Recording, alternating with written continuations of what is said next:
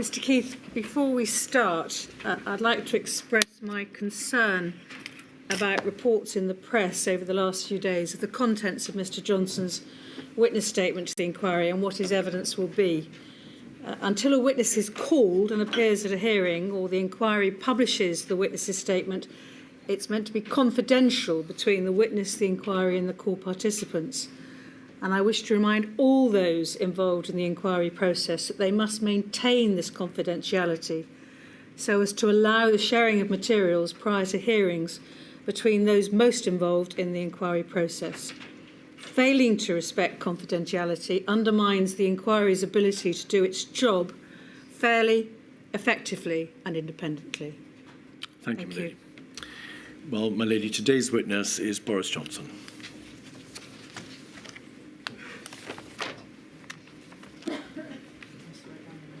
I swear by Almighty God that the evidence I shall give shall be the truth, the whole truth, and nothing but the truth.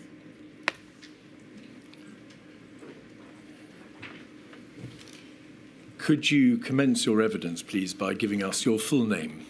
Alexander Boris favoured Johnson. Thank you, Mr. Johnson. Thank you for attending today and for the provision of your witness statement, 255836. It's dated the 31st of August, as you know, and it contains the usual declaration as to the truth of its contents on the final page, I think page 233. Mr. Johnson, you were, of course, Prime Minister between the 24th of July 2019, when you were invited to form an administration following the resignation of Theresa May, MP, as leader of the Conservative Party, and the 6th of September 2022, you having announced your resignation earlier that year on the 7th of July. Is that correct? Yes, it is, Mr. Keith. By your leave, my lady, can I just say how glad I am to be at this inquiry, and how sorry I am for the pain and the loss and the suffering sit down. of please stop. COVID Johnson. victims. Please sit down. Please sit down, or I'm afraid you'll have to leave the hearing room. I'm sorry, if you don't sit down, I'm going to ask the ushers to get you to leave. Right, ushers, please, could you ask them to leave?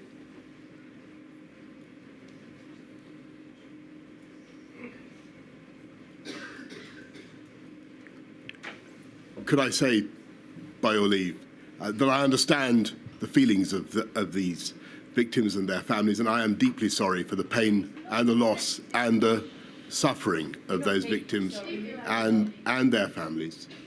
And grateful though I am to the hundreds of thousands of healthcare workers and many other public servants and people in all walks of life who helped to protect our country throughout a dreadful pandemic, I do hope that this inquiry will help to get the answers to the very difficult questions that those victims and those families are rightly asking, so that we can protect ourselves better, help each other to help protect ourselves better in the future and prevent further suffering. And if it's not too impertinent, may I say, as the person, as you rightly say, Mr. Keith, who set up this inquiry, how grateful I am to you for what you're doing and for the immense care that you're plainly taking.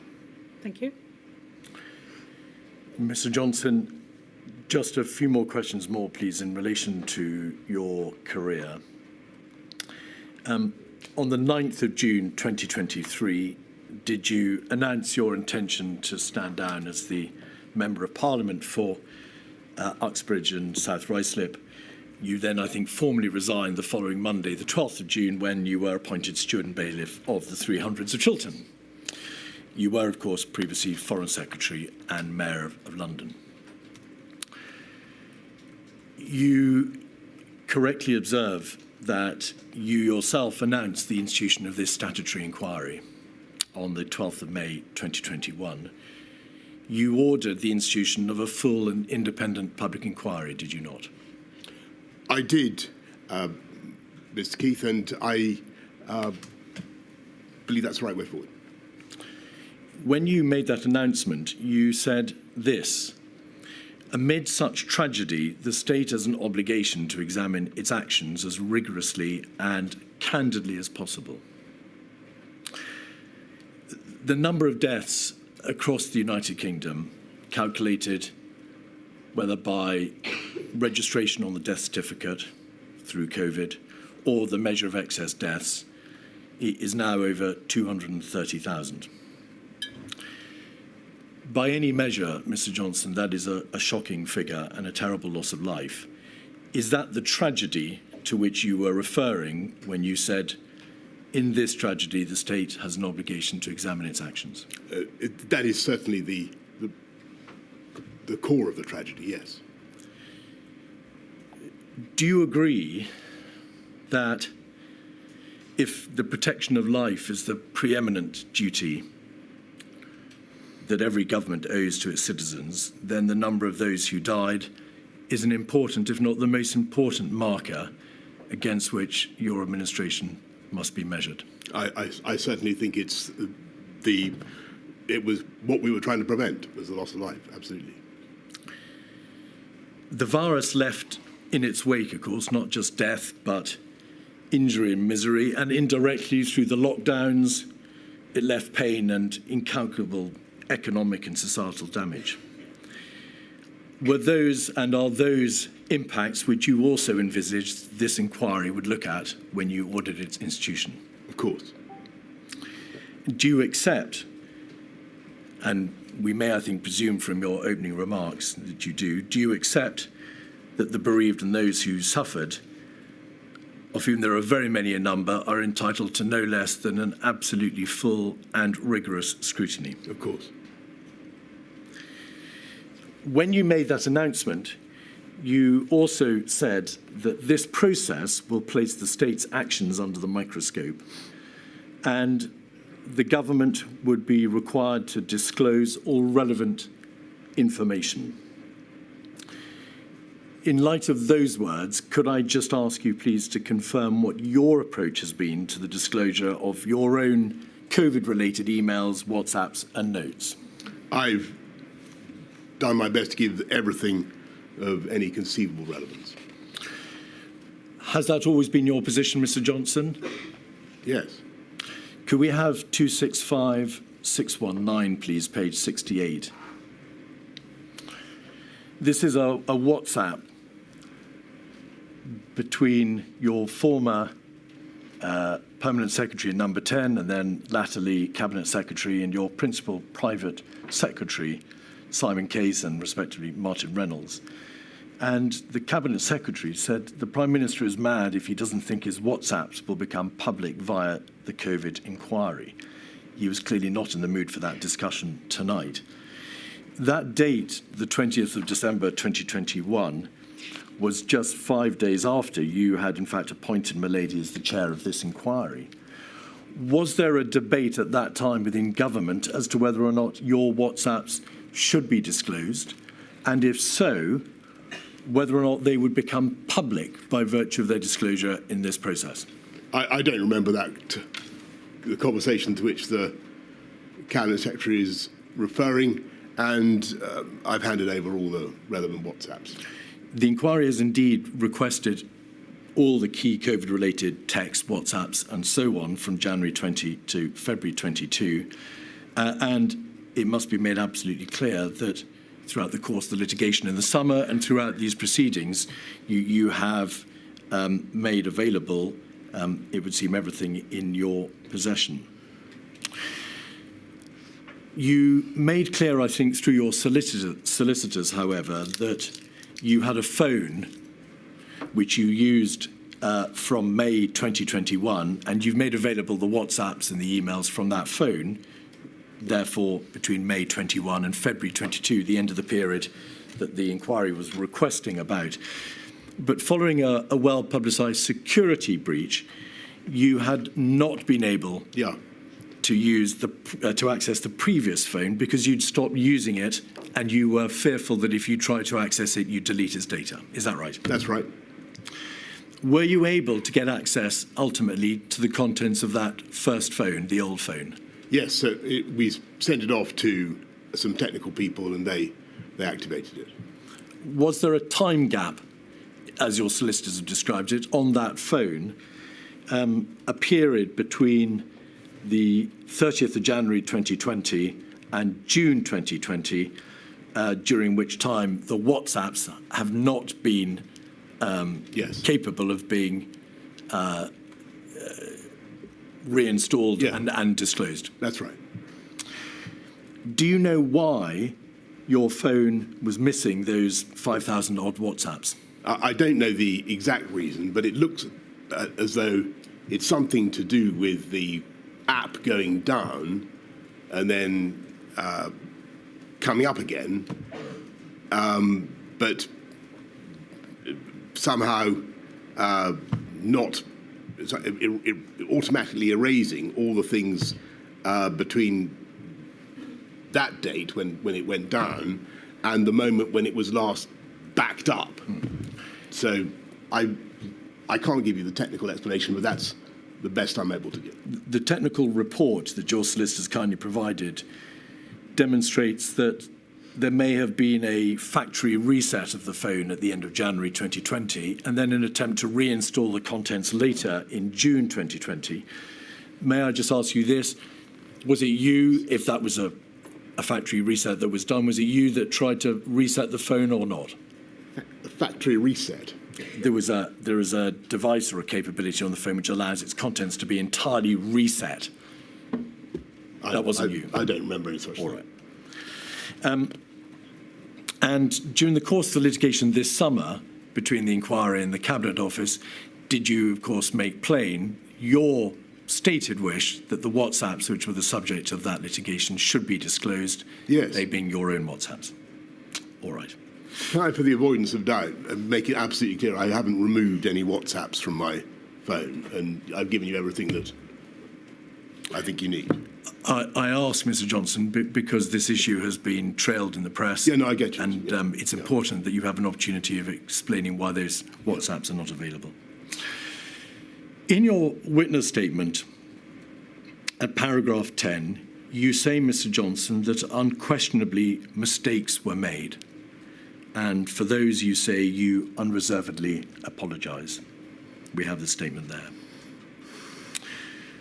I'd like you, please, to set out in broad terms, of course we'll be looking at the detail of it later, but in broad terms, what mistakes you refer to there.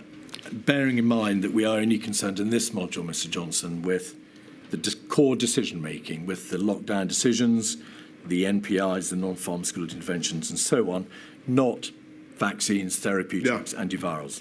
Okay. What mistakes do you unquestionably accept were made?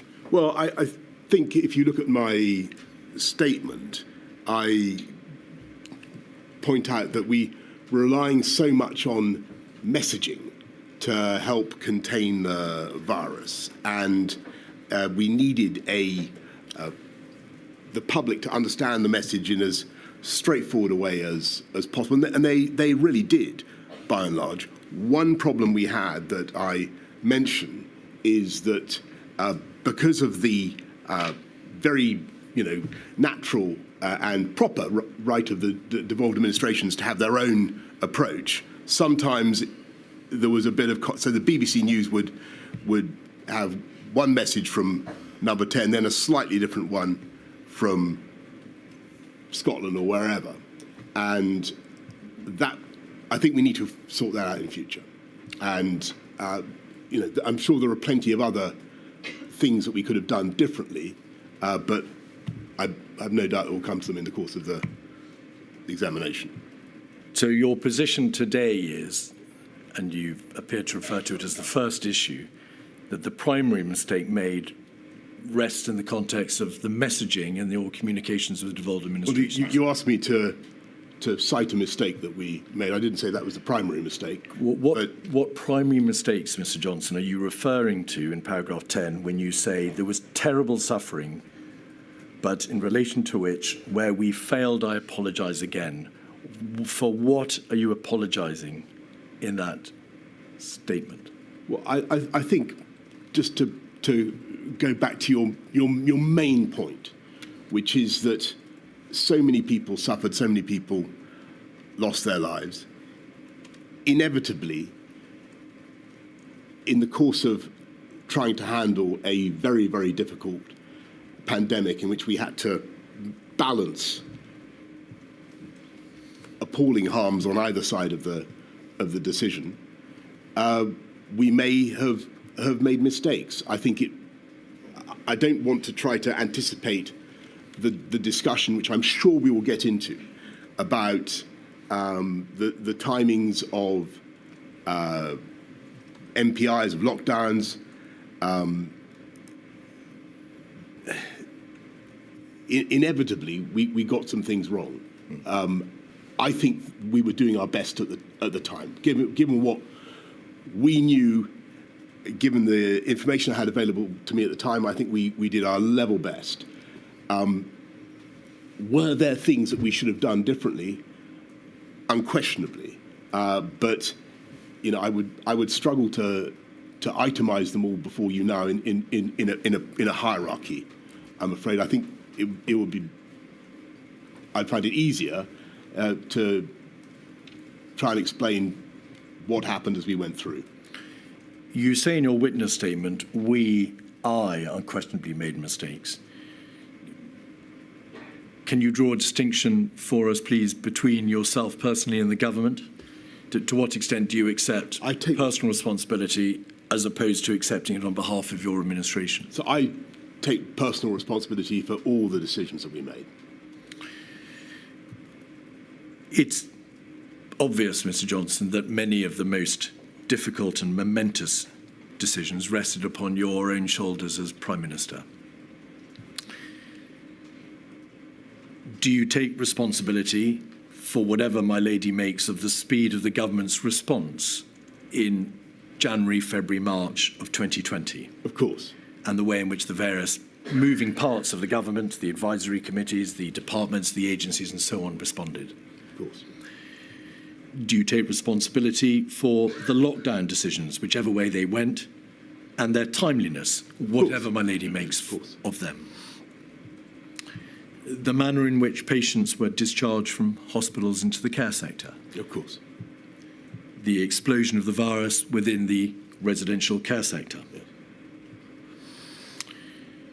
The general speed at which the restrictions were eased? Yes. The Eat Out to Help Out scheme?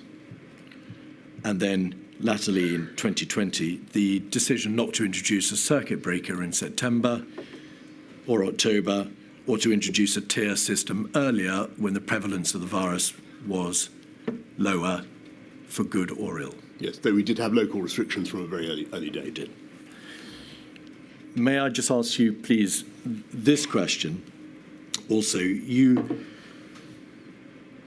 refer to mistakes. It's very important that the inquiry understands to what extent it's accepted that there were mistakes, as opposed to an acceptance that, with hindsight, the government could have done better. Do you mean there were failings, things or decisions that you got avoidably wrong, whether because they were the wrong decisions or because your management and leadership meant that the right decisions were less likely to be taken? Or do you mean, with hindsight, you just could have done better? Well, that's a sort of deterministic question, isn't it? Well, it's an important one. I think the answer is that with hindsight, it may be easy to see things that we could have done differently, or it may be possible to see things that we could have done differently.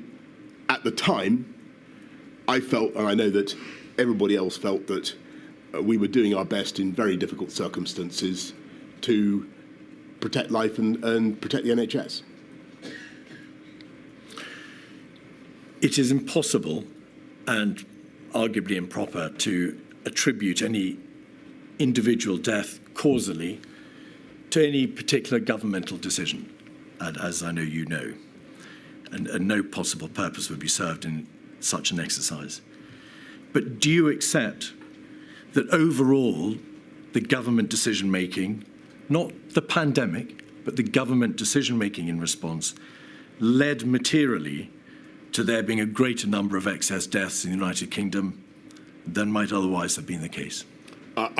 I can't give you the answer to that question. I'm not sure. I noticed that in your opening preamble a few months ago, you produced a slide saying that the UK was, I think, second only to Italy for excess deaths. Correct.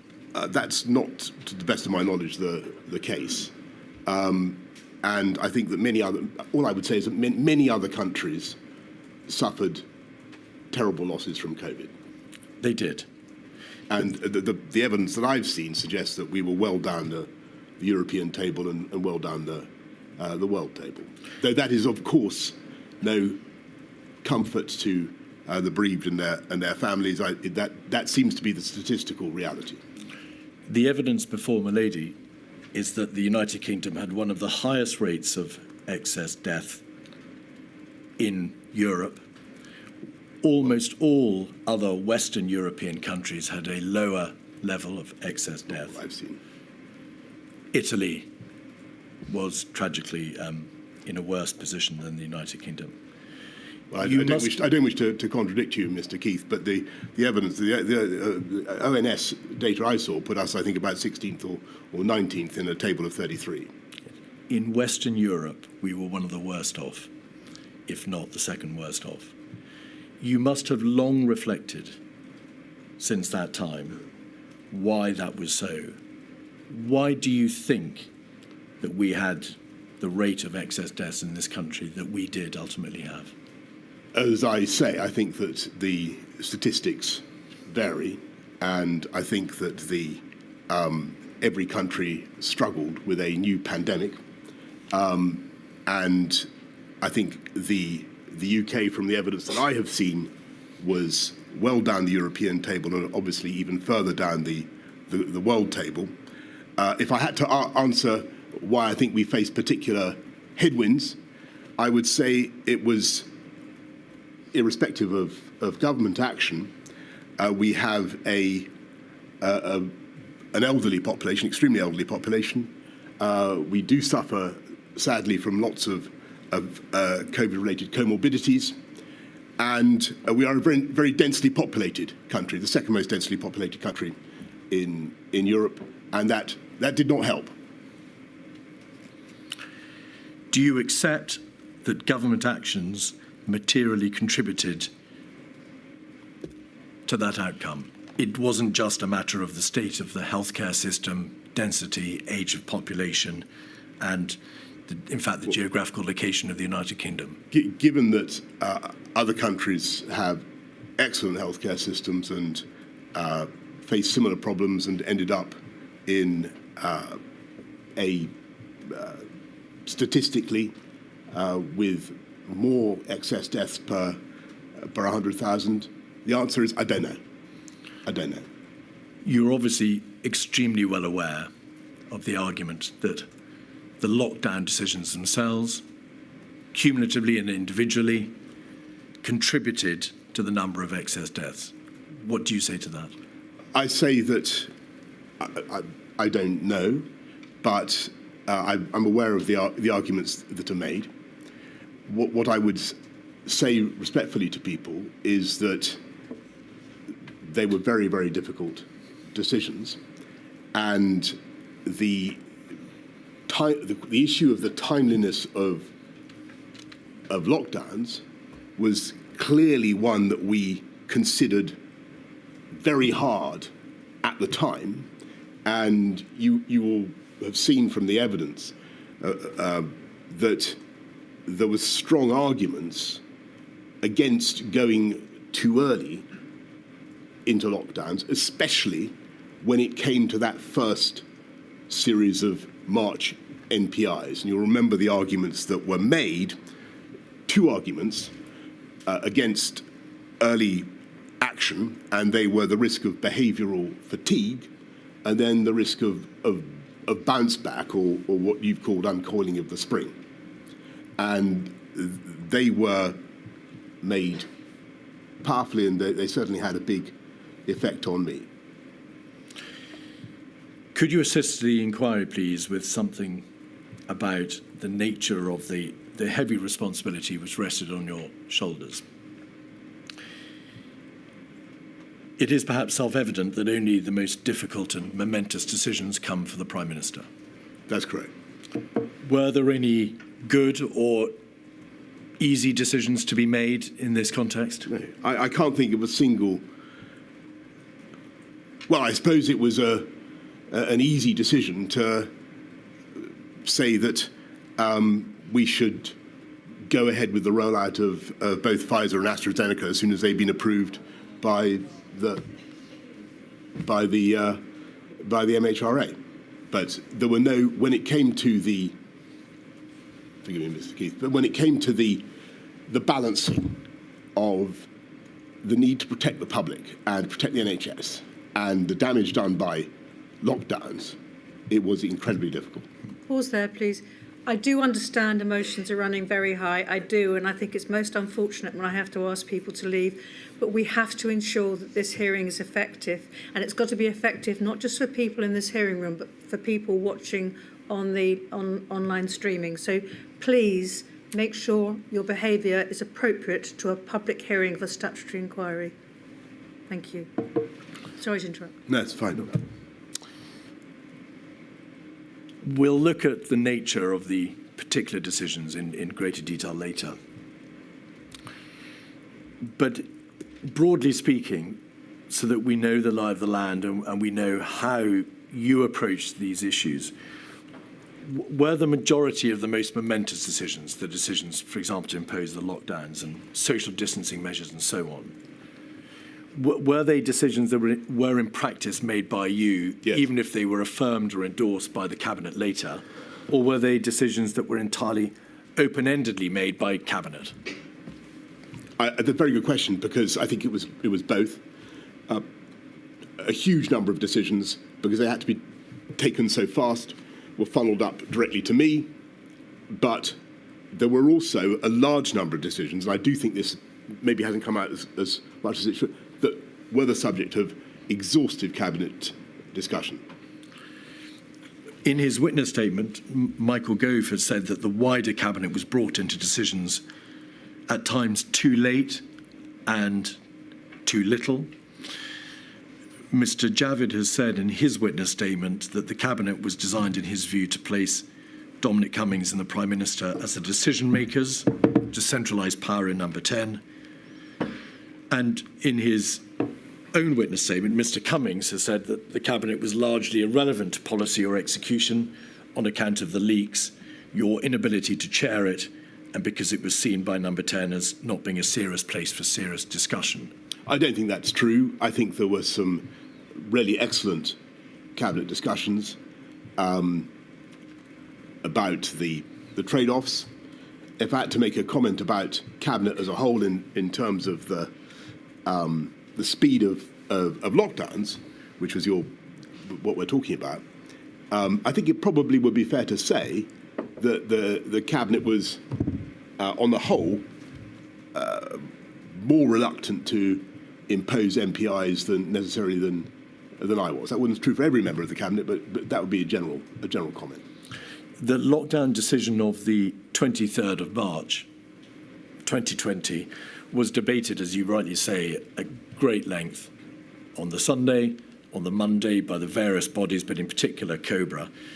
But it was debated in COBRA on Monday the 23rd.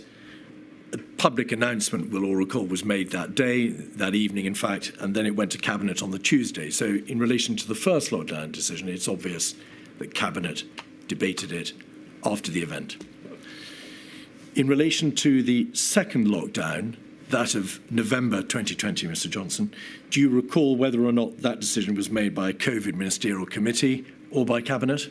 I'm afraid I can't remember the sequence there, but just picking you up on the first the first lockdown, which was actually a sort of crescendo of measures, I'm fairly certain we had a long cabinet call at least to discuss it. Well, we'll look at that in detail later. The inquiry's heard a great deal of evidence, Mr. Johnson, about the way in which your secretaries of state would naturally and permissibly come at the same issue, whether to have a lockdown, whether to ease, whether to have a tier system and the like, from different angles. The Secretary of State for Health and Social Care, understandably, would promote the public health consequences and the need to act in the public health. The Chancellor would frequently promote the economic considerations, but all, it's obvious, were aware to greater or lesser degree of the societal and economic harm that would result from the decisions that you were having to contemplate making. Who ultimately had to weigh up and determine the competing public interest considerations, public health, societal harm, economic damage, and so on? On whose shoulders rested that debate? That's the job of the Prime Minister, and there's only the Prime Minister that can do that. But I think that wasn't actually a bad way of doing it, to have different interests represented by different Secretaries of State in different departments. Presumably you needed the advice of your close advisors, your Cabinet Secretary, and those in the civil service, in addition to the advice that you were receiving from your Secretaries of State. Could you give, please, the inquirer an indication as to the identity of the persons upon whom you were most reliant in that debate, in that weighing up exercise? Well, I don't wish to embarrass distinguished public officials by naming them. I don't know what the. Well, I find that civil servants, on the whole, are quite happy to remain anonymous. But I can certainly tell you that I had superb deputy private secretary, a mathematician, an economist who's brilliant in understanding healthcare issues, and an absolutely brilliant private secretary for healthcare. the inquiry's obviously heard from a number of advisors and civil servants. I think you've heard from both of those individuals. So there's no debate about their identity, Mr. Johnson, and no risk. You may need to make the question a bit more specific, Yes. Mr. Keith. The evidence is, Mr. Johnson, that you received advice from advisors in number 10. Yes. Obviously, your chief advisor, Mr. Cummings. Yes. You received advice from the Cabinet Secretary. Firstly, Yes. Mark Sedwell, and then latterly Simon Case. You received advice from the CMO, Yes. and then the General Chief Scientific Advisor. Yes, I'm sorry, I should have Ministers. cited them first, yes.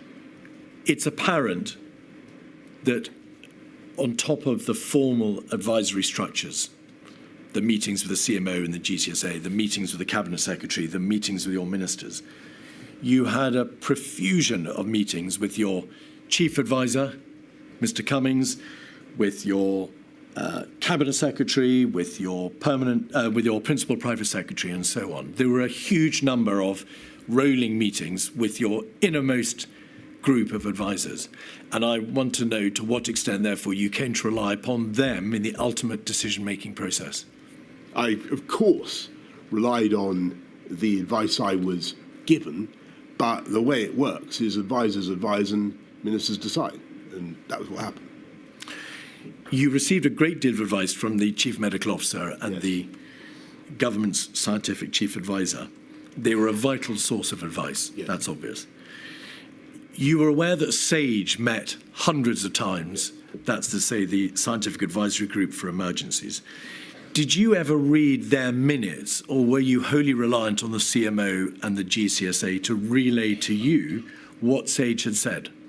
I think I did once or twice look at or maybe more than that. I looked at what SAGE had actually said, and SAGE certainly produced a lot of documentation. But I think that the CSA and the CMO did an outstanding job of leading SAGE and of distilling their views and conveying them to me. The SAGE minutes were described as consensus minutes because they were designed to be read at speed, to be able to get to the heart of the issue immediately on reading them, and to ensure that the advice that was being given would be readily and speedily understood. Did you ever think of calling as a general practice for those minutes so that you could yourself read them? Many of them were only 8 or 9 pages long.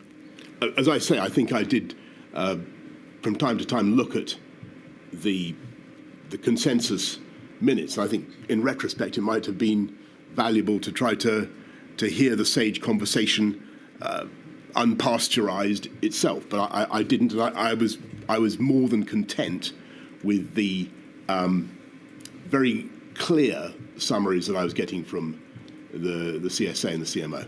There were hundreds of consensus minutes, but you read only, or were given only a fraction of them. That sounds right to me, yes. All right. We'll look in detail at some of the scientific debates that engage government, particularly in the middle of March. Behavioural fatigue, herd immunity, the debate about the reasonable worst-case scenario, and so on. Yes. Did you not think of looking at the scientific horse in the mouth and seeing what was actually being said by the government's primary scientific advisory committee on these issues when you, as now appears to be the case, you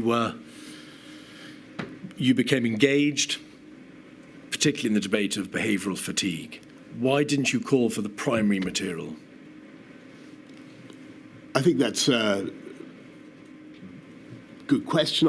I was very, very much impressed by and dependent upon the CMO and the CSA, both of whom are outstanding experts in their field. And it felt to me that I couldn't do better than that. The CMO and the SCA were, of course, concerned with medicine and science, and SAGE was concerned, as it says on the tin, with science. Well, CMO is a professor of public health. I mean, he knows an awful lot about epidemiology and public behaviour in an epidemic. He does. You had no advisory structure around you, however, and by contrast, that dealt with matters such as the economic damage that would be done by the lockdown decisions. There was no pandemic or civil emergency or societal advisory body which might be thought to be analogous to SAGE. In hindsight, and with the passage of time, do you suggest that there was an absence of a proper advisory structure to deal with the other issues and the other considerations which weighed in the balance when you came to make those final decisions? I've thought about that a great deal, and I think in the end that there is such a body, and it's called HM Treasury, and that is what they do. And you referred earlier on, Mr. Keith, to the competing perspectives of the Whitehall departments and the secretaries of state, and I think for all its difficulties, I think it did work well in allowing me to get a balance of the argument.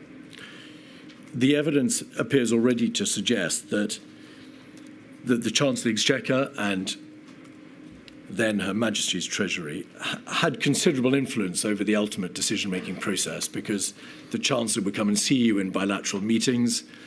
There were bilateral meetings in the week of the 16th of March, before the first lockdown decision, in late October, before the second, in the summer of 21, and then again in December of 21 in relation to Omicron, and also Eat Out to help out. But that advice was given to you by the Chancellor and Her Majesty's Treasury in a way that wasn't openly transparent in the way that the SAGE advice was provided to you. There were no minutes disclosed of the advice that you were being given to the public. There was no regular production of material or any kind of published, transparent economic analysis provided to you. Do you think in hindsight that that was an error? I think that there was certainly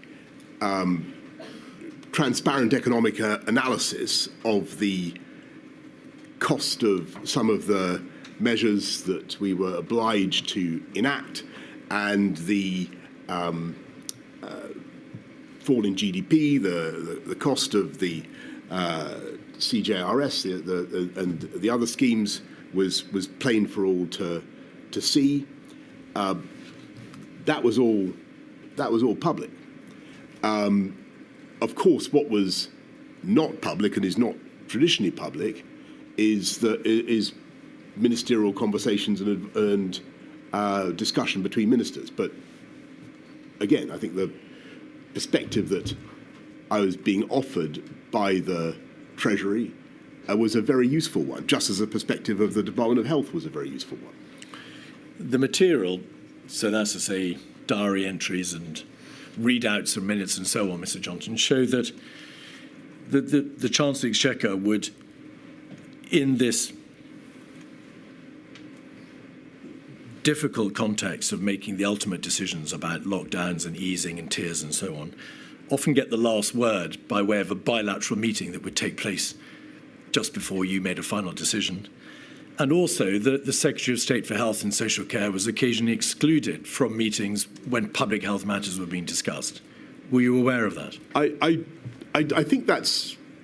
I reject that characterisation of what took place.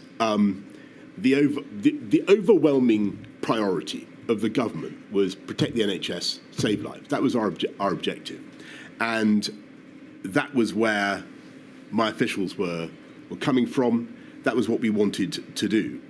And I think it was important in that context to, there were lots of things we had to do that were very difficult, very costly. And it was right to have endless conversations with the Treasury. This was what we did. You know, of course, that a great deal of evidence has been given to Milady about the operation and the competence of your administration. It needs to be stated absolutely plainly that the inquiry has absolutely no interest in the salaciousness or the nature of Mr. Cummings's linguistic style or the WhatsApps. But it does have an interest, of course, in whether or not his communications revealed an abusive and misogynistic impact.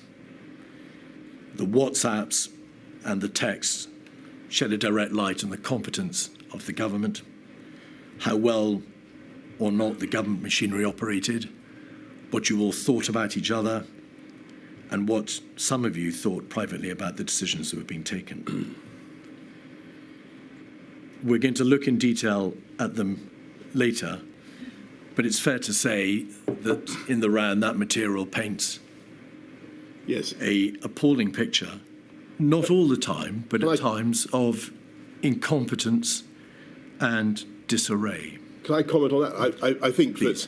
That the two things need to be separated out there. I think it is certainly true that this inquiry has, and I'm glad of it, I think has dredged up a phenomenal quantity of the type of material that would never have been available to any previous inquiry into doings in Number 10, because it's WhatsApp communications of a kind that would not have been possible.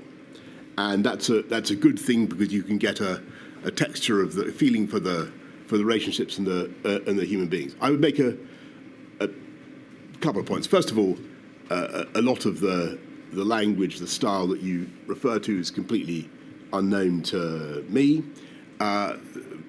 or indeed to anybody else not on that group. I've apologised to one particular person who suffered abuse in one of those publicised WhatsApp exchanges. But I would make a distinction between the type of language used and the decision-making processes of the government and what we got done. And I would submit that any powerful and effective government has, and I think of the Thatcher government or the Blair government, has a lot of challenging and competing characters whose views about each other might not be fit to print, but who get an awful lot done. And that's what we did. Your own Cabinet Secretary, Mark Sedwell, he was, of course, asked to move on, and we'll come to that later, in May 2020, described, according to Sir Patrick Vallance, your administration as brutal and useless, and observed that it was hard to motivate people in Number 10 in such terrible times if they were being shot in the back. That would appear to be a reference to the doings, as you say, of Number 10, to the process and the operation of government, as opposed to the atmospherics. Would you not agree? Again, I think that actually what you're looking at in all this this stuff is a lot of highly talented and highly motivated people who are stricken with anxiety about what is happening, about the pandemic, who are doing their best, and who, like all human beings, under great stress and great anxiety about themselves and their own performance, will be inclined to be critical of others.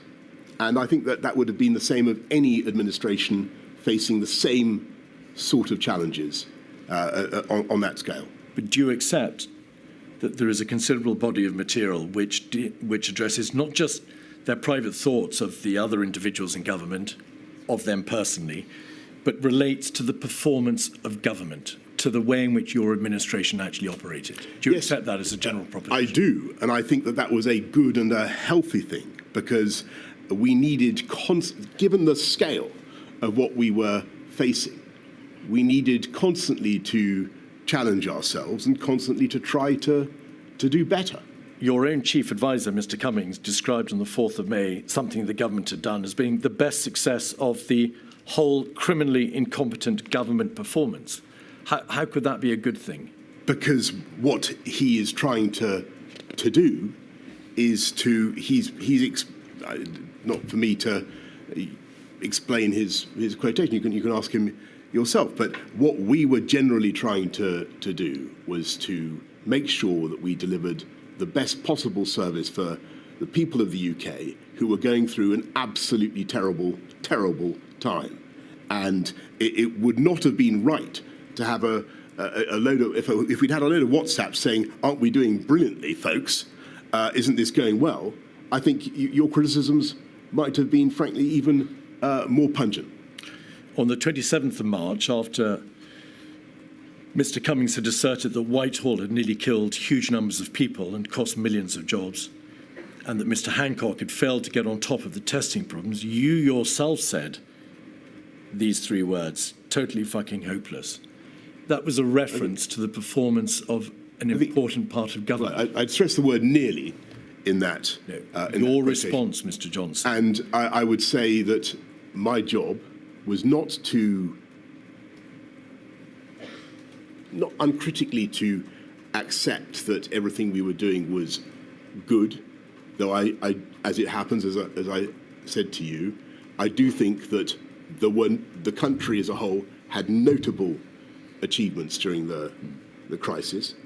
My job was to try to get a load of quite disparate, quite challenging characters to keep going and through a long period, and to keep doing their level best to protect the country. That was my job. Do you accept the evidence from Helen McNamara, about which you will be aware, and also from former cabinet secretaries, that Mr. Cummings himself contributed to such a toxic atmosphere that civil servants simply didn't want to work in the heart of government?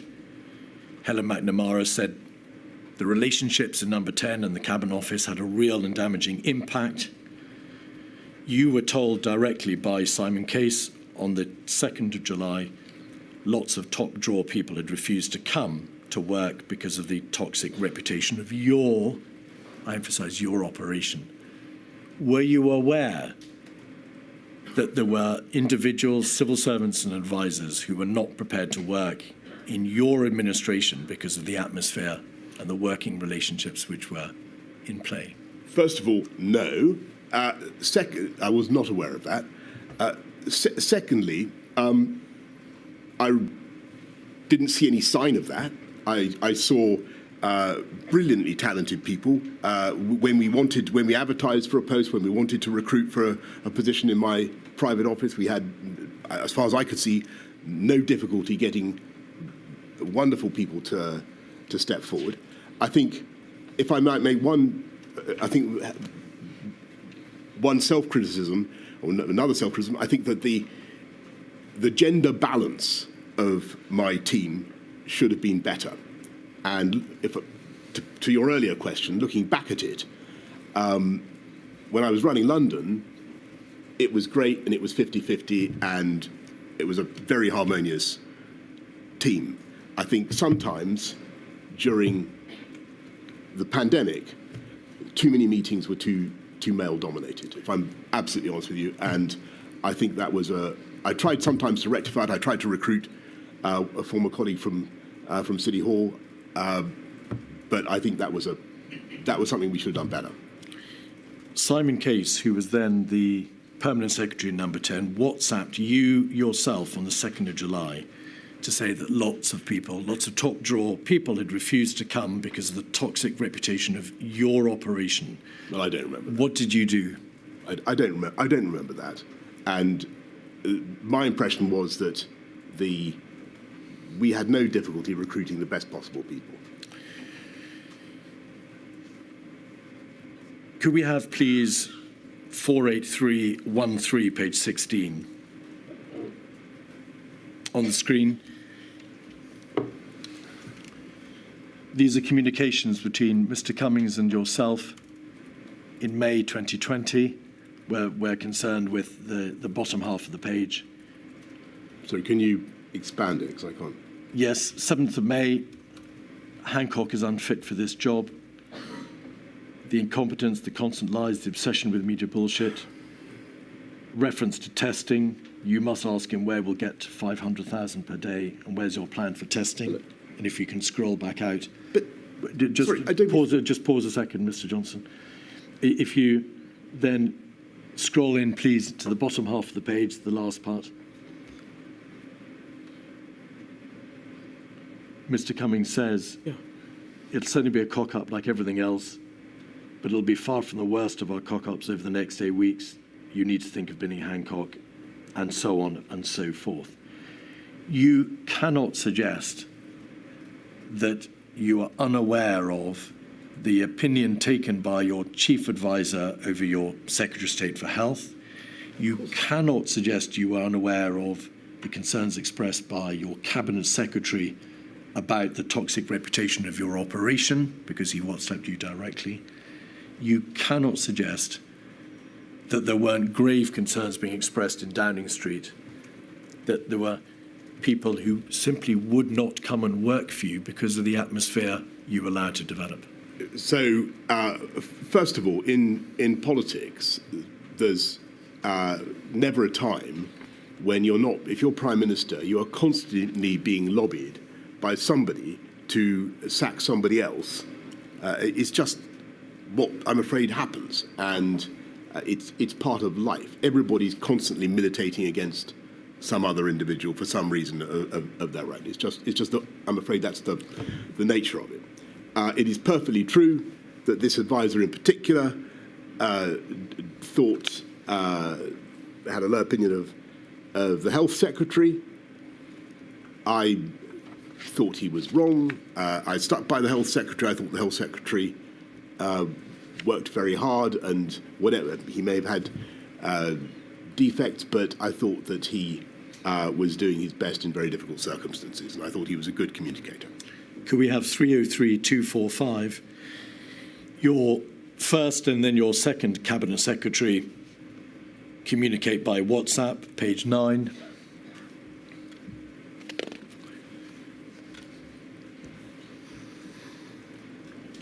Mr. Case refers at the top of the page to how you have told Mr. Cummings outright to stop talking to the media in his presence. This place is just insane, zero discipline. And then in the bottom half of the page,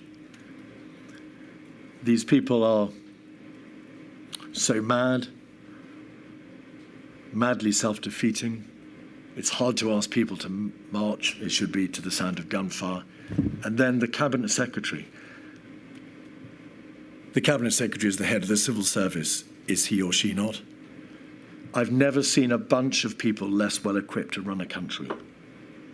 That's not a matter of atmospherics or lobbying or part of the general day in, day out friction within government, is it?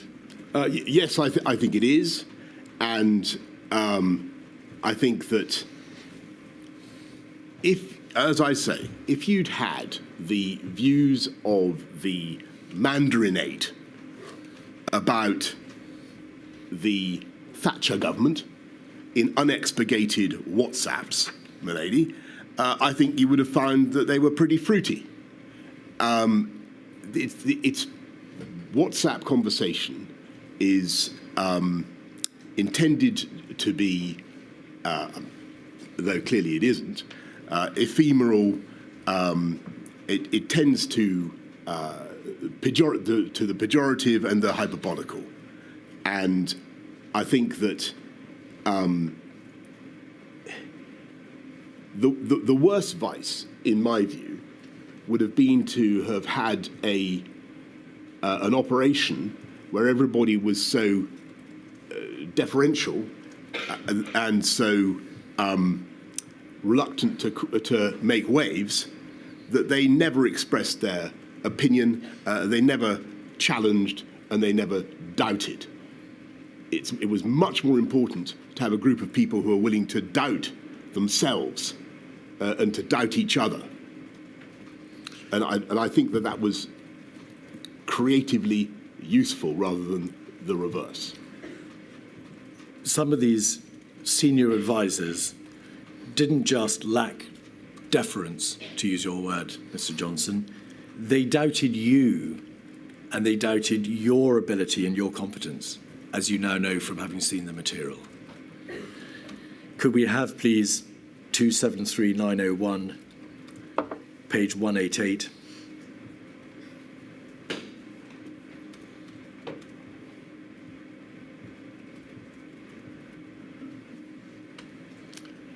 That's from the 19th of September.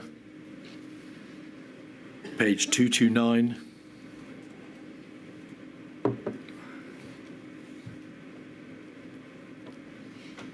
There is a reference to leadership position. Would you like me to? Yes, I'm just going to put, because it's right and proper that, and fair that you're asked to give your response to some of the material which has been produced to this inquiry. And then page 245.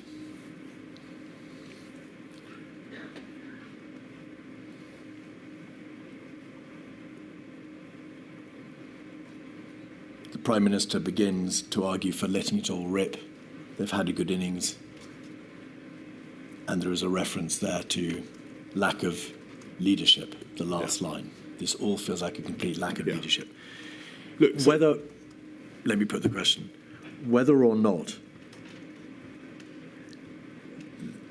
these significant number of advisors correctly stated the position, whether or not this was genuine, whether or not there were significant failings in your own and your government's competence, would you accept that it is extraordinary that the government's chief scientific advisor, its chief advisor, its cabinet secretaries, its deputy cabinet secretary, should all be commenting in these terms about competence and about performance and about you? I think this is wholly to be expected, and this is a period in which we are where the country is going through a resurgence of the virus. You're looking at the October period, and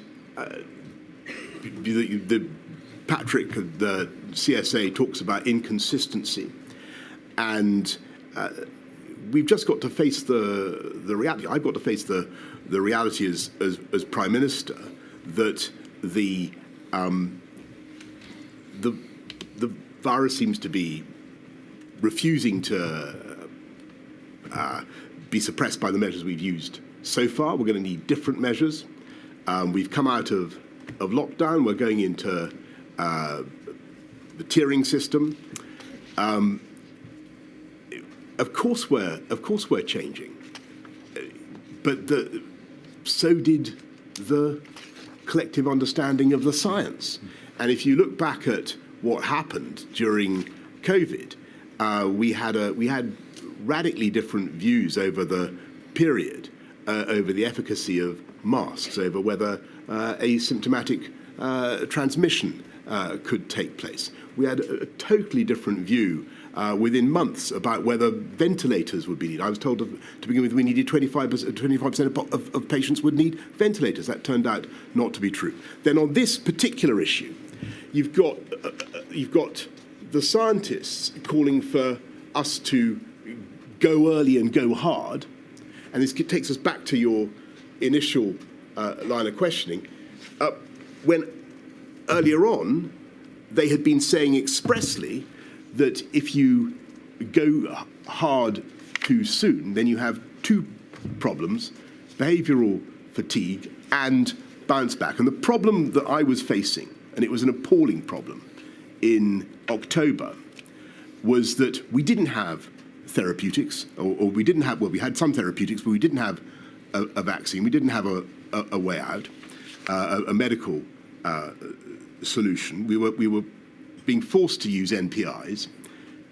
And at this particular moment, I'm sure we'll come to the October-November lockdowns, my anxiety was that we were going to have to do the same thing over and over again. And I think what those notebooks reflect and what all those comments reflect is the deep anxiety of a group of people doing their level best who cannot see an easy solution and are naturally self-critical and critical of others. All right. It's obvious that these things were said at the time. You say not to you, although I've put to you a WhatsApp which was sent directly to you. And there are obviously others. Well, it's a WhatsApp that claims to have said something directly to me. Well, the WhatsApp has been taken, of course, from the material which you've provided and from, obviously, the phones from other people who were interlocutors of the same conversation. If I may correct you, Mr. Keith, what that WhatsApp was a WhatsApp from the Cabinet Secretary saying that he told me directly something. I don't think I saw the WhatsApp directly to me. Mark Sedwell, on the 2nd of July, WhatsApped you directly to say lots of top-drawer people had refused to come because of the toxic reputation of your operation. I'm sorry. Whether this material indicates a significant failing at the heart of government and in failures of competence, they undoubtedly, well, these opinions were expressed at the time, and you no doubt accept you're responsible for that state of affairs. You must have reflected, Mr. Johnson, long and hard, both whilst in office, in your dealings with Mr. Cummings, and afterwards, on what lessons can be learned from the way in which power is exercised and the way in which government performs at the highest level.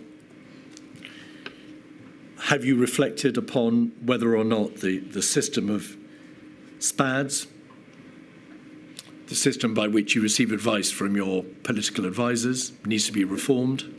Have you reflected on the function and powers and the extent of powers of SPADs, or on the competence of the ministers whose advice you accepted?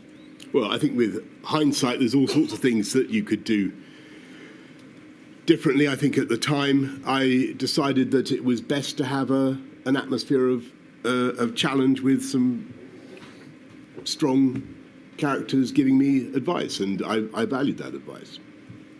Well, with hindsight, you can now see what was going on, and you've had this material for some time. Have you reflected on whether or not the inquiry could, if my lady sees fit, make recommendations about the way in which a character such as Mr. Cummings, about whom some extremely strong views have been expressed, should be in the position that he was, views on whether or not the Prime Minister had access to the correct and proper forms of advice? Are these not issues that you've thought about?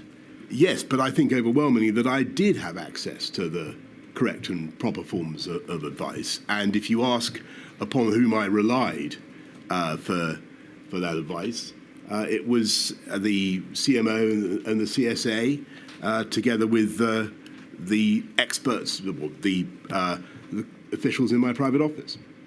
You lost confidence in your Cabinet Secretary in May 2020, did you not?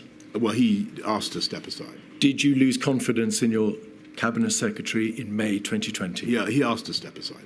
Did you lose confidence in your Chief Advisor, whom you described as engaging in an orgy of narcissism at the heart of your administration? Well, I think he also stepped aside. Did you lose confidence in those senior advisors, Mr. Johnson, and effectively dispose of them both? Well, they both stepped aside from government, but it was a very difficult, very challenging period. People were getting, as you can see from the WhatsApps, they were getting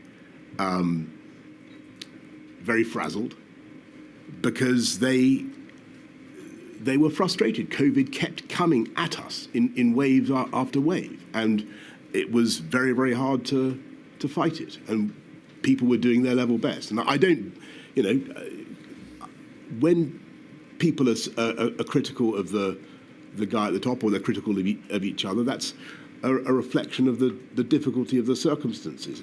When it became easier in the spring and during the vaccine rollout, people's tone changed. Of course it did, but it was a reflection of the agony that the country was going through and that the government was going through.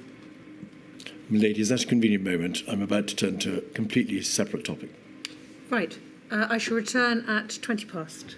Thank you.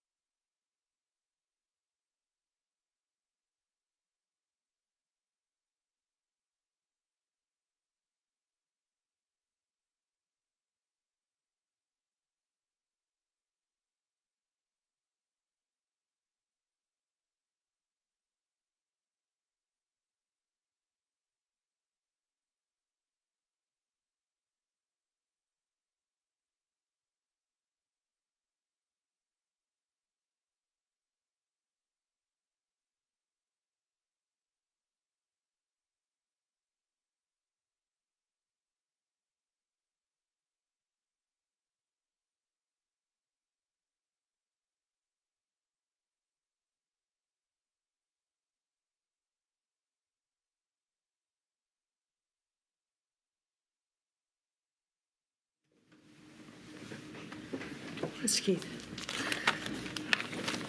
Mr. Johnson, we're now going to turn to look at the events of January and February.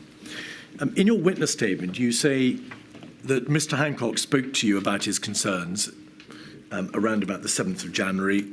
You say he rang you again on the 22nd of January. To put this in its proper chronological place, the first Sage had taken place on the 22nd of January, the first Cobra on the 24th of January. He says, however, in his witness statement that he called you directly on at least 4 occasions during January to try and impress upon you his concerns. Although he does not say so, the implication is that he was at pains to try to alert you to the problem as he saw it, and he was required to raise the matter with you repeatedly. Do you recall a repeated number of attempts to raise the alarm with you in that way? I certainly recall the conversation on the 7th of January and the context, and I remember thinking about it and saying to him, well, you know, keep an eye on it, and I've set out in my statement my initial instincts about it. I don't, to be frank, remember all those conversations, but it's true that we would have spoken on many occasions because we generally spoke quite a lot. I think that in that period, January really to the end of February, towards the end of February, COVID was pretty much like a cloud on the horizon, no bigger than a man's hand, and you didn't know whether it was going to turn into a typhoon or not. And I certainly didn't. I was unsure, and it became clear much later. The matter was first raised with your Cabinet Secretary, Mark Sedwill, formally on the 21st of January, which was the date, in fact, of the World Health Organization first novel coronavirus situation report. Do you recall when the matter was first brought officially to your attention? You were obviously aware from news reports, and you'd been aware from your conversations with Mr. Hancock as to the possible crisis or the emergence of this virus in China. But when officially do you recall it was put before you? I'm sure it's in my in what I've submitted to the inquiry, Mr. Keith. I think certainly there are cabinet discussions in January and in February, and a crescendo of activity about it. But in government, it wasn't yet being escalated to me as something of really truly national concern. Indeed. A Cobra was convened, chaired by Mr. Hancock, on the 24th of January. And then he chaired a further Cobra meeting on the 29th of January, then the 5th of February, then the 18th of February, and then the 26th of February. That's right. It's plain that was quite permissible. Cobra doesn't have to be chaired by a Prime Minister. Yep. Indeed, it can be chaired by an official. But the sheer frequency of those Cobras, there were then 5 Cobras within 1 month, all on the same issue of this emerging virus. Didn't the seriousness of the position in late January make itself plain to you? How could there have been a need for a Cobra every week for 5 weeks in relation to an issue that didn't require your direct involvement as the Prime Minister? I think for the reason you've given, which is that a Cobra is a regular occurrence in government when there's something that a particular government department is leading on. In this case, it was health. The possibility of a coronavirus pandemic, which was only declared by the WHO on the 12th of March, was not something that had yet been, it hadn't really broken upon the political world, certainly in my consciousness, as something of real potential, a real potential national disaster. And in that period, end of January, beginning of February, it's not much in the political world. I wasn't asked about it, for instance, at all at PMQs. Were you even aware that Mr. Hancock was chairing COBRAs to deal with a new and emerging respiratory virus on those 5 dates? I think that I was aware that Matt was handling it. I couldn't swear that I was aware that he was handling it in that way on all those particular dates. My instructions to him were to keep me posted, and I would do whatever I could. But by the end of the month, clearly, by the end of February, I'm getting anxious about what we're doing. We'll come there.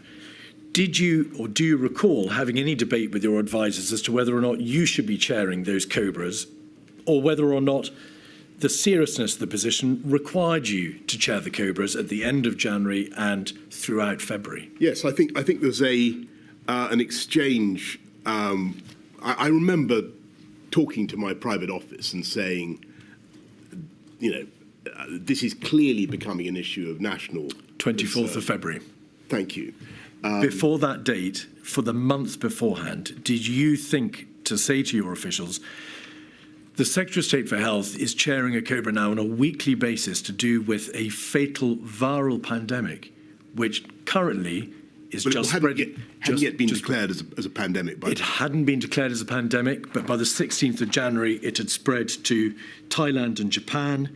The scientists in the United Kingdom had reported on the 12% hospitalisation rate. It was clear from the material in government that only a small fraction of the infections in Wuhan were being detected, and there was already evidence of limited human-to-human transmission, all by the 16th of January.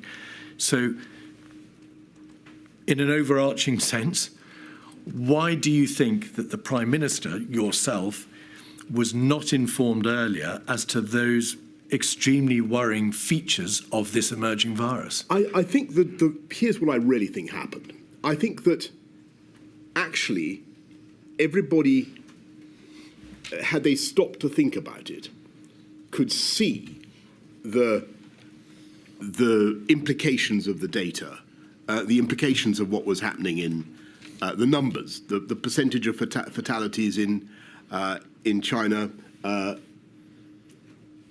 But I don't think that they necessarily drew the right conclusions in that early phase, and which is no fault of theirs. I think what happened was something that was completely outside people's living memory. What we were dealing with is like a once-in-a-century event, and I just don't think people computed the implications of that data. And it wasn't really escalated. It wasn't escalated to me as an issue of national concern until much later. And as you say, I said, look, I think I've got to chair these COBRAs. You were the Prime Minister. You're obviously an extremely skilled politician, and you have direct, intimate experience of running government. From the viewpoint of the bereaved and those who are terribly damaged and harmed by this pandemic,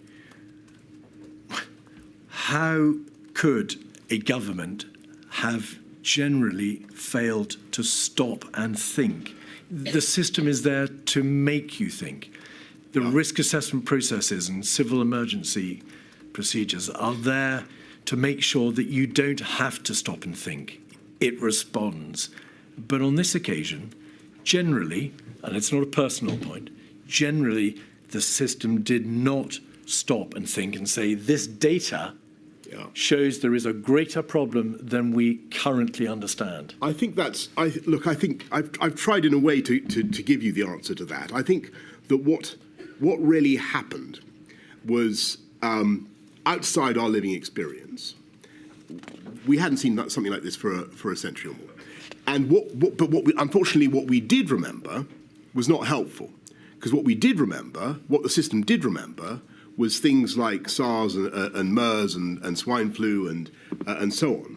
Other zoonotic diseases that certainly had an impact in Asia, which is what we were seeing, but ultimately were relatively, if not wholly, benign in the UK.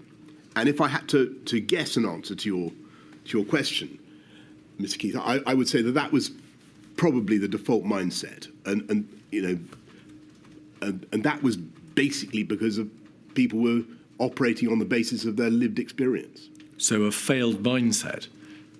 I think it was a human, natural response of people based on what they had themselves seen and observed in their lifetimes.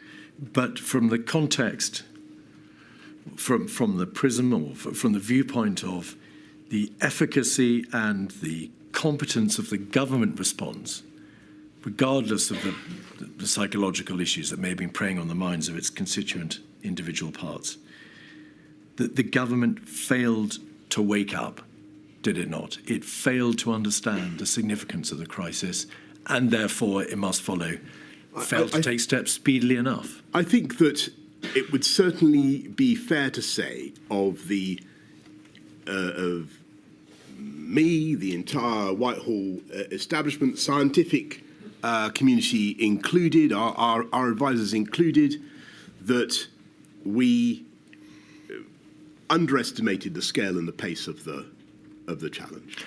And you can see that very clearly in those early days in March, from late February through to the sequence of NPIs, of lockdowns. You can see that we were all collectively underestimating how fast it had already spread in the UK. We underestimated. We put the peak too late. The first peak too late. We thought it would be in May, June. That was totally wrong. I don't blame the scientists for that at all, but that was the feeling, and it just turned out to be wrong. But the evidence before Milady shows that the scientists, at least in part, were aware by the end of January of the hospitalisation rate, of the fact that the number of infections was being grossly underestimated, that there was self-sustaining human-to-human transmission. They were aware by the beginning of February that there was no effective test, trace, control, isolate system in the United Kingdom. So once the virus spread beyond China and became self-sustaining, there was no effective means of stopping its entry into the United Kingdom. That was all known to the scientists, at least by the beginning of February. Why wasn't it known to the on the test, trace, ministers? On the test, trace, and isolate, on the whole diagnostics question, I think if you look at the evidence, you can see actually that we were being assured, I was being assured that we were in a good place on that until it became clear that wasn't quite right. But I'm asking about the system. Forgive me. I'm asking about the system. If the scientists knew and had the data from which the government could draw the proper conclusions, why didn't the government systemically rise up in light of these alarm bells and do something? I don't wish to say that we were oblivious, because we weren't. And actually, a lot of work went on, a lot of planning, a huge amount of discussion. So I think, I'm talking quite a lot now. So I think the CMO first briefed me about it on about the 4th of February, and we talk about what could happen. SAGE, as you say, is meeting. It's not as though nothing is happening. No, I think that what is going wrong possibly is that we are just underestimating the pace, the contagiousness of the disease, and you can see very clearly from that crucial moment of transition from the 12th to the 13th of March, how radically the scientific appreciation of the situation changed. SAGE on one day was... Forgive me, Mr. Johnson. I'm asking about January and February, where we haven't got to March yet. When did you first become aware that the test and trace system whilst extremely efficient in practice, could not be extended beyond the first few hundred cases, that it was a system designed for high consequence infectious diseases. It dealt with travellers, it dealt with index cases, but it couldn't really be expanded beyond 10 or 20 index cases and 500 or 600 contacts. Yes, you're going to have to forgive me, Ms. Gill. I can't remember exactly when it became obvious that test and trace wasn't going to work, but there came a point quite early on when I think Chris or Patrick said, look, test and trace isn't relevant anymore because of the spread of the disease. I couldn't date that. From which you then, of course, appreciated that if the virus spread outside China and was self-sustaining, and it had already, yes, I'm sorry, that was probably much later in March. All right, you think that was later in March? I think so, but I couldn't swear to it. There was a box note on the 30th of January, 136734. This is an email from a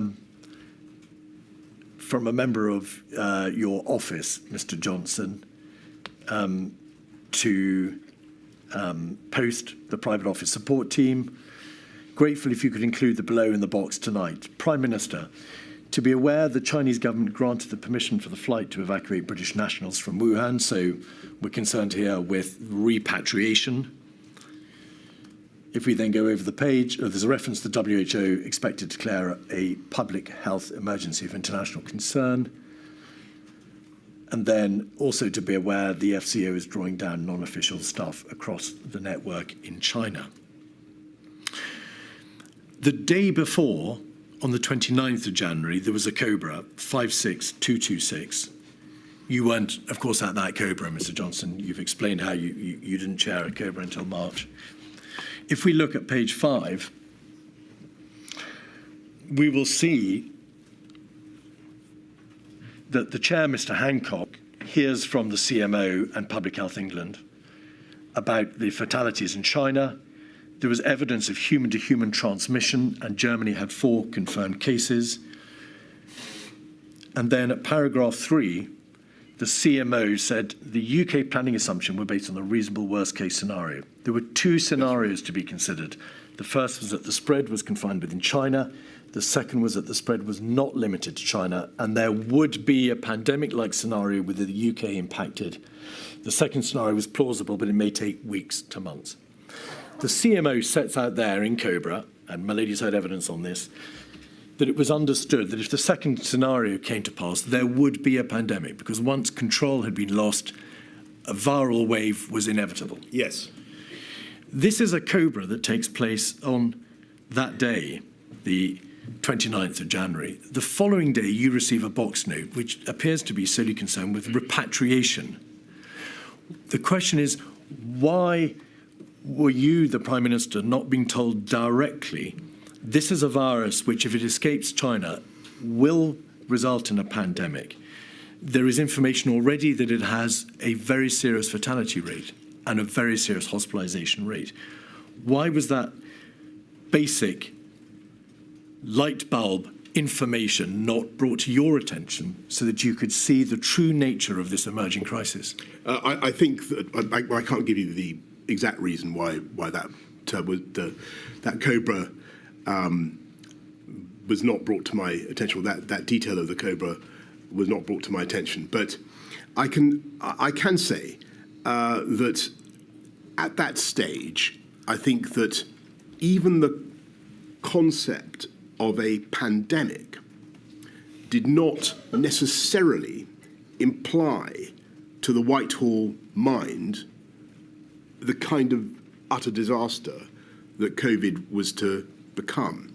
And if I may, and that may sound odd, but what I'm trying to say is that I think people were still operating they were still thinking about things like a flu, an influenza pandemic, or some of the other diseases that I've mentioned. Well, this material, along with a plethora of other documents, shows that the reasonable worst-case scenario was already being envisaged, and that was a reasonable worst-case scenario which denoted deaths to the tune of 800,000 people. So it couldn't have been unknown to Whitehall. But you say the No, eventuality right. Well, was not aware. I didn't see that figure, and I mean, I saw a different figure. I think towards the end of February, by which time our alarm was really truly raised. But I'm trying to give you my best explanation for why people were in the mindset that they were in. There was a cabinet on the 31st of January, 56125. If we go to page 10, please, we can see the nature of the debate. It was, of course, chaired by you that afternoon. And the Secretary of State for Health and Social Care, Mr. Hancock, says 2 cases have been confirmed in the United Kingdom. They had been, of course, confirmed on the 30th and the 31st of January. It was a very serious problem in China, a large number of cases and fatalities. And then the debate moves on to the typical infection rate of 2.5 to 3 people and the mortality rate 2%. Yes. So if the reproduction value is 2.5 to 3, that is to say 1 person will infect 2 to 2.5 to 3 people in an unimmunized population, and the mortality rate, 2% of people who were infected or perhaps confirmed cases is not clear, means a very, very large number of people will die. Correct? That's right. The debate in Cabinet, page 10 and 11, deals with repatriation. The Department for International Development examines developing countries where the risk of spread of the disease was high. Spread of the disease globally would be a big problem for those countries and could also mean further evacuation of British nationals. So the debate focuses almost exclusively around the position abroad, the repatriation issue, and despite the reference to the mortality rate, the reproduction figure, and the knowledge which was already in the possession of government that there was confirmed cases outside China with sustained human-to-human transmission, nobody stopped to say this means inevitably a huge number of deaths, a wall of death, and this country, if it escapes China, being overrun by the virus. Yes, I think the word inevitably there is the one that I would pick up on, because I think if you look at what the Secretary of State for Health told the Cabinet, he said if the Chinese grip it, then it won't be a problem. But if China don't grip it, then that could be very serious.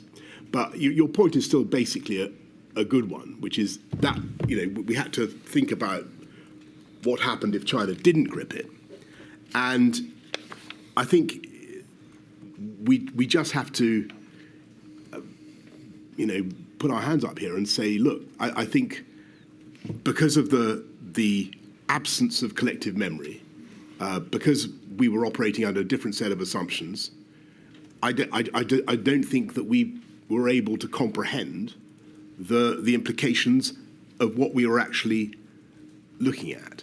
And I think that, let me put it a different way. I think if we, as I said right at the beginning, if we had collectively stopped to think about the mathematical implications of some of the forecasts that were being made, and we believed them, we might have operated differently. The problem was that I don't think we attached enough credence to those forecasts, and because of the experience that we'd had with other zoonotic diseases, I think collectively in Whitehall, there was not a sufficient loud enough klaxon of alarm. I don't blame people. I just think it was because of the experience that they'd had all their lives. The material, Mr. Johnson, shows how at various stages you warned against overreaction. You made the point that SARS and MERS had not turned out to be as serious for the United Kingdom as some had feared at the time. BSE had not resulted in the levels of deaths which some had forecast.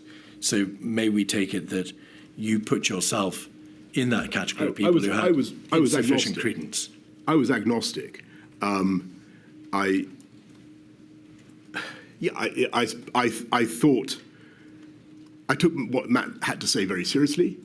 I thought he wasn't, badgering me without a reason. But on the other hand, I'd had the experience that you describe. So I was waiting for the advice and waiting for that to change. In your statement, you say, looking back, it is clear, and this is in the context of January, it's clear that we vastly underestimated the risks in those early weeks. If we'd properly understood how fast COVID was spreading and the fact that it was spreading asymptomatically, there are many things we would have done differently. So first, it was nevertheless clear that COVID was spreading because you knew that it had spread outside China to Thailand, South Korea, Japan. And there is material or a growing understanding that it can be transmitted asymptomatically. But what things... What there is now? There was a dawning realisation, Mr. Johnson. The material shows, for example, nerve tag on the 14th of February, scientific reports to SAGE in the first week in February, Diamond Princess, and so on and so forth throughout the middle of February. So it was clear it was asymptomatic. But what are the many things that you would have done differently had you, as you say, properly understood the true nature of the crisis? Well, could I just come back on the asymptomatic Please. quickly? Because I do think it's important. The information that I was getting, and I think this went up right till the middle of March, was that you were unlikely to have COVID unless you had the symptoms, and I think I had that from the health secretary. You did at a cabinet meeting. You were told that by the Okay. health secretary. So there seemed to be a great deal of doubt. I'm sure you're right in what you say about the evidence that was knocking around about asymptomatic transmission and infection. I think if we'd known and fully understood, to answer your question, the speed of transmission and the infection fatality rate, case fatality rate, I think clearly we would have acted immediately to accelerate test and trace, to we would put huge quantities of time and effort into money into diagnostics, into PPE, into all the things that we were going to need. I'm not saying that work didn't begin. It did begin, but I think the panic level would have been much higher. I'm trying to explain as honestly as I can why I think that panic level wasn't sufficiently high.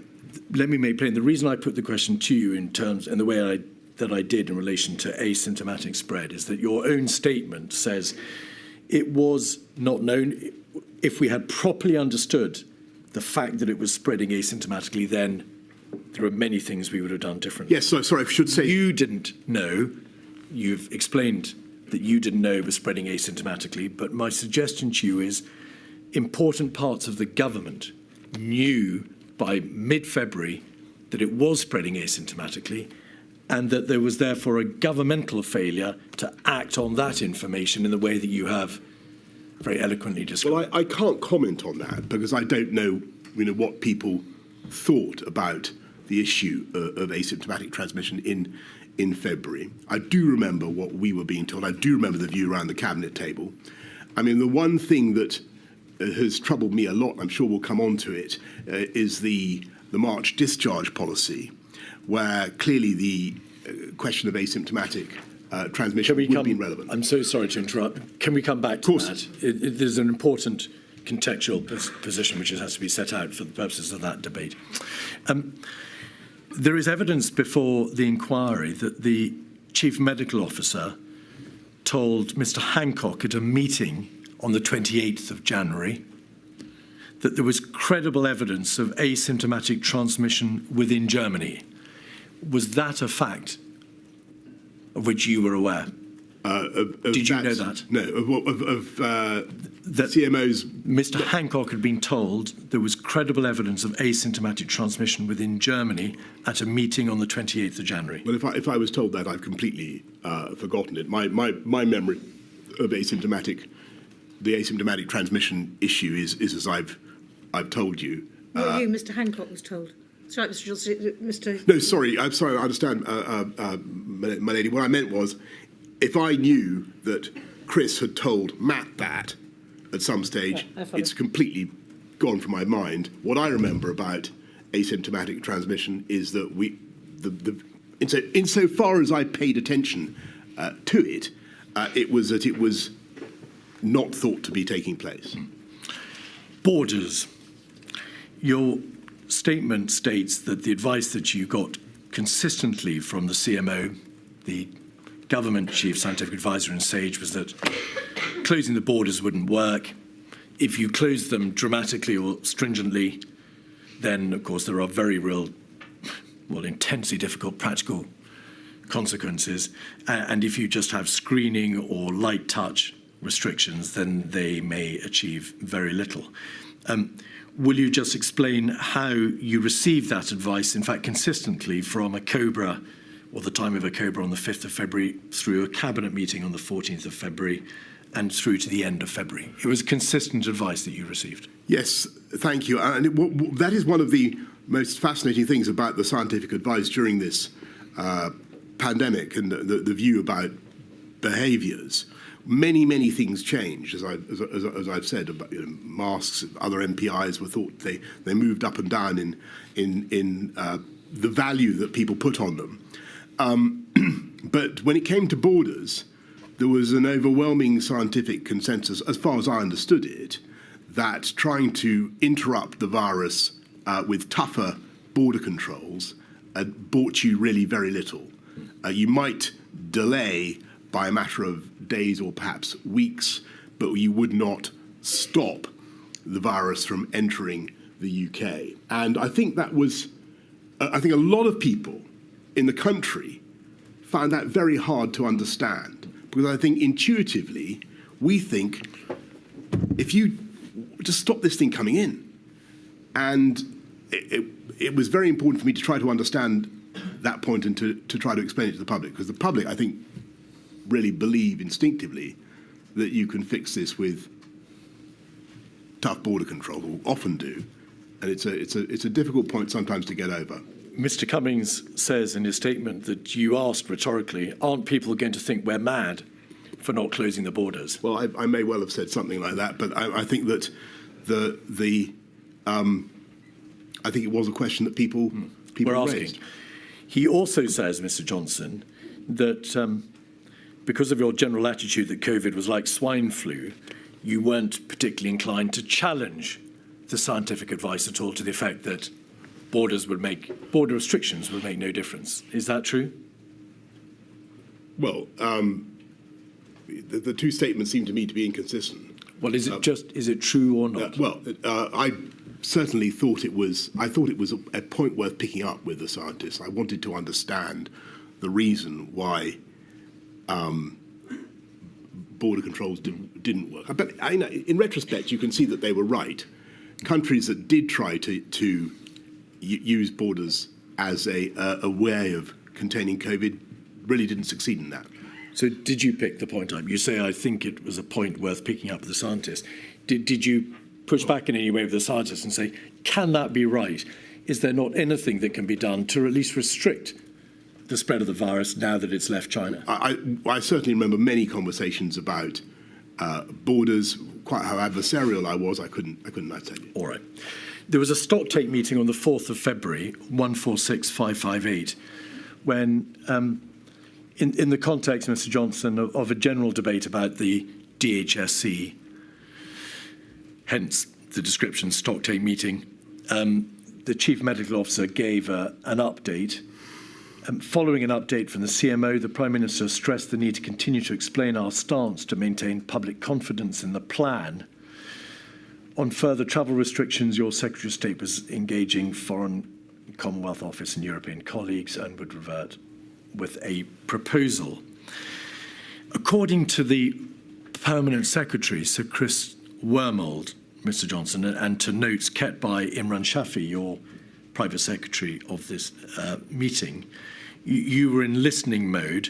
There was a discussion about possible fatality numbers, but you expressed scepticism about those figures, the fatality numbers, and you noted, they say, that high fatality figures had been given for BSE, bovine spongiform encephalitis, and swine flu.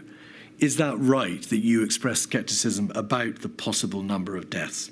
I don't remember that, but I do remember. I certainly remember the BSE scare, and I remember the immense destruction that did to the agricultural sector in this country, and you know the way that all turned out. I think it would be fair to say that I wanted to probe them on their forecasts and to try to understand the basis on which they were making them. You've described how the Whitehall system, the process of government in Whitehall, failed to have a light bulb moment and appreciate the seriousness of the position. Would you accept that being informed about the possible fatality numbers but expressing scepticism and drawing a false analogy, as it turned out, with BSE, was a lost opportunity on your part to drive the system further forward with rather more urgency than appears to be the case? I certainly would accept that my mindset, like the mindset of, I think, the overwhelming majority of the ministers and officials in Whitehall in that period, Jan to mid-Feb, was not as alarmed as we should have been. That's definitely right. 236371, page 37. Mr. Cummings sends a text to what was called a Number 10 Action Group. It's dated the 6th of February, so it's early in February. We know that you were party to this WhatsApp group because your name appears at the bottom, Mr. Johnson. Dominic Cummings, we need a briefing on corona tomorrow. Chief scientist told me today it's probably out of control now and will sweep the world. Will be major comms exercise. Sir Edward Lister then refers to the Cobra meeting, which was clear that China is probably losing it, and once it reaches us, not if it reaches us, once it reaches us, it will not peak for 3 months. Dom is right, the comms is key. And then you say, yes, please, need to talk coronavirus comms at 9. Now, putting aside the issue of whether or not what you said about the mindset of government applied to Mr. Cummings, or the chief scientist, you refer there to probably out of control now and will sweep world. Why was there a focus, by way of the singular response to that information, on comms? Why didn't any of you say, well, if this virus is probably out of control now and will sweep the world, bearing in mind the fatality numbers, the IFR, the hospitalisation rate, why did none of you say, we need to take steps now to deal with infection control, prevent the spread, alert the population, we have a major problem, not focusing on communications? Because I think that it's your point about the infection and fatality rate, the consequences. I think that when you read that an Asiatic pandemic is about to sweep the world, you think you've heard it before, and that was the problem. And so I say we need to talk about it, but I think it would be fair to say that the scientific community within Whitehall at that stage was not telling us, that I was not being informed that this was something that was going to require urgent and immediate action. But you knew, and I think that although you're right that we could we could see the mathematical implications of the reasonable worst case scenario. I think the problem was that we didn't think, and this was our mistake, we didn't think that the RWCS was very likely to happen. That was the problem. We'll come to that. So when I get told, anyway, forgive me. But BSE did not have a 2% fatality rate. Swine flu did not have a 2% fatality rate. So when you say there was an institutional failure to realise the seriousness of the position because of prior Asiatic epidemics, or because of BSE or swine flu, the difference was, and it was known to government, was that COVID had a 2% fatality rate, and BSE and swine flu had not.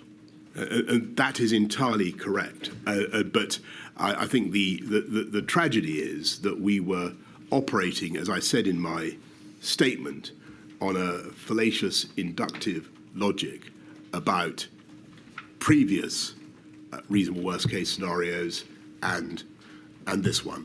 And this was the one where I'm afraid the worst predictions turned out to be, or almost the worst predictions turned out to be correct. 56137 is a cabinet meeting on the 6th of February, which you, of course, chaired. On page 6, so that the public can understand, Mr. Johnson, that this document, which is minutes of the whole cabinet meeting, has large parts redacted as being sensitive and irrelevant because, of course, Cabinet dealt with many other issues other than just coronavirus. But on this page, page 6, Cabinet turns to update on coronavirus. It's very serious.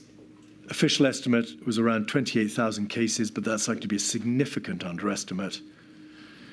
The virus didn't appear to have been contained in Wuhan. The mortality rate was only around 2%. There is a reference to a ministerial exercise on this page. So what date is this cabinet? This is the 6th of February. There we are. There will be a tabletop exercise the following week. What was your understanding of that tabletop exercise? Did you attend it? I didn't. Did you have any role in that? I didn't attend it, and I'm sure my officials did. All right.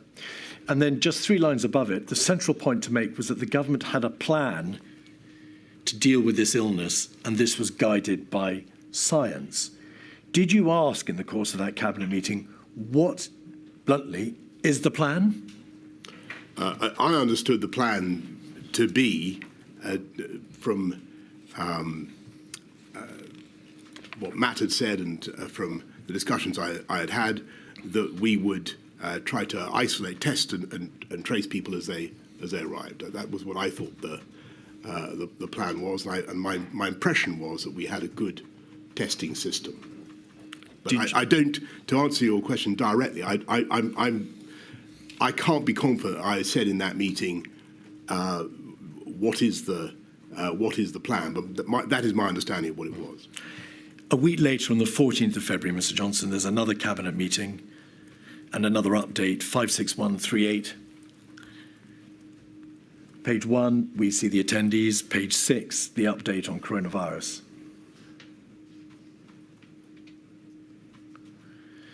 The Prime Minister said the government and the country needed to be ready for the coronavirus situation to get worse.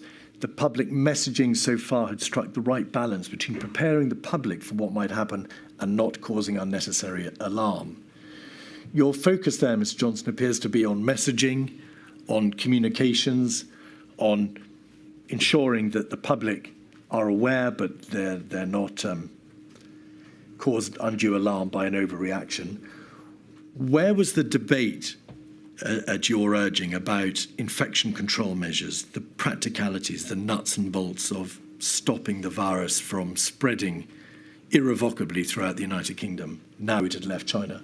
Well, I'm not certain that so first of all, on messaging, the messaging was incredibly important.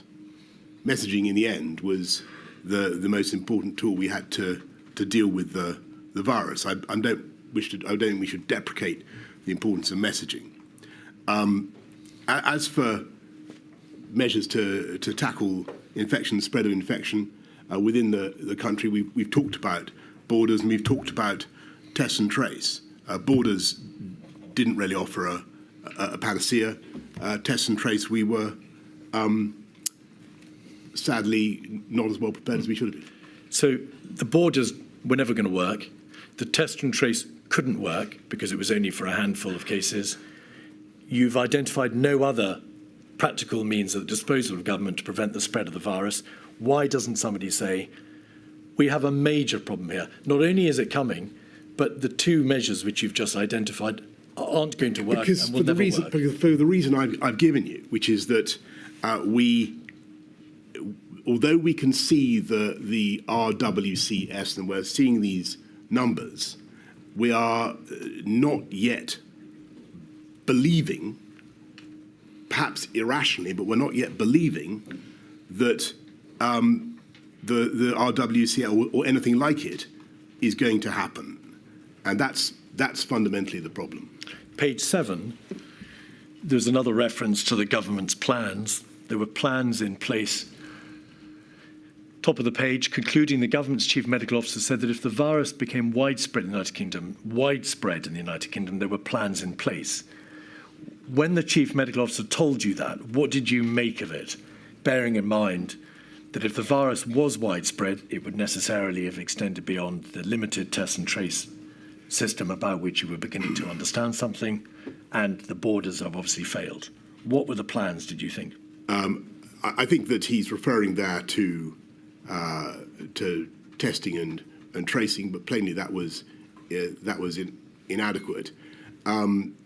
At a certain stage later in the month, as I think I say in my statement, Chris did brief me about NPIs, about lockdowns and other measures. Indeed. On page 8, you sum up the meeting, Mr. Johnson. You're grateful to the Secretary of State for Health. It was challenging to convince people, grateful to the Secretary of State for Health and Social Care and his department for their work, and in particular for getting the balance of communications right. There was potential for the virus to have a large impact on the UK's economy. Was it because of the mindset to which you have referred the inquiry that you didn't say there is potential for this virus, indeed a probability now that it will kill, rather than focusing on the economy? Because I didn't say that because you use the word probability in the sense of, I suppose, meaning an overwhelming likelihood. That was not what we thought, or not what I thought, certainly. All right.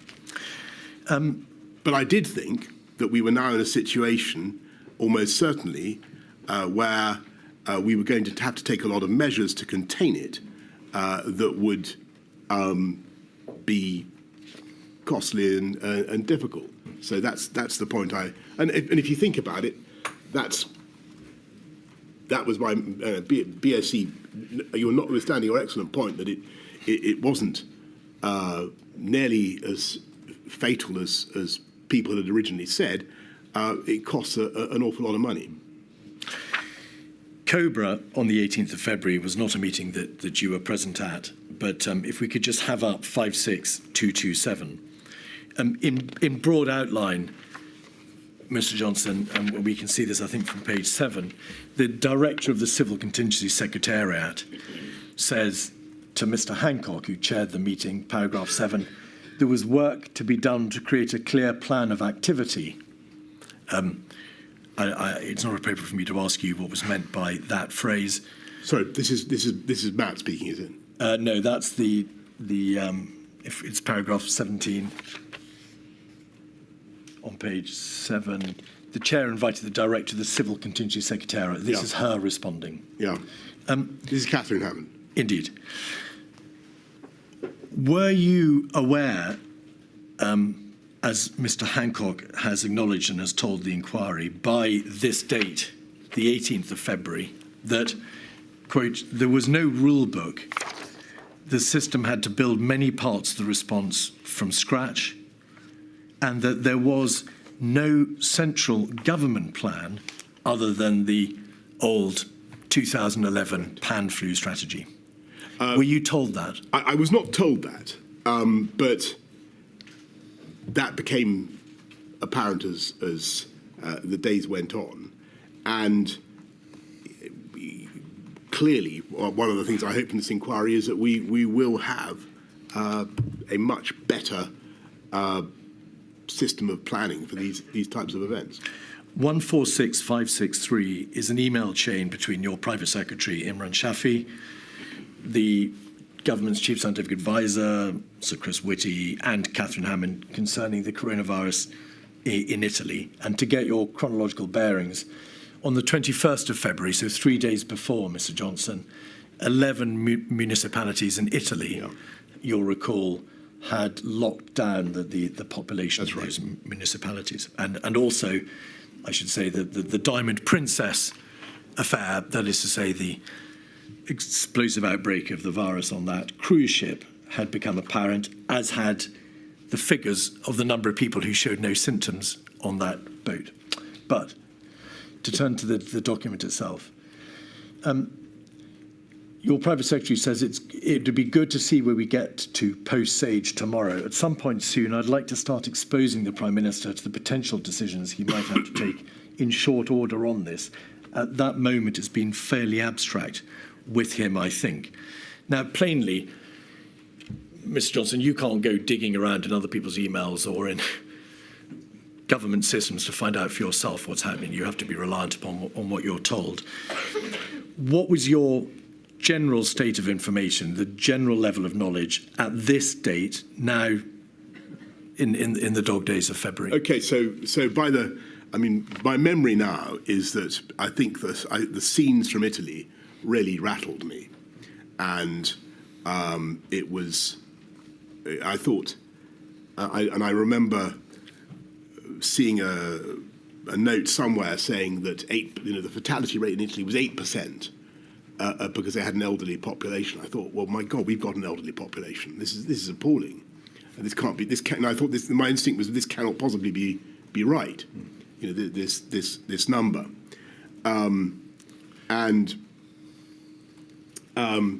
Just so you know, I look at all this stuff in which we seem so oblivious with horror now. I mean, we should have twigged. We should collectively have twigged. Much sooner. I should have twigged. I think what Imran is trying to do here is to get the scientists to take me through the idea of the MPIs and what that would involve. This is the 24th. There'd been a COBRA on the Tuesday before, the 18th of February. There wasn't a COBRA, in fact, again until the 26th of February. This was just on the cusp of half-term. There was no cabinet between Friday the 14th of February and Tuesday the 25th of February, but SAGE and NERVTAG continued to convene. Despite being, as you've said it yourself, seriously rattled by the news of Italy, did the tempo of work on coronavirus nevertheless dip during the half-term break that followed? I noticed that you've been over that period in your previous interrogations in this inquiry, and I hope the inquiry is satisfied that actually there wasn't a long holiday that I took in that. And you personally, well, let me ask you, because I think that there was some misapprehension. You carried on working. Because you returned to Downing. For instance, on the 18th. If you'll allow me to set out the picture, Mr. Johnson, it may make things a bit easier. You returned to Downing Street 3 times, I think, during that half-term break from Chevening, where you weren't at Chequers. You received a number of notes in your red box.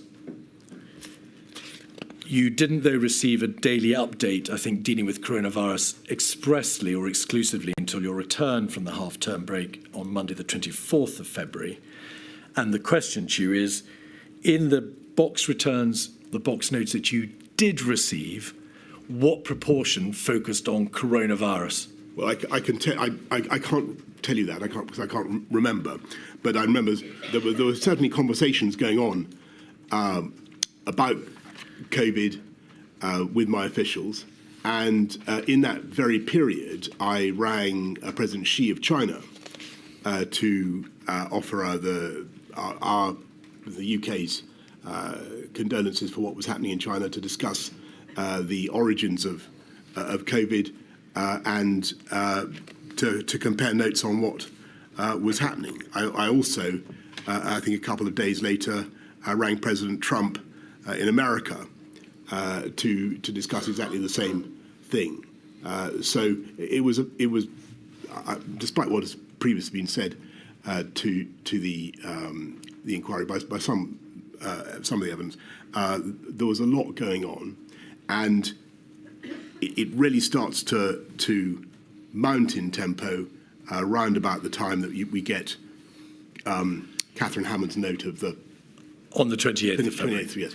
So the question to you, Mr. Johnson, is this, and nobody is suggesting you put your feet up at Chevening during that week. Well, apart from you, that is. Well, what I'm suggesting to you is, by your very own reference, the fact that tempo increased after the half-term break, between the 14th of February, when Cabinet discussed the plans that would need to be drawn up, to the 25th of February, after half-term, Yeah.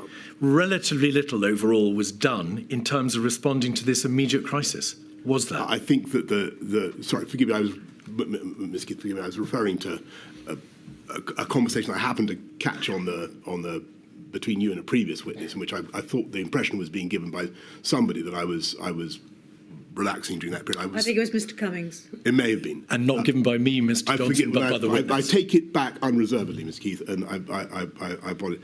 I was working throughout the period, and the tempo did increase, particularly during when we got when I saw the message from Catherine Hammond on.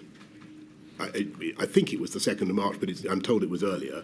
But there was a meeting on the Friday, the 28th of February, that you attended. That's right. With the CCS. That's right. And what troubled me was the sheer number of potential fatalities under the RWCS, and this was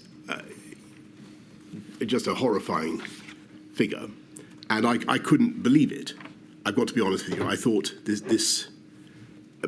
because what the paper also said was it may be like a bad flu pandemic, or it may be milder than that.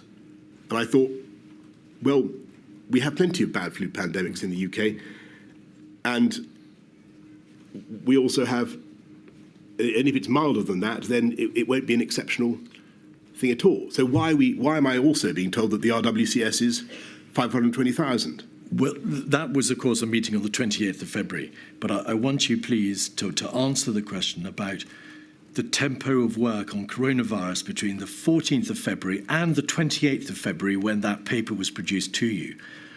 Would you accept that there was a lost opportunity on the part of government to react with sufficient speed and attention to the nature of this crisis in that 2-week period? For whatever reason, because of the mindset, because parts of government were away, it matters not.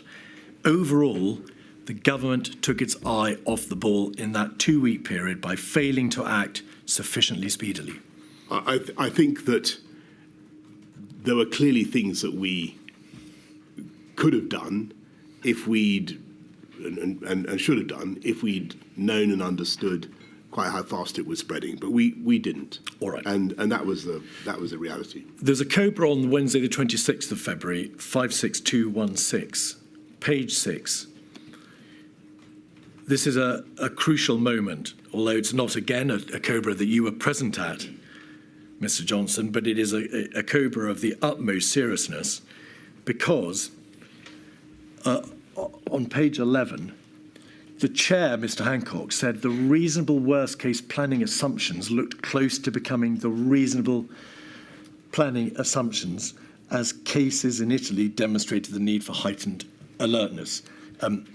Turning that into plain English, what Mr. Hancock was saying was that the government, which had hitherto been working on the basis of planning for a reasonable worst-case scenario, planning for the worst but hoping for a better outcome, had realised that the reality of the scenario identified by Sir Chris Whitty in January, the second scenario, was looking close to becoming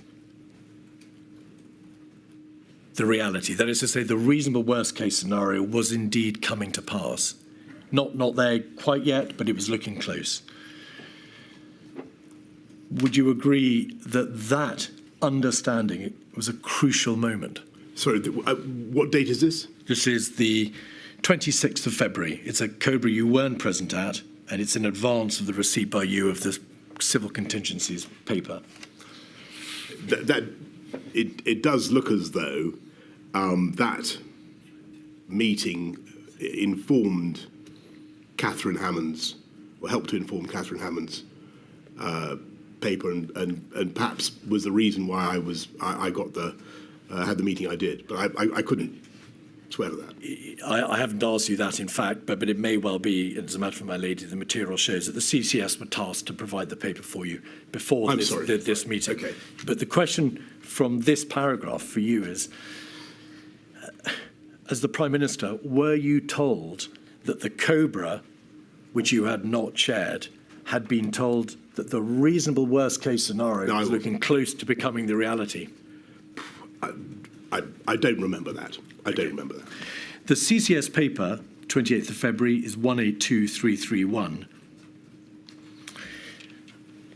The first paragraph, Ms. Hammond says, COVID-19 looks increasingly likely to become a global pandemic, although this is not yet certain.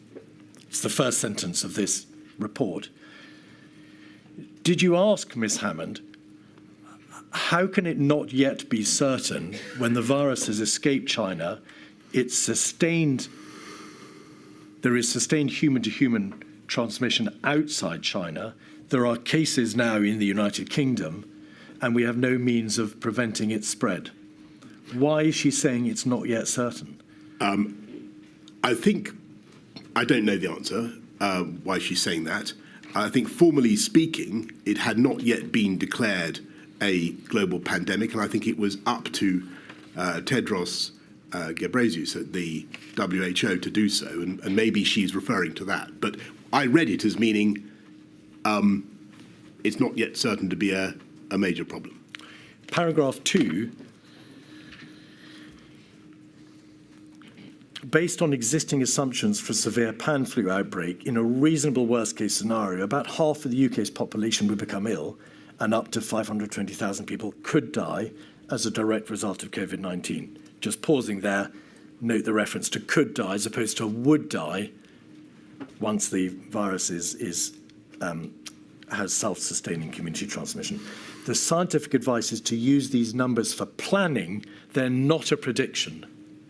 Did anybody at that meeting, or the meeting in which you had, and we'll come to the actual meeting itself in a moment, but did anybody at the meeting at which this paper was discussed ask Ms. Hammond, why is the sole paper from the Civil Contingency Secretariat, the crisis management body in the heart of government, suggesting that these figures are not a prediction when, as you've just described, the information to COBRA on the 26th of February was saying the reasonable worst-case planning assumption looks close to becoming reality? I can't answer that question, but it's a very good question. Page 2, paragraph 9.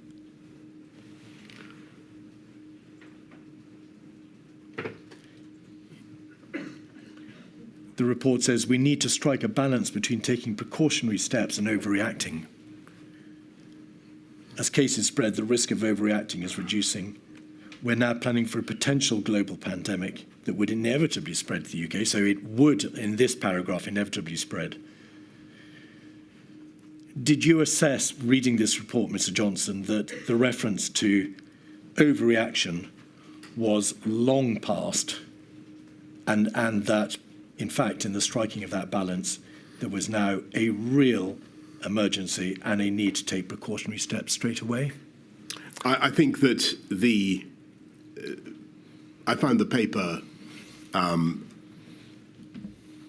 very alarming, arresting. I remember going to talk to my officials about it, saying,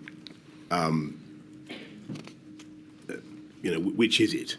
A severe to mild flu pandemic, or an RWCS of 520,000, because I couldn't understand what I was being asked to anticipate. So I've referred to the meeting. Your private secretary, Imran Shafi, refers at 146636 to the meeting.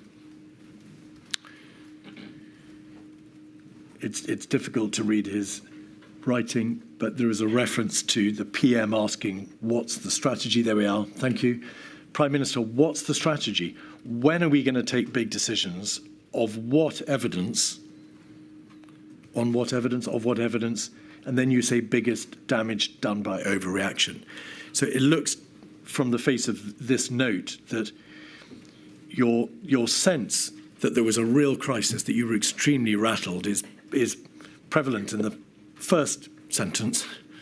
But in the second sentence, perhaps in reflection of the CCS report, you say the biggest damage is done by overreaction. I think I'm leaving both possibilities open, because that's how it still struck me. I think that in disasters such as this, the actions that government take inevitably also have costs, and I'm sure we're going to come on to this, but that's the balance you have to strike. As the Prime Minister, instead of directing government to respond to the threat of a near existential crisis, you instead warned of the dangers of overreaction. No, I say no. That's, well, forgive me. I say, when are we going to take some decisions, and on what evidence? Because I'm looking at a problem that's been presented to me. I need to know what the plan is going to be. I've told you that I don't like the look of the way it's going in Italy at all, and we need to do something.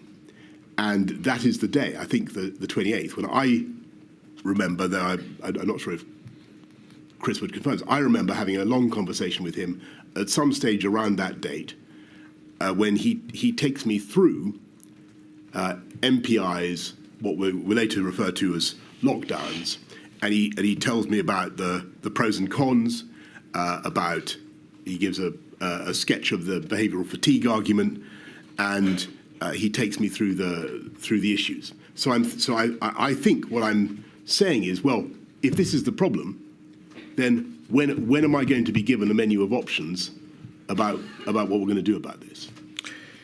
The readout from the meeting, 136750, shows that you called for a major ramp-up of OGD, other government department activity on domestic preparedness.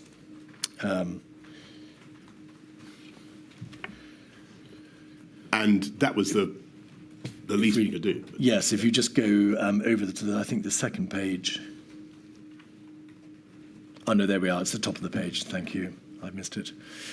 We need a major ramp-up of OGD activity on domestic preparedness. We should use the COBRA meeting to land this point with the Secretaries of State. The Prime Minister agreed with the approach to publish an action plan. That's the plan that was published on the 3rd of March, was it not? Contain, delay. He'll review the plan itself over the weekend. You read the draft plan over that weekend, did you not? The 29th and 30th of February. The first plan, yeah. 28th of February and the 1st of March. And you agreed to the need for early emergency legislation, and then there's a debate about repatriation. Do you, with hindsight, and I emphasise hindsight, Mr. Johnson, accept that the level of seriousness may not have been sufficiently communicated in this direction from you? Do you say you did enough? I think that I did what I could. I think the problem is that actually, if you exclude borders and test and trace is not as good as it cracked up to be, and if you're told that we've got ample supplies of PPE, I was finding it hard to conceptualise exactly what we should be doing, except for the MPIs. And that was the only thing that I'd been I've been given, and we had no plan for that. And I don't think the concept of lockdown, or even the word lockdown, had yet emerged. Indeed not. There was a 25th of February SAGE meeting where non-pharmaceutical interventions were debated, but they didn't include lockdown. There was a debate about extreme social distancing in the beginning of March. Lockdown doesn't appear till later. It doesn't. But your answer, Mr. Johnson, is I think the problem is that if you exclude borders and test and trace, is not as good as it's cracked out to be. And if you're told we've got ample supplies of PPE, I was finding it hard to conceptualise exactly what we should be doing. That debate, that realisation on your part that there is no effective border control, the PPE may be deficient, that there is no effective test and trace, or scaled up test and trace, isolate contact system, is absent from all this material. That debate simply doesn't take place. There is no general realisation the virus is coming. It's a 2% fatality rate or 1% fatality rate, and we haven't got the measures in place to be able to deal with it. That debate doesn't take place. And I think that's right. And I think it's basically for the same reason that I've given, which is that although people intellectually can see that the RWCS could happen, as Catherine Hammond puts it, they still don't think that it's very likely to happen. And that's the reality. Now, in March, on the 2nd, you chaired your first COBRA. 56217. If we look at page 5, paragraph 2, we can see that you're told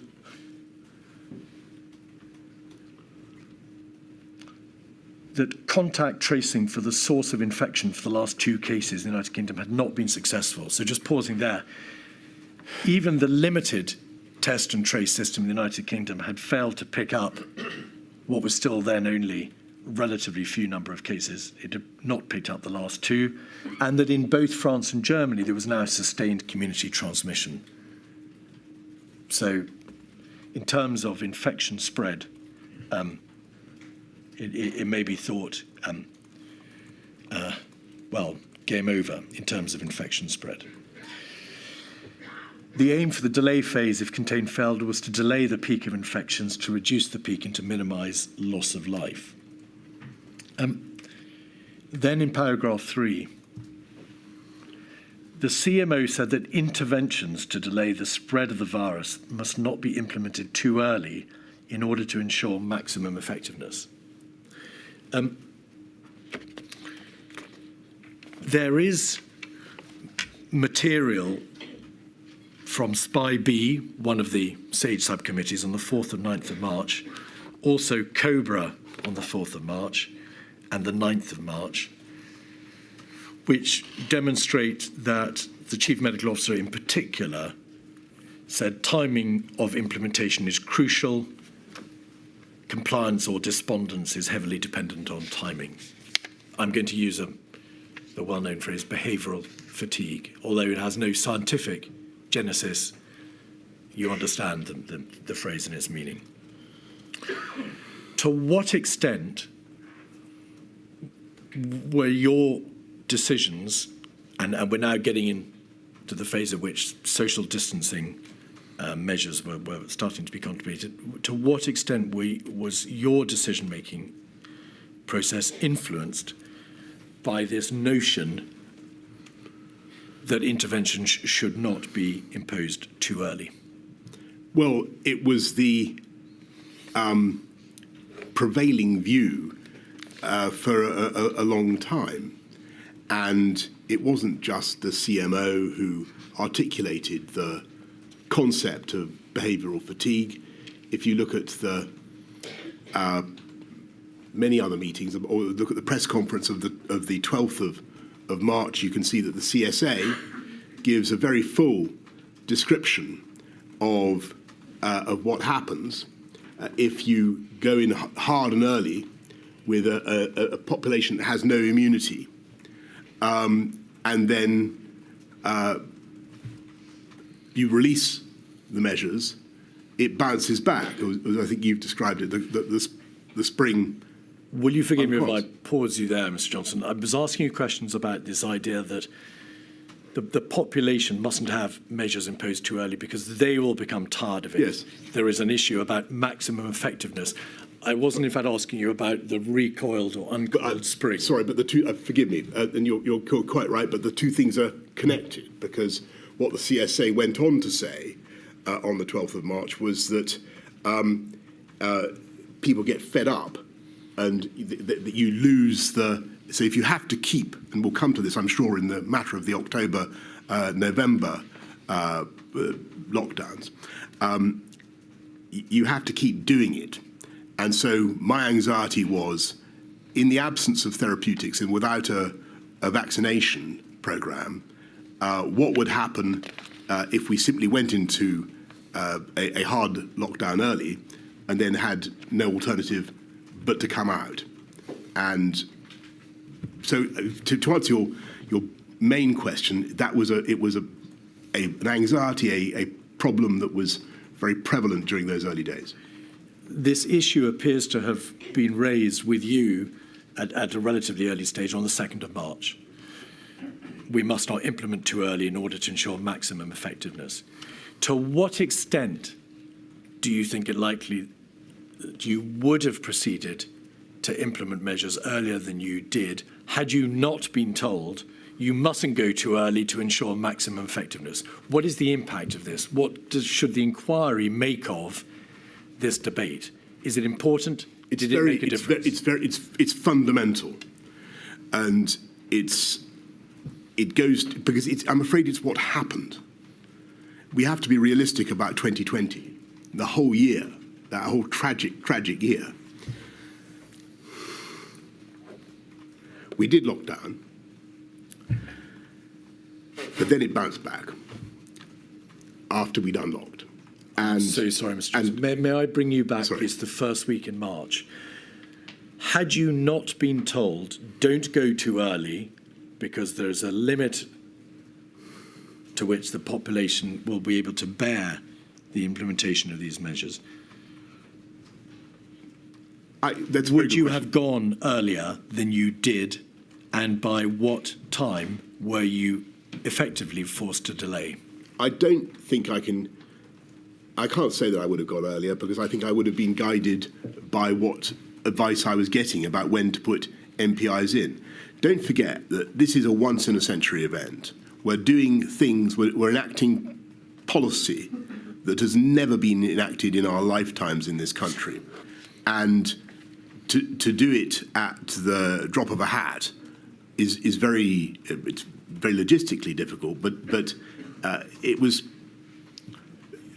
not something you rushed into. But having been told by the CMO, be careful, don't go too early, because the population might not wear it, did you consider saying to him, well, in this general debate about non-pharmaceutical interventions and social distancing, the public health demands, the likelihood of death and hospitalisation demand that we take these measures, regardless of whether the population are prepared to put up with it over time?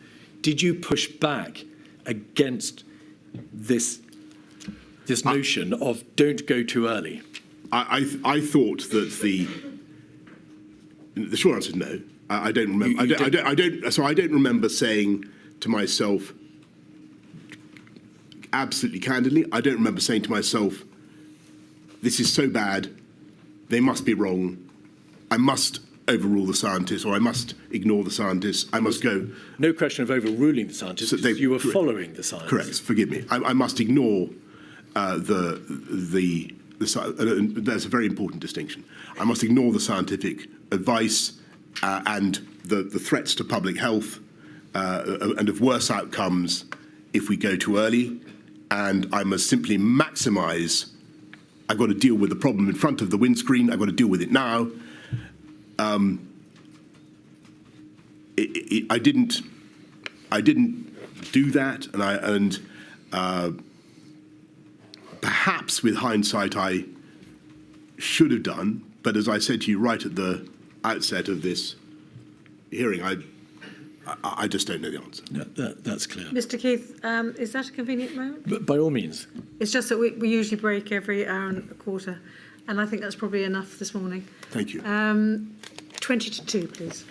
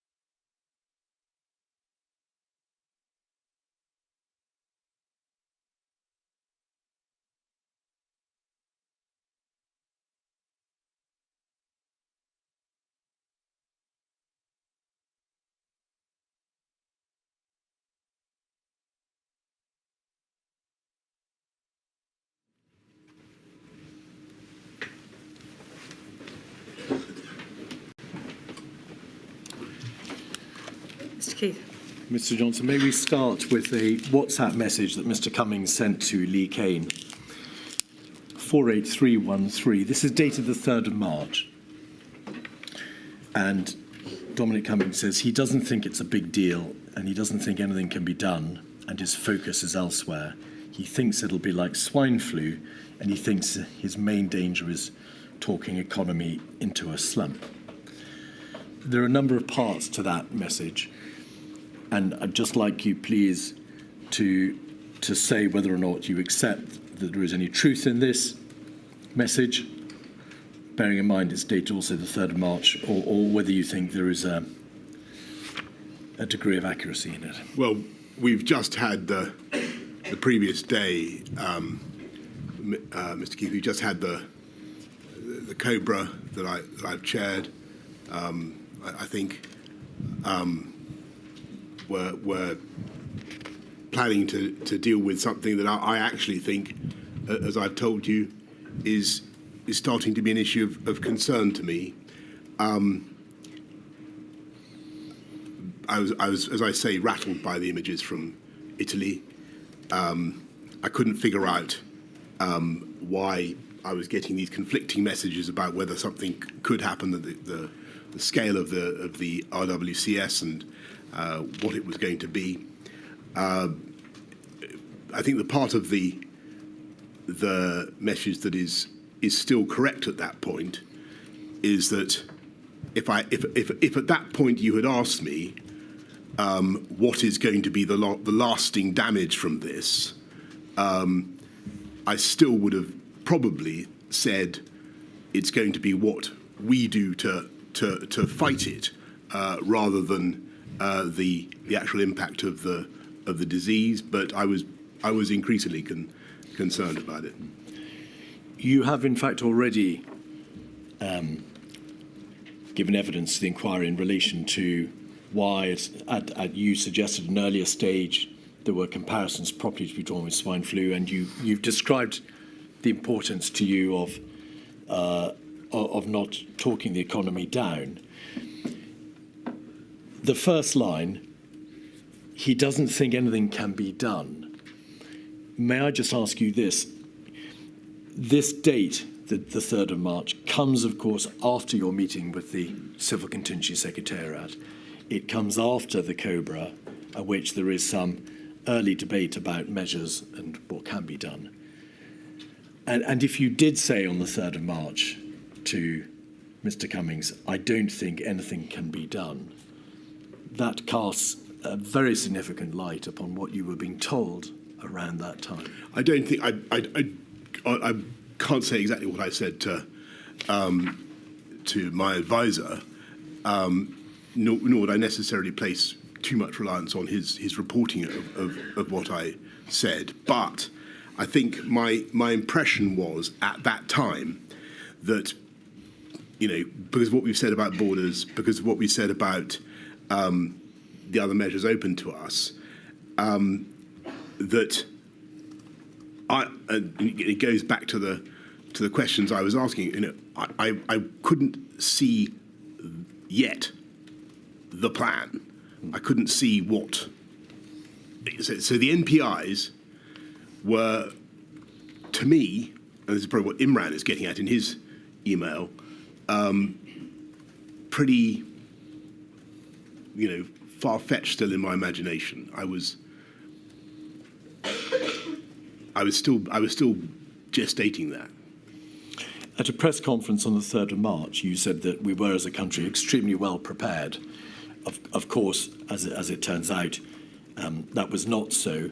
But I want to ask you, the weekend before, you'd received the draft action plan, the contained delay document, which you'd been shown in draft form. And in that document, there is that assertion. We are well prepared and we have plans in place, etc. Do you think you told the world that we were well prepared on the 3rd because you had seen it in that action plan, the draft of which you've been reading over the weekend? Yes, this is the second. This is the weekend of the 28th of February, 1st of March. 29th. Was it a leap year? Was there a 29th? I really don't know, Mr Johnson. I can't assist you with that. anyway, it's certainly true that I was the general reassurances I was getting were that we were well prepared. So the scales had not yet fallen about, for instance, test and trace. Indeed. And you shook hands with patients at the Royal Free Hospital on the 1st of March. You know that, of course, you were later criticised for that.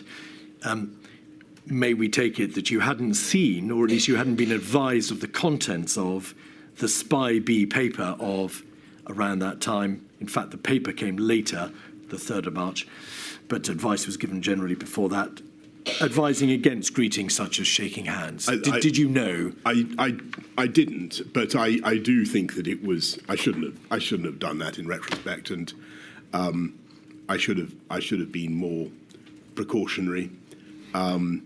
But I wanted to be encouraging to people, and so I think it's on that day that I go to Colindale, to PHE, and although I've been told, sorry, this is in my statement, but although I've been told that we have a fantastic belt and braces system, I was a little bit concerned about. I had a feeling that perhaps they weren't really as across the situation as I've been led to believe. Mr. Hancock gave evidence to the effect that he was told on the 18th of February by Public Health England that the test system was unsustainable, that it wouldn't be able to operate beyond the handful of first few hundred cases. Did you know that when you visited Colindale? No, and in fact, I think I gave a clip to the media, which I gave some figure for the number of daily tests that I believed that we were doing, and I do remember Chris being CMO, being quite sounding confident, at least to me, about the number of tests we were capable of doing at around that time. I now I can't remember the exact. All right. Cobra on the 4th of March, you chaired that. You were presented with a paper, Potential Impact of Behavioural and Social Interventions, 56158. Again, it's illustrative of what you were being told at the time, Mr. Johnson, because it makes plain that behavioural and social interventions can be applied as part of an HMG response, including the expected impacts. The note doesn't cover economic, operational, policy considerations. SAGE has not provided a recommendation of which interventions or package of interventions the government may choose to apply. So the first question is, did you understand that SAGE was never going to be telling you, Mr. Johnson, you must do this? It could only ever provide advice about the nature of the interventions and the consequences and the risks and so on. It could never tell you what to do or what you had to consider doing. That's right. I mean, SAGE is like it's a doctor-patient relationship. The doctor can't order you to do things. The doctor is not responsible for what you do. The doctor says, if you do this, then that. If you fail to do it, then the other, and that's basically how it works and should work. Was the Chief Medical Officer around that time, the 4th of March, telling you, however, you must now start considering these behavioural and social interventions? And of course, the first one, you'll recall, is imposed on the 12th of March. Yes. But we don't know when you first started to.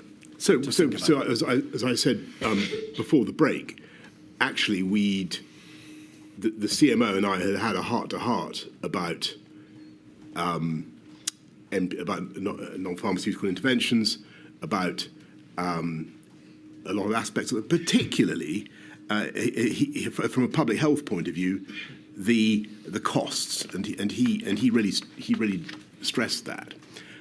So we had thought about it, and I could see that was the direction in which things were starting to go.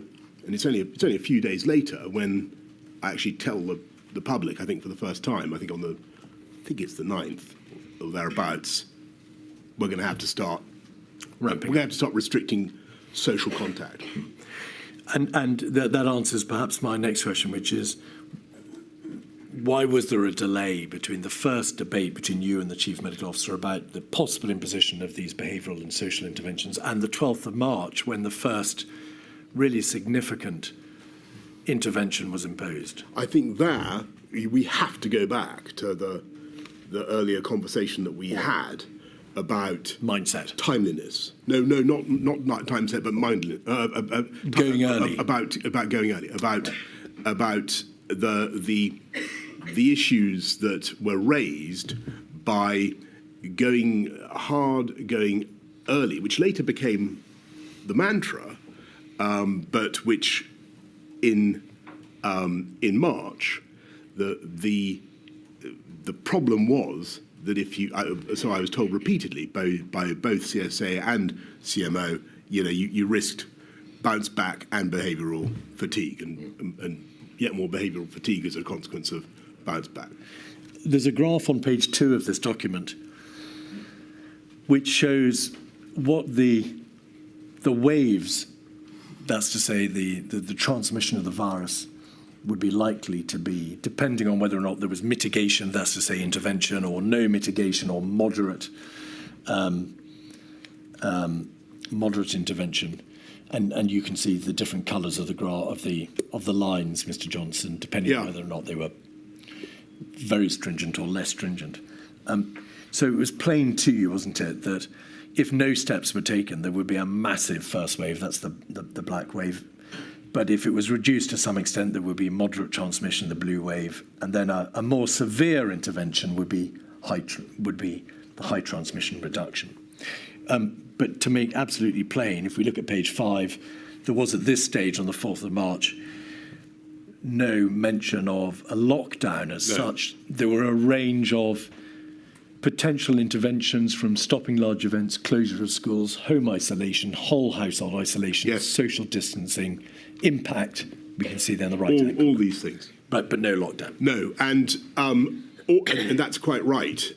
So this is the sort of the double hump graph that really became very influential in all our thinking, and indeed is what, I'm afraid, tragically, is more or less what happened. But the measures that we could take to depress the first curve, first wave, were all very much couched with caveats about timeliness and not going at the right moment. And it's right to say, isn't it, that and so the wording that the Chief Medical Officer used with you and spoke in Cobra on the 2nd of March must not be implemented too early was with reference to interventions, plural. Yes, and if I could offer a suggestion as to what was really going on, I think that, and this is clear, we simply didn't realise how fast the disease was spreading, and if you remember, the predictions were that the peak was going to come in mid-May or June, I think, and it was really well in advance of that. If we go back to page 2 and the graph, you can see that it's put there in terms of spring, summer and autumn. Yeah. But there was no suggestion on that graph that the peak of the black unmitigated wave would be the end of March or the beginning of April. That's correct. Speeding up now, because we're coming now to the final decisions in March. WhatsApp messages from Mr. Hancock, or rather his WhatsApp group, the WhatsApp group he shared with Mr. Cummings and Mr. Slack, suggests that around this time on the 5th of March, they debate telling you to stop saying business as usual. Did you recall that debate with them? I don't, and nor do I even remember saying that, but using the phrase. But I think what I might have said is, until such time as we tell you to do X, Y, Z, it's business as usual. But I don't remember that debate. You've described the genesis of the herd immunity debate. may I just please show you a WhatsApp entry or WhatsApp communication from the 14th of March, so running forward a bit to the weekend at which there was a distinct change in strategy. Yeah. If we could just look at the 14th of March, 7:17 a.m., so I think it's page 3 of 48399, we can see I'm not sure that's the correct document. 48399. Oh, yes, it is. Oh, yes. Thank you very much. So just to put it in its context, Mr. Johnson, over the weekend at which there was a change in strategy, there were repeated conversations between you all, of course, but you raised at this point the point of the impact of a herd immunity debate. And you make the point further down the page, I think it's at 649, 39. Yes, here's the problem with the herd immunity argument. So just very shortly, you've described to the inquiry how the herd immunity debate arose at the beginning of March, the 5th of March. It appears that you were still debating, or your advisors and you were still debating the full meaning of and the nature and the extent of the herd immunity debate as late as the 14th of March. It appears to have trundled on as a bone of contention for weeks. Can I think I can understand I'm looking at this for the first time, but let me try to explain what I think this is about. What happened on the 12th of March was that there was a press conference in which we were trying to deal with I had to level with the public and say, I'm afraid a large number of people are going to lose their loved ones before their time, and it was a pretty grim press conference. And in that discussion, we were asked about how the way through, and I think Patrick said the idea was to flatten the curve, suppress the virus, with some measure of herd immunity by September being, I think, a good outcome, was what he said. And I think he also said something to the effect of, it might not be, you need to suppress the curve, but not, it might not be necessary to stop everybody or even desirable to stop everybody getting the virus, because again, you might want some measure of herd immunity. Anyway, that was the moment when people all pricked up their ears and say, are they trying to allow this thing to just pass through the population unchecked with a view to establishing herd immunity, which was not what we wanted, not what Patrick meant. And we had to do quite a lot of work to clear it up, because our objective was to protect the NHS and save life, and to save life by protecting the NHS. That was our objective. Our strategy was to suppress the curve and to keep the R below 1 as much as we could. We were going to use everything we could to do that. Herd immunity was going to be, we hoped, a byproduct of that campaign, which might be very long and very difficult. At the same time, in Cobra on the 9th of March, in Sage on the 12th of March, in Cobra on the 12th of March, and in an interview that the Chief Medical Officer gave to the press on the 13th, there were repeated references to the need to delay the peak of the virus as opposed to suppressing it entirely because of the risk of an uncoiled spring, of it bouncing back, yes, the second wave. If we could just have that document back, 48399 and 7:39:42 a.m., please, the 14th of March, probably page 3 of that document, 48399. It appears that this debate about herd immunity and the debate about uncoiled spring had caused you considerable concern, because at 7:39:42, you say that's why I was concerned when some on the team were suggesting last week that we actively need a proportion of the population to be infected. And then you say civil service need to grasp. What did you mean by that? So can't say exactly what civil servants I was thinking of in that context. I think probably what I mean is, look, we've set a hare running by mistake. I think Patrick, really did a huge job to try to clear it up. We all need to set the public's mind at rest and explain what we're doing. It's protect the NHS and save life, and that's the priority. Further down the page, 10:49:15. In fact, it's the 15th of March, page 6 of this document. You can be seen to be saying, given what's happened in Italy, we simply have no time. Yeah, and we can this see is that the 15th. 10:49:15. There we are. 2/3 of the way down the page, 15th of March, we have no time. We've jumped forward, but that, of course, is the Sunday, the 15th of March, in the middle of all the debates that you were having with your advisors. Yes. All right. Just to finish off some other points which you've addressed, in relation to behavioural fatigue and you being told that the timing of implementation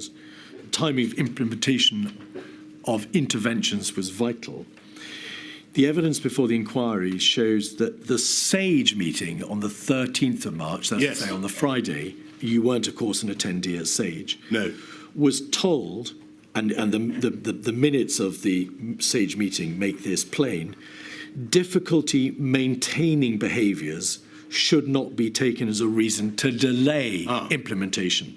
Ben Warner, your advisor, was present at that meeting, and he was reporting back to number 10. Were you told that, in contrast to what you've been told about the need for timing and behavioural fatigue and so on, SAGE was in fact saying by the 13th, don't take that as a reason to delay implementation? Well, in effect, yes, in the sense that was I wasn't told that particular detail about behavioural fatigue not being a reason to delay implementation. But what I was told was that we had a new data. We were at least, 5 to 7 days further on, possibly more, in the curve than we thought we were, and that the margin of manoeuvre that SAGE had seemed to think we had and was offering to us on the 12th, if you remember, they say then, there are 4 things you can do: self-isolation for 7 days if you've got any kind of symptoms. Though even that they say we could postpone till the Monday, the 16th. Then there's household isolation for 14 days. Then there's a couple more measures. Advice for the elderly, for the vulnerable, and then for those over 70s. And those last 3, they say can actually be put off for 1 to 3 weeks on the 12th. Then on the 13th, that's the key moment, really, because that's when I get called back on the Friday evening. I come back on the first thing in the morning, and you know the rest. On the 12th of March, there was a Cobra meeting, which you chaired, 56209. There is at page 6 a graph. Yeah. And now I remember looking at this page is entitled "What would the effect be on the NHS of interventions?" So what date is this again? This is the 12th of March, so it's the Thursday. Now, on the right-hand side, you can see graph A, no measures, so that's to say no interventions, and on the bottom right-hand corner, graph B, measures 1 and 2 implemented. 1 and 2 were 7-day isolation, and number 2 is household isolation. If we could scroll back out again, please. In both graphs, the red line freeable beds and the black line total NHS beds make plain that whatever you do, unmitigated or mitigated through measures 1 and 2, the NHS will be massively overwhelmed. Yes. What did you make of that? I was bewildered, to be honest. I remember looking at that graph and thinking, in either case, we are facing an absolutely intolerable situation, and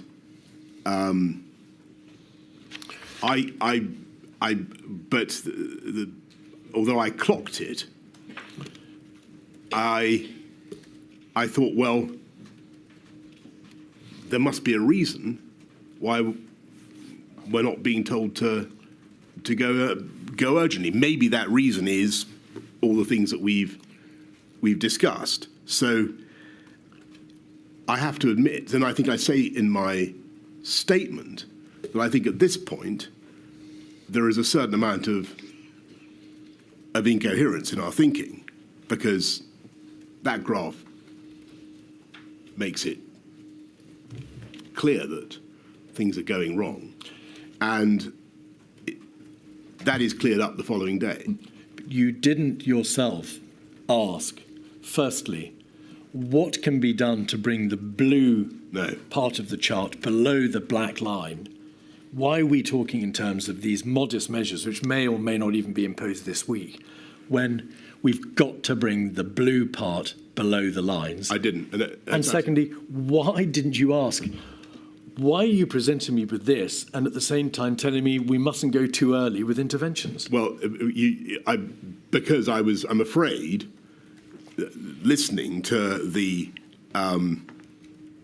advice I was being given about timeliness, and I was and looking with puzzlement at the graphs, and what I should have done, and though thankfully it was only a matter of a day or two before the thing was resolved, what I should have done was, as soon as I saw that graph, said, hang on, this is not coherent with what you're telling me about timeliness, because I do remember looking at it and thinking there was something amiss.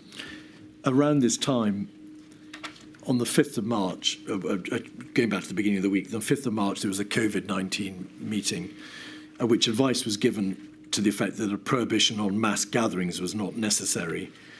Did you, throughout that week, as you had, in fact, during earlier weeks, receive advice that, for epidemiological purposes at any rate, there was no need to shut mass gatherings, sporting events? That was but to be fair to the people who were giving the advice, it sounded reasonable at the time, given what we knew, because what they said was, look, if you do this, what you will do is push everybody into the pubs and the warm enclosed spaces where transmission will be even faster. So that was the point that was made.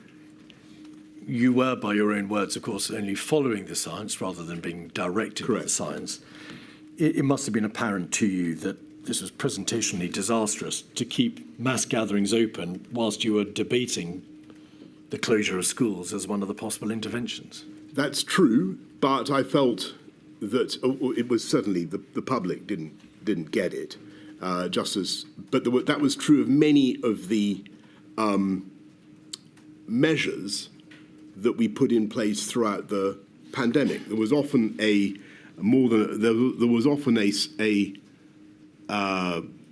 gap between the public conviction about something and the scientific certainty about the effectiveness of that measure. Borders would be an example. Masks might be another example. You've highlighted the importance of communications, Mr. Johnson, in terms of leadership and in terms of beginning to direct the country that there were terribly difficult times ahead and impossible choices to be made. The closure of mass gatherings would have sent a vital message, would it not? And I had already told people on the 9th, so several days before, that they were going to have to restrict social contact. And on the 12th, I had given them I think, a pretty powerful and, in many ways, frightening message about what was going to happen. But Cheltenham took place, and the effect. I'm so sorry.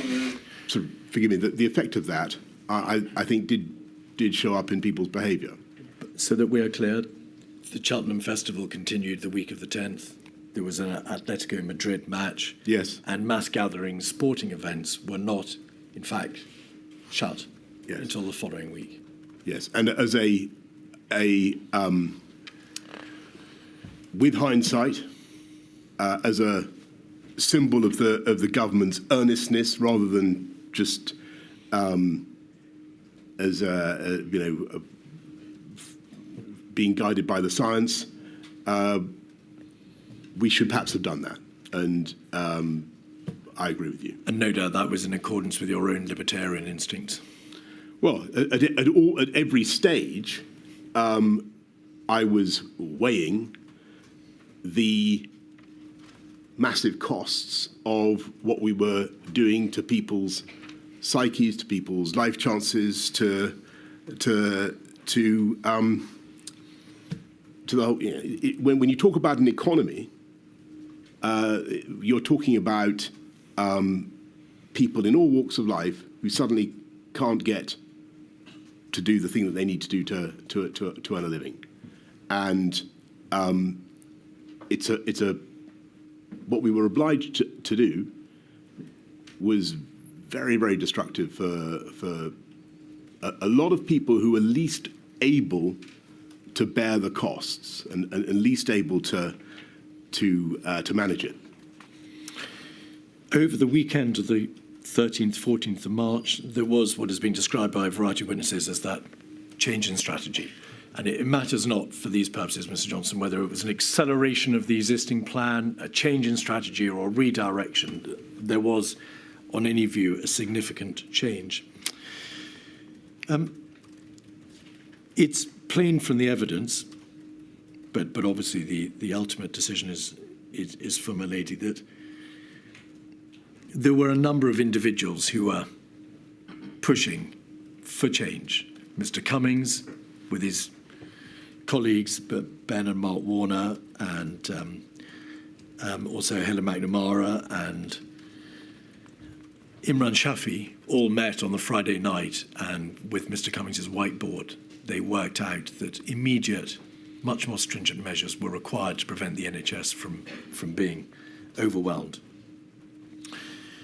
During the course of that week, the days before that weekend of the 14th, 15th of March, it's obvious from data being provided to Number 10, we've seen part of it in that memo to Sage, showed the likely impact on the NHS. Why wasn't the lead government department, the DHSC, responsible for public health, pushing you harder during that week to introduce the more stringent changes? Why do you think that department, it appears from the evidence, was still trying to go for the squash the sombrero, part mitigation, herd immunity route, as opposed to recognising we must have suppression? We've got to stop this now before it's too late. I think probably. So my memory of it is slightly different from that account, or maybe it might be the same. But what I felt happened was that we were in a state now when we knew we had a massive problem. We knew we were probably going to have to act in ways that we hadn't bargained for and didn't, and were still being developed. We still thought we had a bit of time, but not very much, probably. And that was what the scientific guidance seemed to say. And if you look at that long paper by Sage on the 12th, you can see that. And I quoted a bit of it. My impression, and I may be wrong about this, but my impression was that on the 13th, the radical change that you refer to is really one about the timeliness thing. And what I think Sage saw, and this is what was conveyed to me by CMO and CSA, was that the virus was now spreading much more rapidly in the UK than they had bargained for. And therefore, we had to accelerate. And so I think that it was a confluence of opinion, but the people I talked to on the Saturday morning were the people you'd expect. It was Chris, Patrick, Imran, Stu, my other advisors. So I wouldn't want to. I wouldn't want to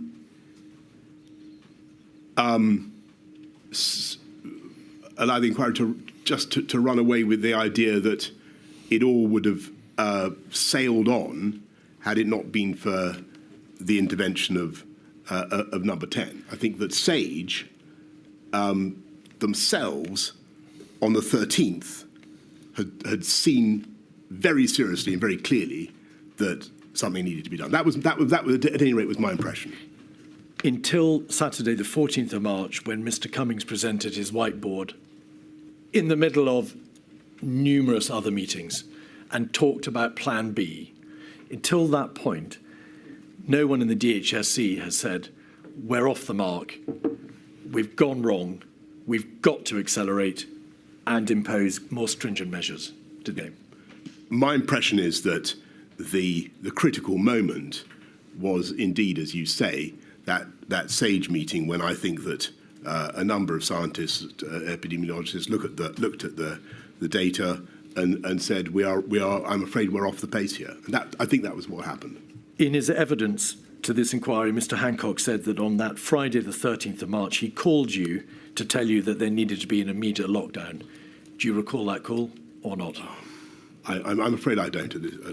But it's been a long time. In his witness statement, Mr. Cummings says at page 49, during the course of the Saturday, quote, the Prime Minister asked reasonable questions, including, why aren't Hancock, Whitty, Vallance telling me this? Do you recall that discussion? I remember them being there, but I might be. There was a meeting, well, there were four meetings. There was a meeting with Sedwell, Vallance, Whitty, then a meeting with Cummings, Reynolds, Shafi, Lister, Whitty, and a host of others. Then a follow-up meeting yourself with Mr. Cummings and the Warners. Then a second follow-up meeting, and then another meeting. You had a lot of meetings that day. Yeah. At one of them, Mr. Cummings says you turned to him and said, why aren't Hancock, Whitty, Vallance telling me this? Do you recall that debate? I think I don't recall it, but what's certainly possible is that I was alluding to. I was looking with, dismay at what was happening, dismay about what we were going to have to do, and reflecting that, this was not the message. I'm conjecturing. This is not the message that I've been having from them in the past few days. You don't recall? I don't recall saying that. All right. Let's have a quick look at one of the papers, the briefing on the COVID response that was put before you on the Saturday, 183889.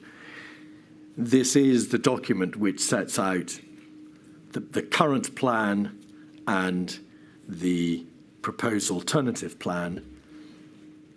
Briefing on COVID-19 response. There's a variant on the graph that you saw before, but you can see at the bottom of the page, current plan. If you could scroll back out again, we can see current plan and alternative plan at the bottom of the page. And in summary, is this correct, Mr. Johnson? Throughout that weekend of the 14th and 15th of March, there were multiple meetings. A variety of different people pushed for different speeds of intervention. We can see from the WhatsApps that some people said, go now. Other people said, we've got to move fast. But there was, in any event, a very real understanding that more had to be done, more stringent measures had to be imposed, and Cobra would have to consider all that on the Monday when it next convened. Yes. My impression was that what Ben Warner and others were doing, and I don't know about the differences in views, but what they were doing was trying to take the SAGE meeting of the previous day and really give to me the logical consequences of that. But only you could decide the strategies, and you decided, did you not, by the Sunday night when you called Sir Patrick Vallance and Sir Chris Whitty to another meeting, you decided that the alternative plan would have to be followed, and you gave, as we'll see in a moment, a number of directions as to what needed to be done. Yes, I mean, it was absolutely clear by the Saturday that we had to act, and we were out of time. The inquiry needs to ask you this: to what extent did you appreciate by the Sunday night that a lockdown decision, a stay-at-home mandatory order, was inevitable? It obviously wasn't imposed until Monday, the 23rd of March, and during the course of the week, there were a great deal many extremely complex operational issues to circumnavigate, a shielding system having to be built effectively from scratch, getting hold of data from the NHS. We can see there were real issues about the preparedness of the Cabinet Office around that time, from Mr. Cummings' WhatsApps that refer to cab off being terrifyingly shit, no plans, totally behind the pace. Was it a question, A, of you deciding that there had to be a lockdown, but that time would be needed to put it into place, or B, you would start the arrangements which could accommodate a lockdown, but that decision wouldn't then be taken for another week? I think that looking at the graphs, I was reconciled, or getting increasingly reconciled, to the fact that we were going to have to do a huge amount more to suppress the virus. And I, just to get back to an earlier point, this was not something we'd done for a country that had been through. It was hard to get one's head round. The legal complications were enormous. How to do it, as you rightly say, Mr. Keith, that all that needed to be worked through. We had started the bill a long time ago. I mean, 5th of February we start the coronavirus bill. But I think my state of mind then is I'm now more or less in virus fighting mode. I'm thinking we this is, there's absolutely nothing yet. We've got to throw that. We've got to sort this out. And so there's then a series of things that we do leading up to the 23rd. But you weren't entirely in virus fighting mood. If we look at 273, 872, page 55, we can see part of the seemingly perennial debate in your own mind as to what should be done. Mr. Cummings asks Lee Kane if you could just scroll into that screenshot. Get in here, he's melting down. Yeah. Richie saying bond markets may not fund our debt. He's back to Jaws mode.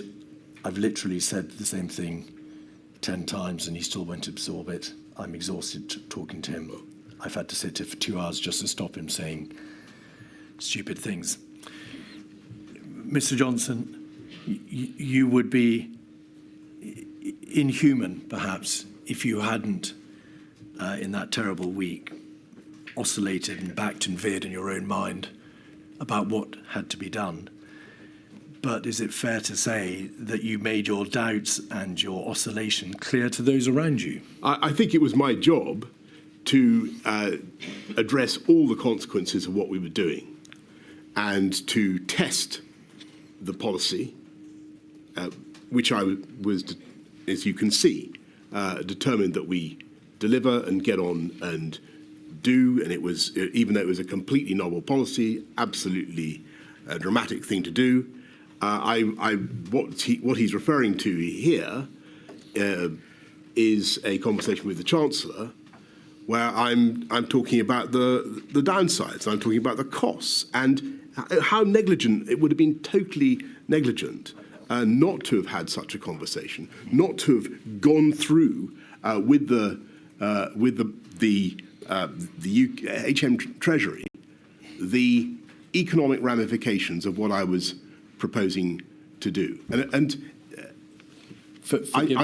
need to do that. It didn't in any way. I think the key thing is, it didn't in any way stop us, divert us from the crescendo of actions that we took. Forgive me. The suggestion is not being made here that you, having reached a view on public health grounds, took yourself off to speak to the Treasury and see what arguments needed to be made properly on behalf of the economic consequences that would ensue from a lockdown. It is that your own decision-making, your own judgment backed and veered, and that, by implication, this is a poor example of leadership function. You couldn't make up your own mind as to what should be done. On the contrary, I've made up my mind. We are getting on and doing it. We are not being diverted. I've got the Chancellor of the Exchequer with me, saying that there's a risk to the UK bond markets and our ability to raise sovereign debt. This matters massively to people in this country. It matters to the livelihoods of people up and down the land. I have to go through the arguments. And that is what I was doing. At 146636, page 92, your own private secretary, Imran Shafi, recorded in his notebook that on Thursday, the 19th of March, the same day, in fact, as those communications, you said, "We're killing the patient to tackle the tumour, large people who will die. Why are we destroying everything for people who will die anyway soon? Bed blockers." Is that not indicative of an absence of consistent position by you and a clear decision that on the basis of the scientific advice that you had received, these stringent interventions were necessary? No, it's an indication of the cruelty of the choice that we faced and the appalling balancing act that I had to do throughout the pandemic. And in order to what, if I said something like that, what I was saying, which is the truth, which is that in order to drive down the virus, to stamp out the virus, you have to do things that are going to be very damaging in all sorts of other ways. It's perhaps it's not. It wasn't designed to be publicly broadcast, but I was trying to find a way crisply to summarise what I saw as part of the problem, and I needed people to, and I think, by the way, that what I hope the inquiry will be able to do, I needed people to be able to do a faster reckoning of the benefits, the impacts of the MPIs and the costs at the same time. As for the reference to so-called bed blockers, that is, I assume this is the 19th of March, is it? Yes. And well, we've only a couple of days previously decided to do the March discharge strategy, and the issue there is that we're facing a crisis in that we only have about 100,000 beds in the NHS and in the acute sector, and plainly, sadly, many of those were delayed discharge patients, and we needed to sort that out. Two other issues in relation to the Thursday and the Friday. On the 19th of March, that Thursday, you had a meeting with a newspaper proprietor. Mr. Cummings has suggested that that meeting, which appeared in your diary as a personal social matter, was not perhaps the best use of your time in the middle of this crisis. Well, I can't remember exactly what happened at that meeting. It was a very brief meeting. The newspaper proprietor in question doubtless wanted to know about what was happening to London and why, and the way he owned and indeed the whole country, and wanted to be informed, and I wanted him to be supportive. So was the meeting to do with COVID? Was it COVID related, Mr. Johnson? I can't remember, but I'm absolutely certain it must have been. On that Thursday and Friday, there was then debate also, wasn't there, about whether or not, in light of the figures showing that the NHS in London would be overwhelmed sooner, there might have to be a lockdown for London first before the rest of the country. But that debate resolved itself, didn't it, when it became apparent that there was little point in locking London down if the rest of the country was going to be locked down just a matter of days thereafter. Yeah, that's exactly right. Yeah. All right. The final weekend of the 21st, 22nd of March, Sir Chris Whitty produced a paper dated the 22nd of March, in fact, called Coronavirus Summary of Strategic and Tactical Approach to the Epidemic. And that was presented to you at the second of a COVID-19 strategy meeting on the 22nd. The lockdown was, of course, ordered on the 23rd, following a meeting of COBRA and a strategy ministerial group meeting.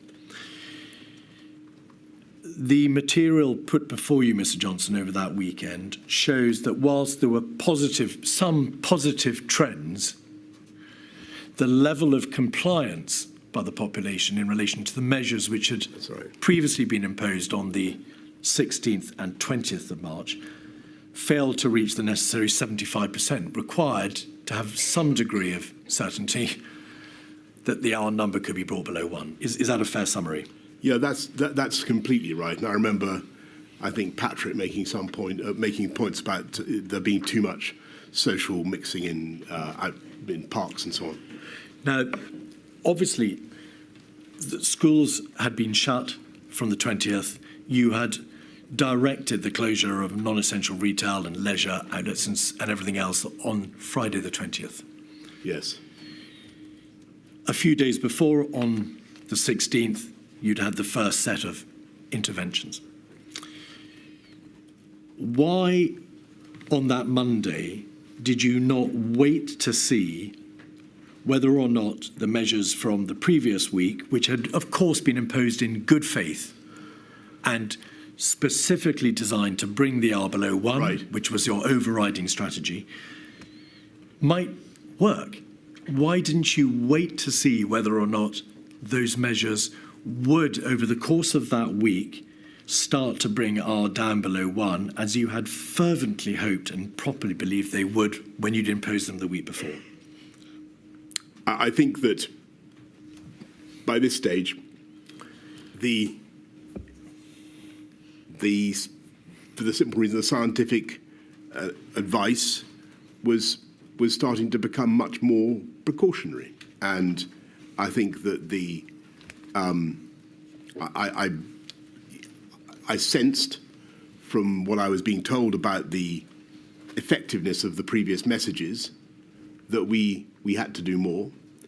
And looking at the shape of the curves that I had seen, I thought that we'd run out of wiggle room, and I thought we had to do what we could. There was no hard data, of course, as to when the NHS would be overwhelmed. You are not in the position of being able to ever to being given hard data as to when that would be, because you were in the context of a epidemiological exponential curve. And nor was it. You could not know exactly how many additional deaths would be spared if you took the measures on the 23rd of March, as opposed to waiting to see whether the measures from the 20th would work. You just weren't in that territory. And that being so, why didn't you wait to see whether or not the previous measures should be allowed to work? You say, looking at the shape of the curves, I thought we'd run out of wriggle room. I sensed more needed to be done. That was a very, and this is the suggestion to you, a very uncertain foundation upon which to order the ultimate sanction, the mandatory stay-at-home order. I accept that. I think that, I'm troubled by the decisions that I took for all sorts of reasons, and none of them, as we said at the beginning, were easy. I've been, the government clearly, from some quarters, gets criticised for going ahead with a lockdown, and as we were discussing earlier, the very word lockdown doesn't really appear in government vocabulary until the 14th. But we did it completely on the 23rd. I think it was really a measure of my anxiety about the curve. It seemed to me that I no longer had the luxury of waiting. It was over. We had to what I was hearing from the scientists, my sense that probably they were right to be doubtful about the efficacy of the measures. I had a hunch that might be correct. I couldn't know. I thought we could know. I thought we were out of time, and we had to do everything that we could, and so that's why we went to. We closed schools on the Friday. We closed non-essential retail, and then we do the stay at home on the Monday. But on the Friday, when you closed the schools and you shut the retail, you weren't at that stage. You hadn't at that stage already determined that there would be a lockdown on the Monday. That decision was only made in light of the information over the weekend about levels of compliance. I think that that's correct, isn't it? I think that's probably true, but I think that my general sense of where we were likely to be going had changed, and I thought that we were going to have to do whatever it took. 56213, page 4, is the relevant part of a meeting of COBRA. The COBRA decision, the COBRA meeting that took place on the Monday, after you had given the directions on the Sunday night. COBRA considered whether or not that additional social distancing measure, that is to say, a mandatory stay-at-home order, should be imposed. This meeting took place at 5 o'clock on that Monday. If you look at the current situation update in the first 3 paragraphs, you will see a reference to the figures for compliance being positive in part. For social distancing measures, the figures were positive and showed there had been an encouraging drop in footfall, but in some areas these were not where yet at a level that was acceptable. But park attendance, paragraph 3, had gone up by 200%. And you'll recall in the press pictures of thousands of people attending parks across the land, and queues in shops had increased. There were regional differences and there were lower compliance rates in some areas outside London. If we just scroll, and we needn't pause for long, but if you just scroll over the document, we can see there is much more detail provided about levels of compliance, the tube, and then on page 6 at the top, the chair said the measures were not to stop all work. There was work in government and other offices that must be maintained. There was a balance.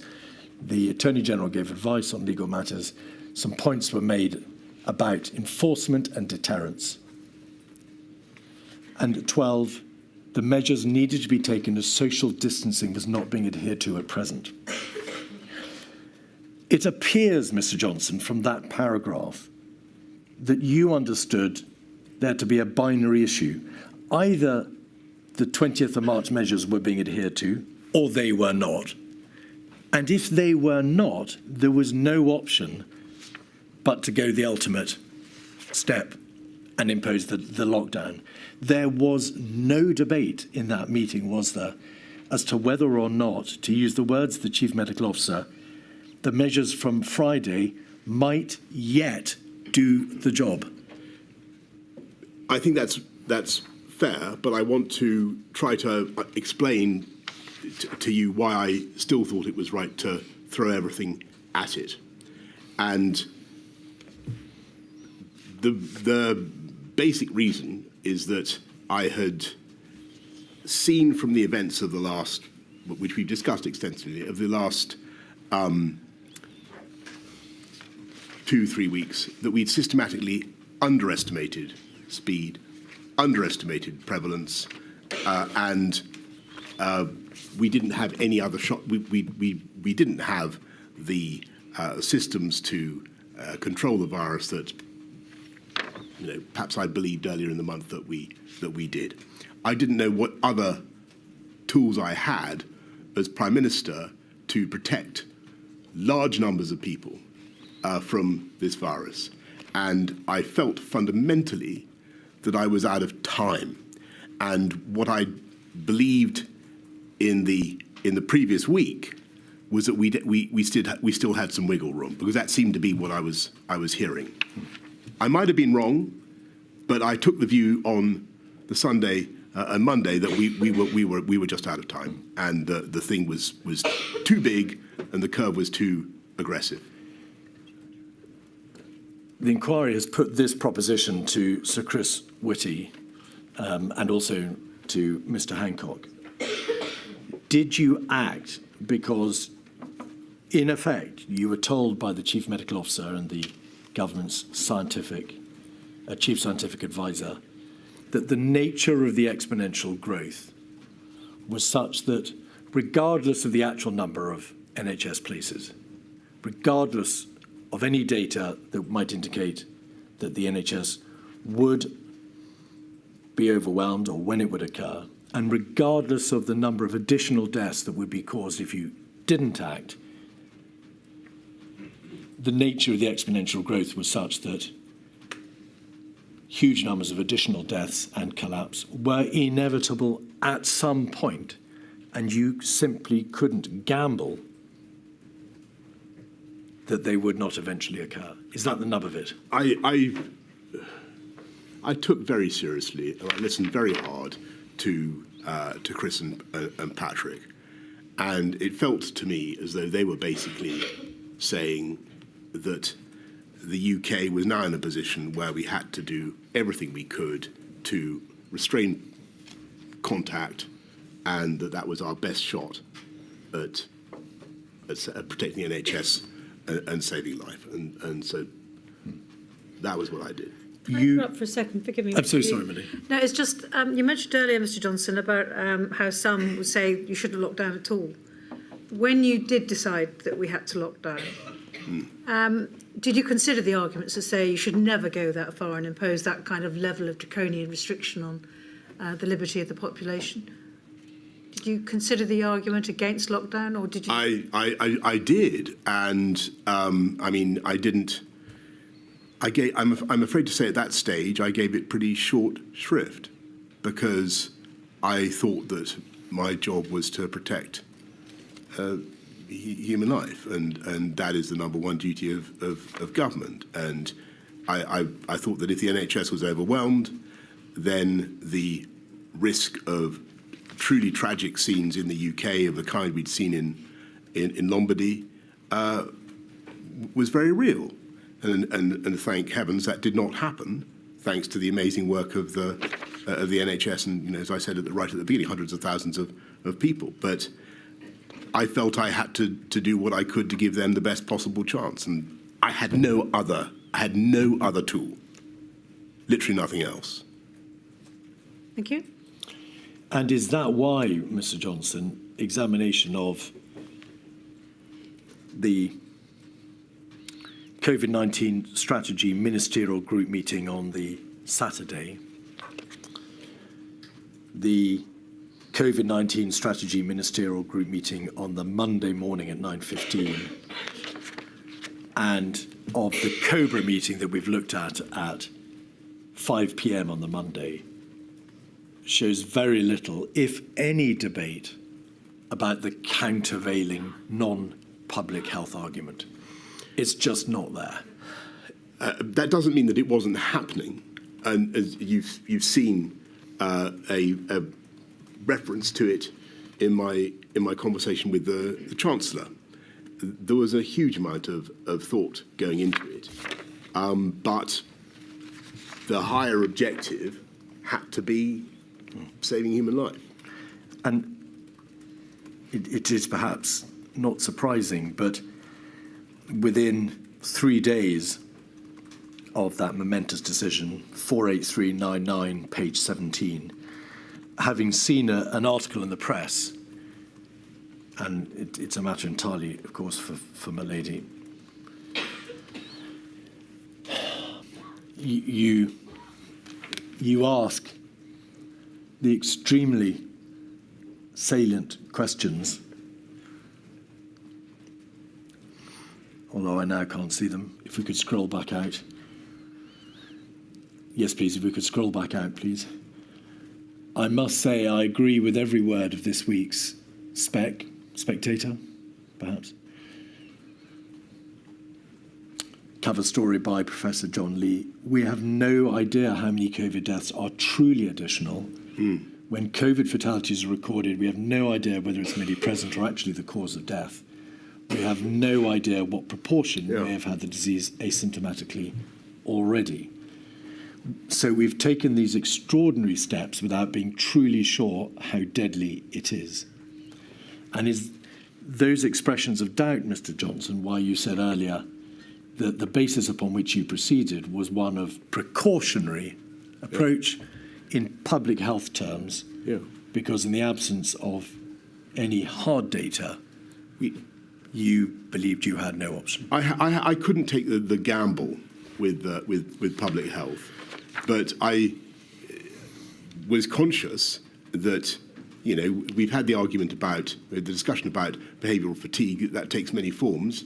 One is that the media, understandably, a lot of the media need a proper explanation of why this is necessary and how it's working, and they need and I really think that we need to, there is still work to be done in this area, and so here I'm saying,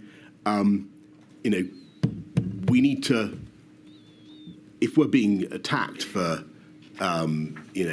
not standing up our actions, then we need to substantiate it. We need to say no. This is what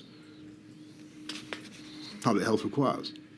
And so on this essential issue, the inquiry wants to ask 3 direct questions. Firstly, from what you've said, Mr. Johnson, and this may be entirely obvious, was it your position that the lockdown measures, the stay-at-home mandatory order of the 23rd of March, was absolutely necessary? I believe that it was. And I believe that it helped to suppress the R. I think that it was cumulative. I think that the R started to go down as a result of a series of things that we did, and also, frankly, as a result of popular anxiety about COVID anyway.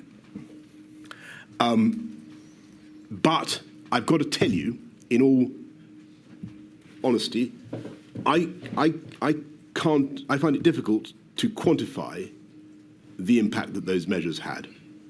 And the more we can do to explain why why NPI measures of any kind work, why they're necessary to the satisfaction of everybody, the easier it will be for government next time, and the more public buy-in there will be. Is that public buy-in was, I think, already very high, but I think it would be a great thing. Is that a reference to objective analysis of life quality and the outcomes, in terms of life and death and quality of life of particular measures?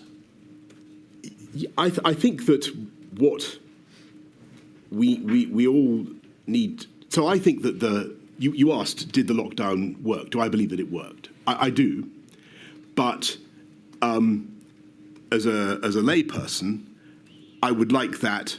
And I saw the Royal Society study on this that I think Chris had a hand in generating. It was very interesting, but I think we need to understand with a lot more granular clarity exactly what these NPIs deliver. I think that was Sir Patrick Vallance's predecessor, but it matters not. Oh, forgive me. Is that the report into what the nature of interventions are? It came out after the pandemic. It was indeed came out just before this inquiry. That's right. All right. And on that first proposition, you accept, of course, that because the government did not wait further to see whether the measures of the 16th and 20th of March would work, we will never know. Yes, but I had got to, and I suppose that's scientifically, regrettable. But I thought we had no time to fight. We couldn't wait. The second question: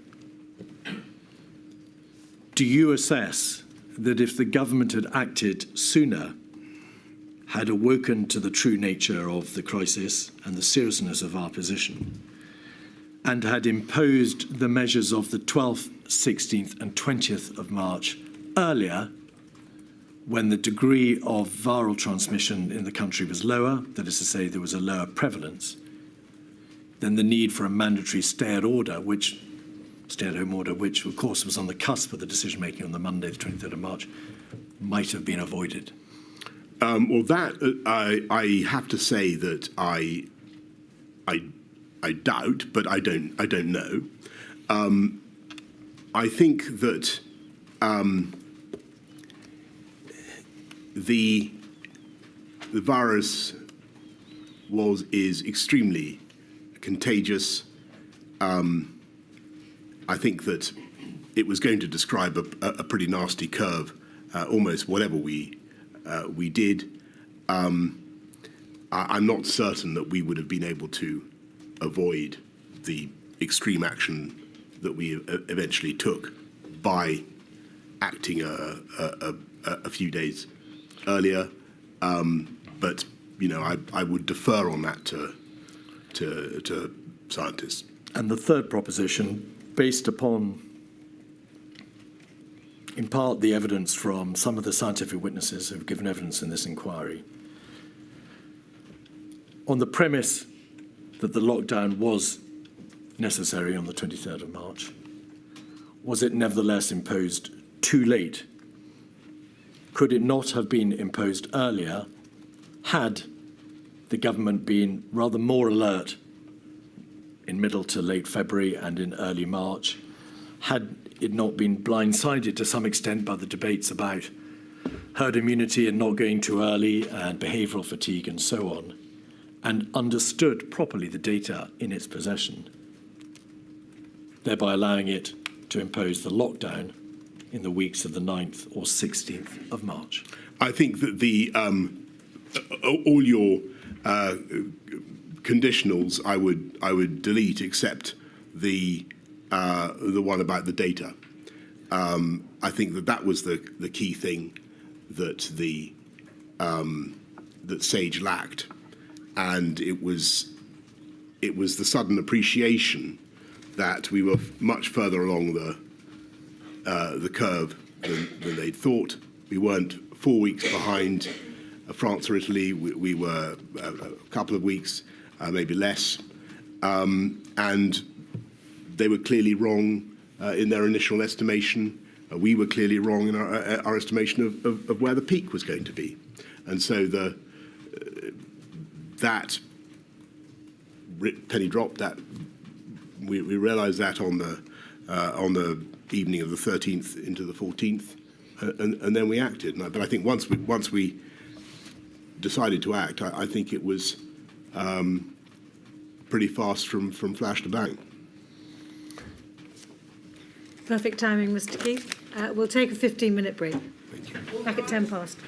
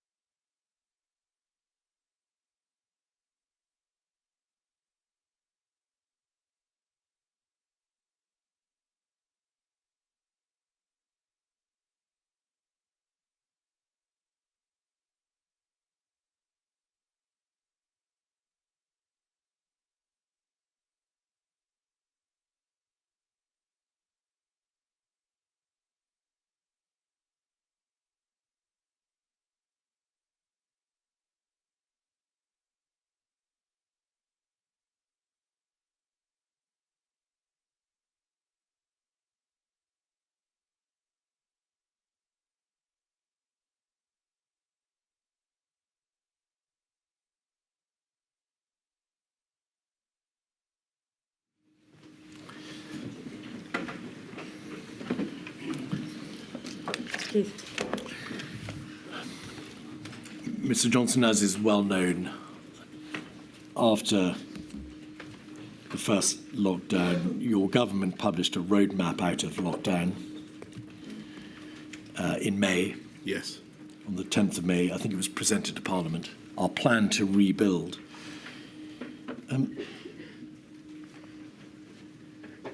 You make plain in your statement that you were extremely keen to reopen schools.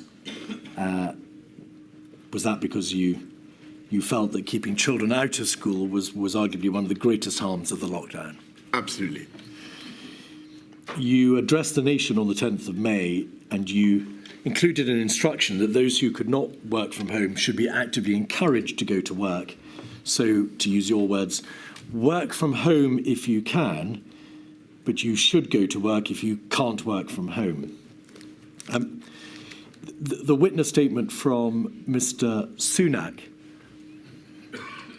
expresses how he was frustrated that there was, as he sees it, over-compliance with the stay-at-home messaging. And he believes that the possibility, or rather the likelihood that many people would ignore the active encouragement to go to work and not go to work had an exacerbation of the exacerbated the economic impact of the lockdown. In your communications with your colleagues on this subject, did you in July say this? In July 2021, looking back to 2020, yes. I arguably cocked it up last time with finger wagging to everyone to get on and do some work. Do you recall saying that, expressing regret a year later that you had got the work from home if you can, but go to work if you can't work from home message wrong? I think that it was a very difficult time as we came out of, I mean, the whole thing was unbelievably difficult, but as we came out of lockdown in the summer of, early summer of 2020 for the first time, that some areas remain under a lot of restrictive measures. I felt strongly that the people had made such a sacrifice to get the R down that we must try to allow people some freedom, and I wanted the the benefits of the exertion, as it were, the effort to get the R down to be felt throughout the country, for people to be able to do things again. And I think it's probably true that I wanted to see people back back at work, and I think that psychologically, emotionally, a lot of people were in a very different place, and they felt that they'd seen a terrifying pandemic. They were still very apprehensive, and they didn't want government lecturing them about what to do. And so that's probably what I'm getting at. Was the speed of the release very hard to gauge? Very. In Sir Patrick Vallance's diaries, 273901, at page 66, he describes you as being very bullish and wanting everything to be released sooner and more extremely than we would. By we, he means the scientists. And then page 92, in the context of a meeting with the Prime Minister, actually having a discussion about letting it rip. 624, on the 12th of July, Prime Minister still wants to push opening too fast. And if you just pause there, then on 94215, which is a WhatsApp group extract between yourself and Mr. Hancock in the top team group on the 15th of July, you say, I was calling because I'm very worried about winter. Yeah. We've gone fast on releasing lockdown. I'm getting no traction on doing what's needed to protect the NHS. Cases and track and trace are starting to rise. Of course, that's dated the 15th of July, by which time the NHS track and trace system was up and running. So may we presume from these messages that it was very difficult to decide whether you were going too fast, whether you were wanting to reopen, let it rip, to use your words, or whether or not, in fact, you were going too fast and then becoming overly concerned or concerned about the winter and the rise in cases. Yes. Well, so first of all, on the WhatsApps with Matt here, I think you've got to remember that this is a cabinet minister also thinking about his budget. If you read that carefully, you can see that what he's really saying is he needs more money, which is what all secretaries of state rightly do in their messages. So that's part of the conversation. But clearly, the issue was that I think I always realised, and certainly nobody disagreed with me, that when we came out of lockdown, when we went into lockdown, as Patrick said in that first important press conference on March the 12th, you can push it down, but with an unimmunised population, it will bounce back. And so I always knew that throughout the summer we were basically in remission, as it were, and that the thing would come back. And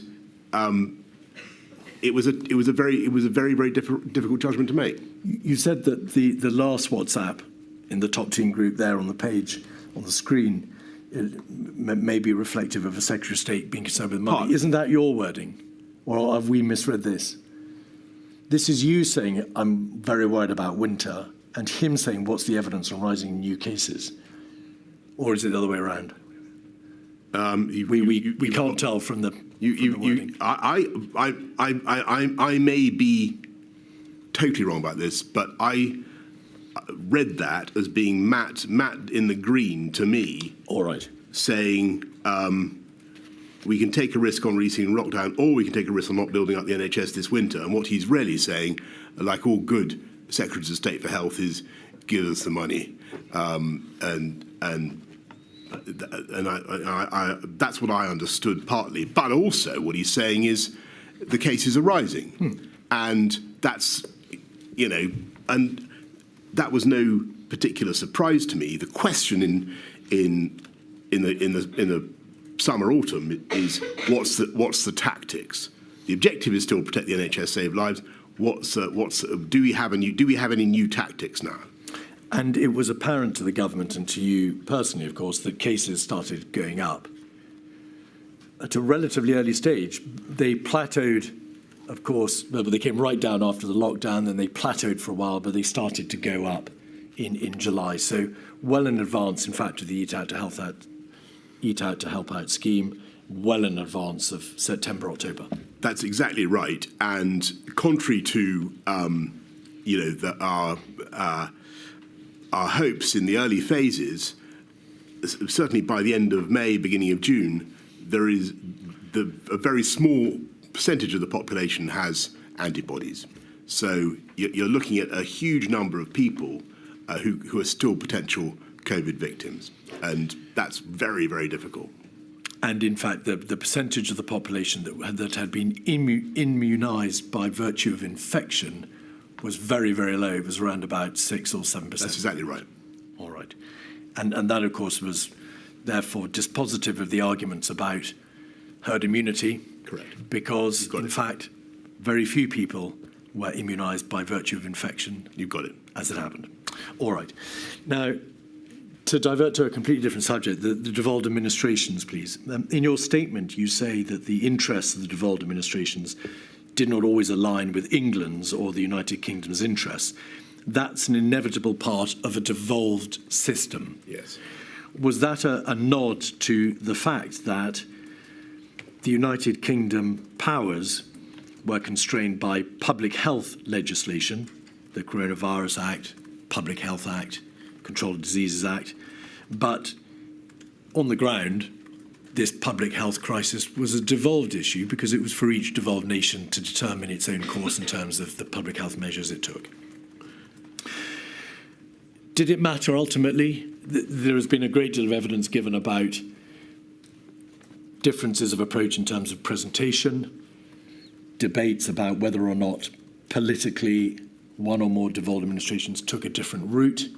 or took a different route for political reasons. Also, whether or not, when they attended meetings, they were simply informed of what the position would be, rather than being encouraged to generally debate the decision.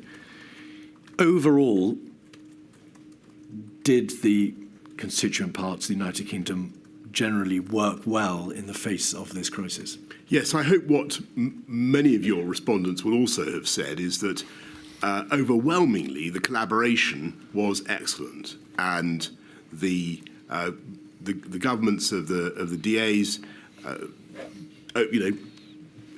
there was far more that united us and divided us. I know that sounds trite, but it's got to be said, and it was really a big UK effort, and the country really pulled together. I was making a much more limited point, and it is no disrespect to the First Minister of Scotland or anybody else, Chief Minister of Northern Ireland, Wales. They understandably were looking to talk directly to their own electorates. There were going to be times when they differed from the main UK government message, and I thought that was sometimes at risk of being confusing at a time when we really needed to land messages simply. And I could see, and people were endlessly playing back, oh, but Scotland says this, England says this, Wales is doing a circuit breaker, and so on. You didn't, I think, perhaps help yourself, though, Mr. Johnson, in this debate, because emails between Mr. Cummings and Helen McNamara show that Mr. Cummings said the PM's view and mine on Cobras, this was in the context of debate about who should attend Cobra, is they're hopeless as decision-making entities and actively cause trouble for communications because some attendees at Cobra, and Mr. Cummings had in mind the devolved administration's leak immediately afterwards. Well, was that your view?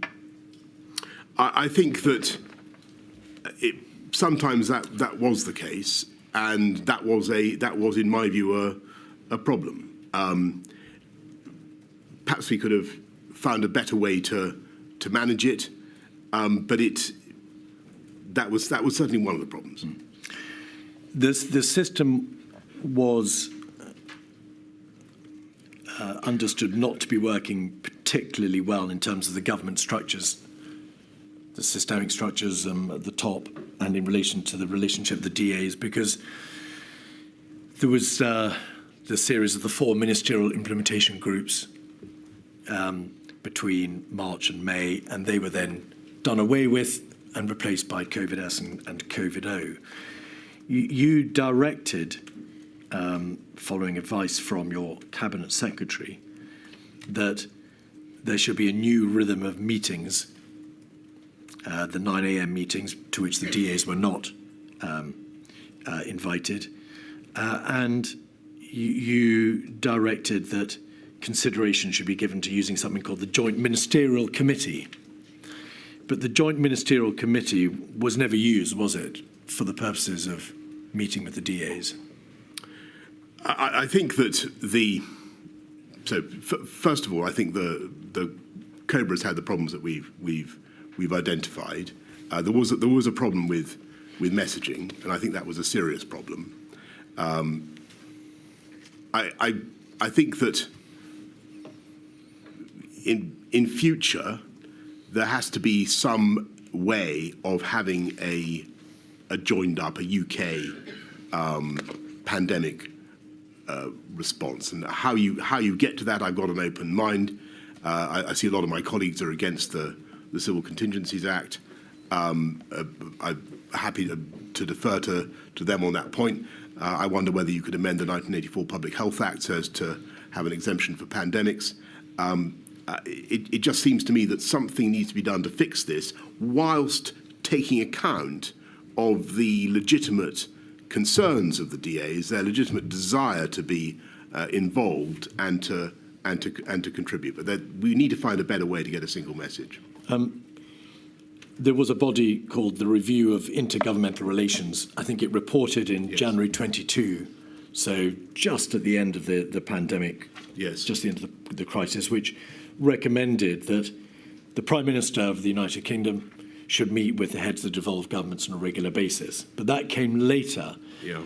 During the crisis, you ordered that Michael Gove, the Chancellor of the Duchy of Lancaster, should chair regular meetings with the devolved administrations. But there were difficulties, whether or not, in setting up that structure. It took time for those meetings to be arranged. Do you recall that? I don't recall the delay, but I do remember asking Michael to do it. I think he was ideally placed to do it. I think he did a very, very good job of working with the DAs. That didn't stop some of the raggedness that I've talked about.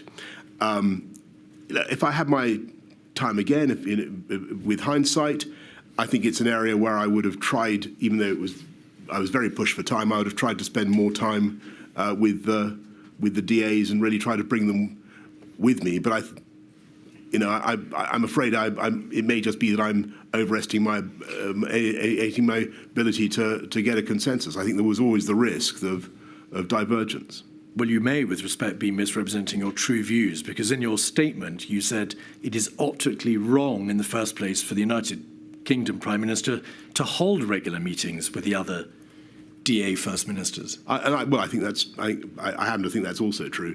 They can't both be right. Well, I think that sometimes you can do things that you think are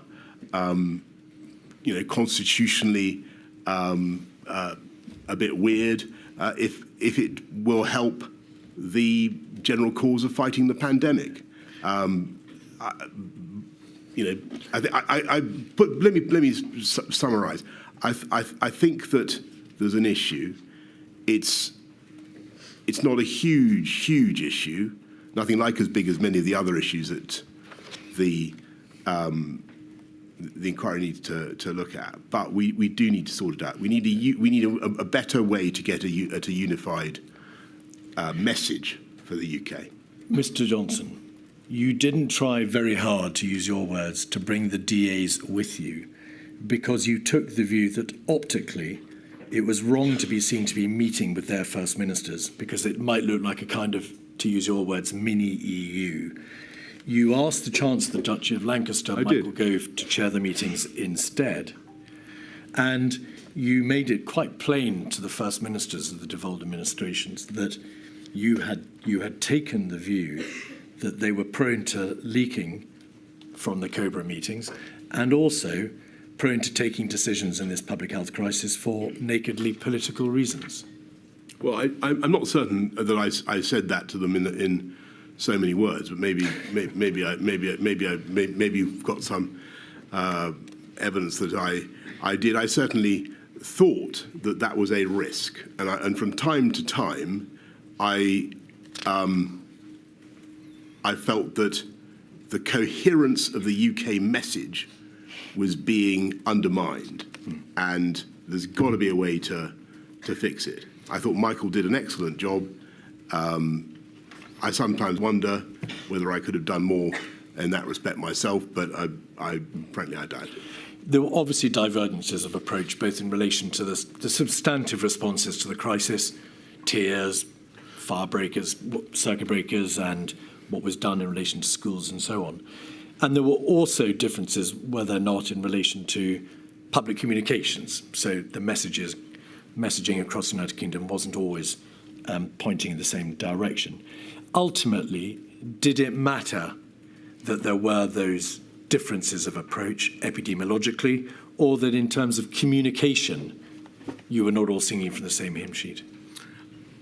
I think it did matter. I think that clarity and unity of message was very important. Data. Plainly, the United Kingdom government was, where it could, taking decisions in relation to what should be happening in each of the four nations of the United Kingdom. as I say, not directly in public health terms, but obviously it was trying to apply an allied or a unanimous approach. Did you feel that you, as the Prime Minister of the United Kingdom government, had sufficient data, sufficient scientific advice as to what the position was on the ground in each of the other nations epidemiologically? Well, I think that when the pandemic broke out, we were short of data about many things. We didn't even know the number. I think I said in my statement, we didn't even know the number of beds in the NHS, and it took a long time to extract relevant data. There was a general continuing concern raised with you because Ms Sturgeon wrote to you in September 2020 about whether or not the devolved administrations were receiving enough financial support in order to be able to enable them to put into place the public health measures that they had ordained. In essence, because they are devolved nations, they don't have access to the same levers of fiscal power as the United Kingdom government. How was that issue resolved, or did it continue throughout the crisis? I think that the issue of financial support was obviously allied with the issue of divergence of approach, because clearly, if it was open to a DA to take for instance, a much more precautionary approach, or to say that they wanted to do X, Y, Z policy that would be more expensive, then that was something that we were going to, that the whole of the UK Exchequer was going to have to cover. Now, that it wasn't that I wanted unity of message for that reason. But that was certainly an extra complication. In his statement, Michael Gove says, in the early stages of the response, there were occasions when insufficient notice was given to the devolved administrations of decisions that were likely to be taken. And in her witness statement, Ms Sturgeon says, I believe both that communication should have been better, and more importantly, that the devolved administration should have been integral to that decision-making. Would you accept, perhaps with hindsight, that the decision-making process, insofar as involved the DAs, was not as good as it might have been? I think some form of integrated decision-making that doesn't leak is what you're after. Local government, it would seem that in March 2020, there was a deliberate decision within Downing Street not to invite the Mayor of London to meetings until the 16th of March. He says that he made repeated requests to attend. He requested to attend Cobra on the 2nd, 9th and 12th of March, but was not permitted to do so. Did you know that? Do you agree with that?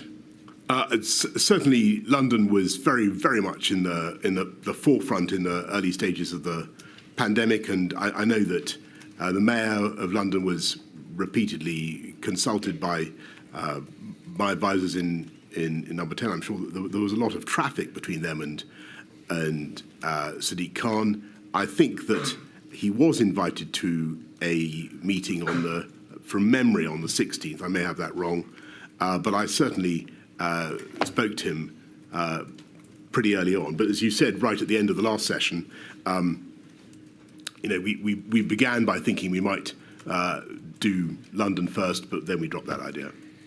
The Mayor of London was not invited to the government's formal crisis machinery, Cobra, until after the first national measures had been imposed by the United Kingdom government. Is that correct? And that is because we didn't, in the end, do London first measures, and there was some sensitivity about other metro mayors. I think in relation to the metro mayors, save on one occasion, the 12th of October, when the Mayor of Liverpool, Andy Rotherham, attended, no metro mayor was invited to attend Cobra at any time. Right. The evidence from Sadiq Khan, from Mr. Burnham and Mr. Rotherham is to the effect that there was generally insufficient information given to local leaders. And in the context, Mr. Johnson, of the local restrictions in the summer of 2020 and, of course, the tier system in October and December of 2020, that was a very significant failing, was it not? Well, first of all, I'm grateful to Mr. Rotherham, to Andy Burnham, to Mr. Khan, all the mayors for the work that they did and the leadership they gave to their own communities. And you know, you talk about Andy Burnham. You know, there were parts of the country that barely came out of measures for the whole of the year. Manchester. And, exactly. And they had a very, very tough time. And we did our best to offer support and to engage with them and to help. But some of the negotiations, as I'm sure we'll come to, were extremely difficult. One of Sir Patrick Vallance's entries appears to suggest that in relation to Manchester and Mr. Burnham, a COVID-esque meeting, at which you were present, openly drew a distinction between the support and measures that would be given to Manchester as opposed to Liverpool for nakedly political reasons. Would you agree? Did that happen? Are you saying that I'm not certain there was a Conservative mayor of Liverpool? No, it's that a view was taken upon the nature of the local leadership in Manchester, and a view was taken about how cooperative it was being. Oh, I see. And therefore, Manchester would be treated differently to Liverpool. I don't remember that at all. I think that Liverpool certainly was the people who were heroic in trying to get mass testing going, and again there was terrific hardship because of the lockdowns, but they made they were vital to the campaign to get mass testing going. And another separate issue, please, the consideration of vulnerable and at-risk groups, and you'll appreciate, Mr. Johnson, that on account of your position as Prime Minister, many of these issues would only perhaps fleetingly have come to your attention, and of course only at the highest possible level, and therefore there is a distinct restriction on the detail into which we can go in debating them. Helen McNamara, in her statement, makes this general point, that across the advice and discussions in the Cabinet Office and in the heart of government, there was a striking absence of humanity or perspective about how people or families actually lived. And her sense was that the group of people in your inner coterie and in the Cabinet were a most homogenous group of people, and were taking decisions that probably called for a much broader representation across society. Would you agree with that general proposition?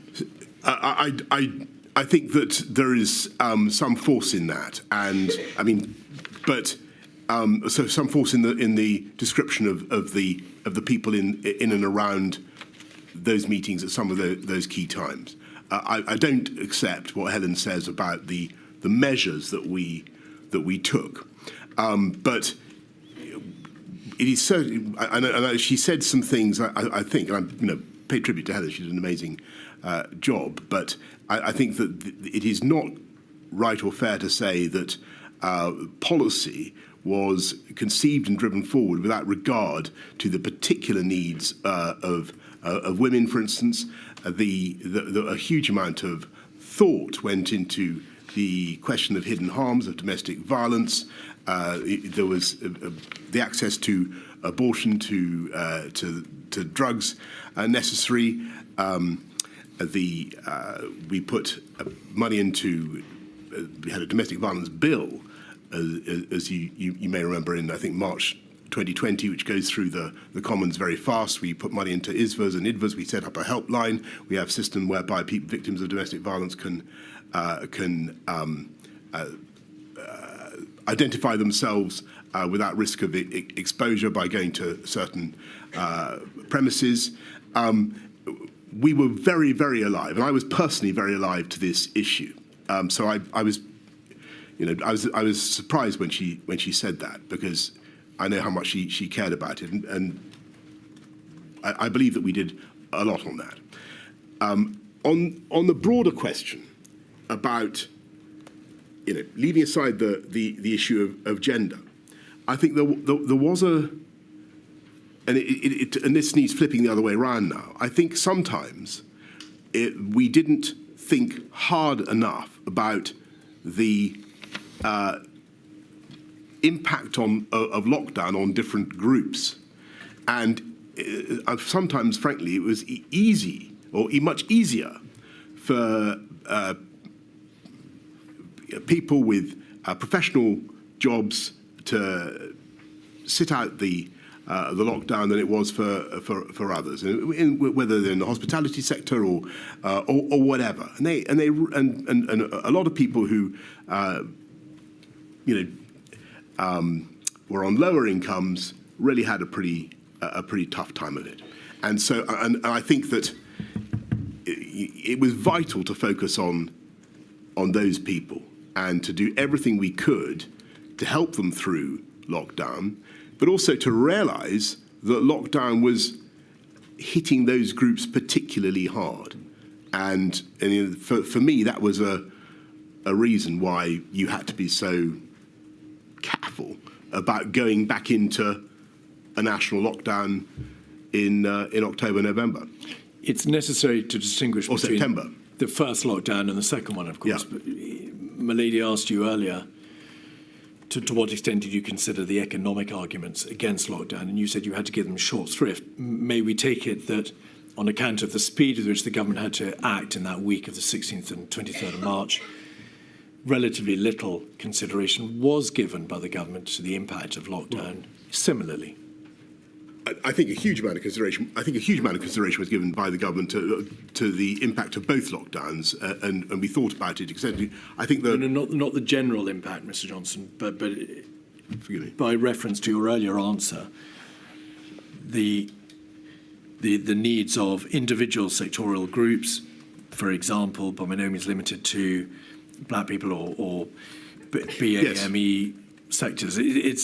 It wasn't something that was at the forefront of the government's consideration in that week. So both lockdowns were at the forefront of our consideration in the subject of consideration because of what appeared to be its diverse impact. And as I'm sure you know, we commissioned a lot of work into the way COVID seemed at first to be striking particular communities harder. But that wasn't apparent till April.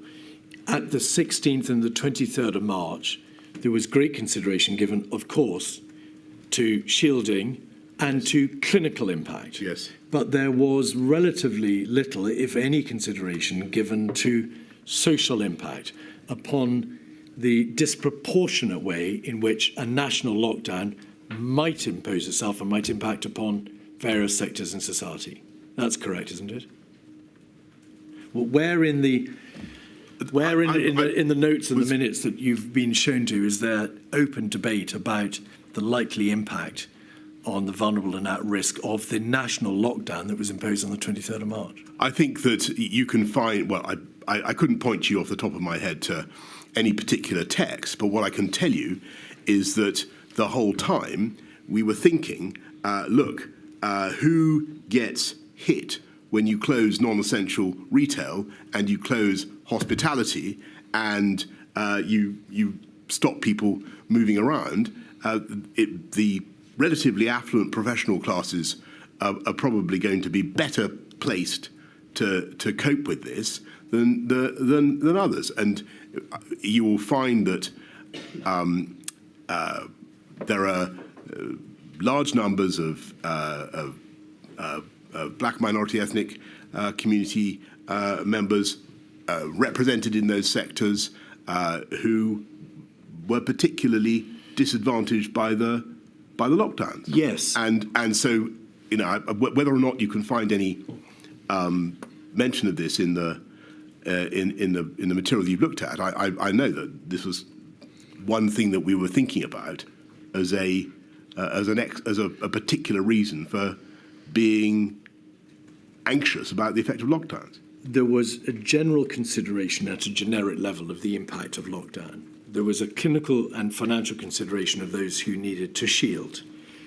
There was a broad understanding that if the R rate could be brought below 1 and prevalence reduced, that would be for the greater benefit of all. But it wasn't until April and the first few weeks of May that the information started to come to light that members of the black and minority ethnic communities were suffering more, that the lockdown was having a greater and disproportionate impact upon them. That's correct, isn't it? I don't remember exactly when it came to light, but it was intuitively obvious that it was going to happen, and it was one of the reasons that I was very cautious about going back into a national lockdown. That's later, of course.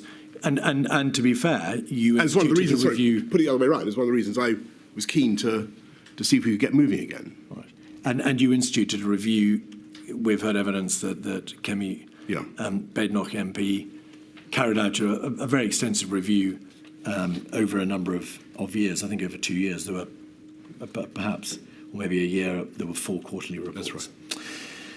You were, I think, less sympathetic to the needs of those persons suffering from long-term sequelae, that is to say, suffering from the condition known as long COVID. You questioned for quite some time whether or not that condition truly existed, and you equated it to Gulf War syndrome repeatedly. Is that fair? Not really, no. But can I just come back on that and say, first of all, the words that I scribbled in the margins of submissions about long COVID have obviously been now publicised, and I'm sure that they have caused hurt and offence to huge numbers of people who do indeed suffer from that syndrome. And I regret very much using that language, and should have thought about the possibility of future publication. And I regret it very, very much. And what I was trying to do was to get to the heart of the matter, get to the truth of the matter, and to try to get my officials to explain to me exactly what the syndrome was. And it actually took quite a long time before I got a proper paper on it. I think it wasn't until I get this wrong now, but I think it wasn't until 2021, summer of 2021, before I actually got a paper on long COVID. But I did, as you say, ask repeatedly to get some information, and that was so I could explain to people what we were doing and what the issue was. Mr. Johnson, the point is that in October of 2020, you scribbled these remarks on a report to you about the funding from the NIHR into a long COVID survey. You continued to make disparaging references to whether or not this was Gulf War syndrome stuff in February 21, in the context of an update given to you on the 21st of February.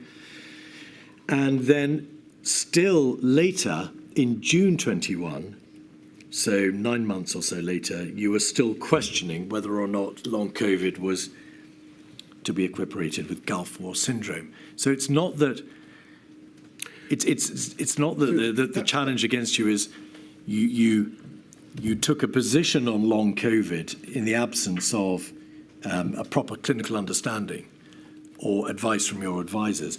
It is that notwithstanding the repeated placing of reports before you, you carried on questioning long COVID until many months later. Well, I'm not certain that's correct, because I don't think I got a a full explanation of or a full paper on it until the summer of the full paper was on the 1st of June 2021. That's correct.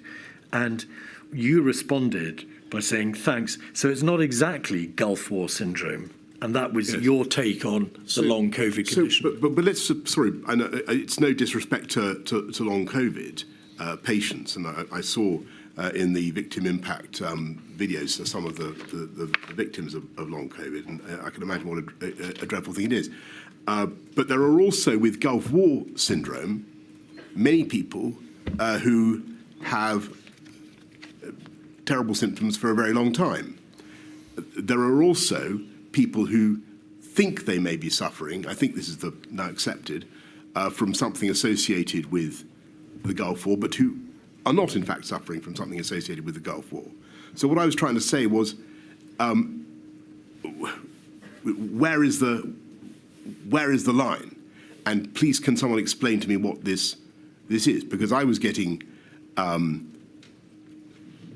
anecdotal accounts of people who were suffering from it, and I wanted to be able to say what we understood it to be and what we were doing about it. And what we were doing about it is fighting COVID, because the way to stop long COVID is to stop COVID.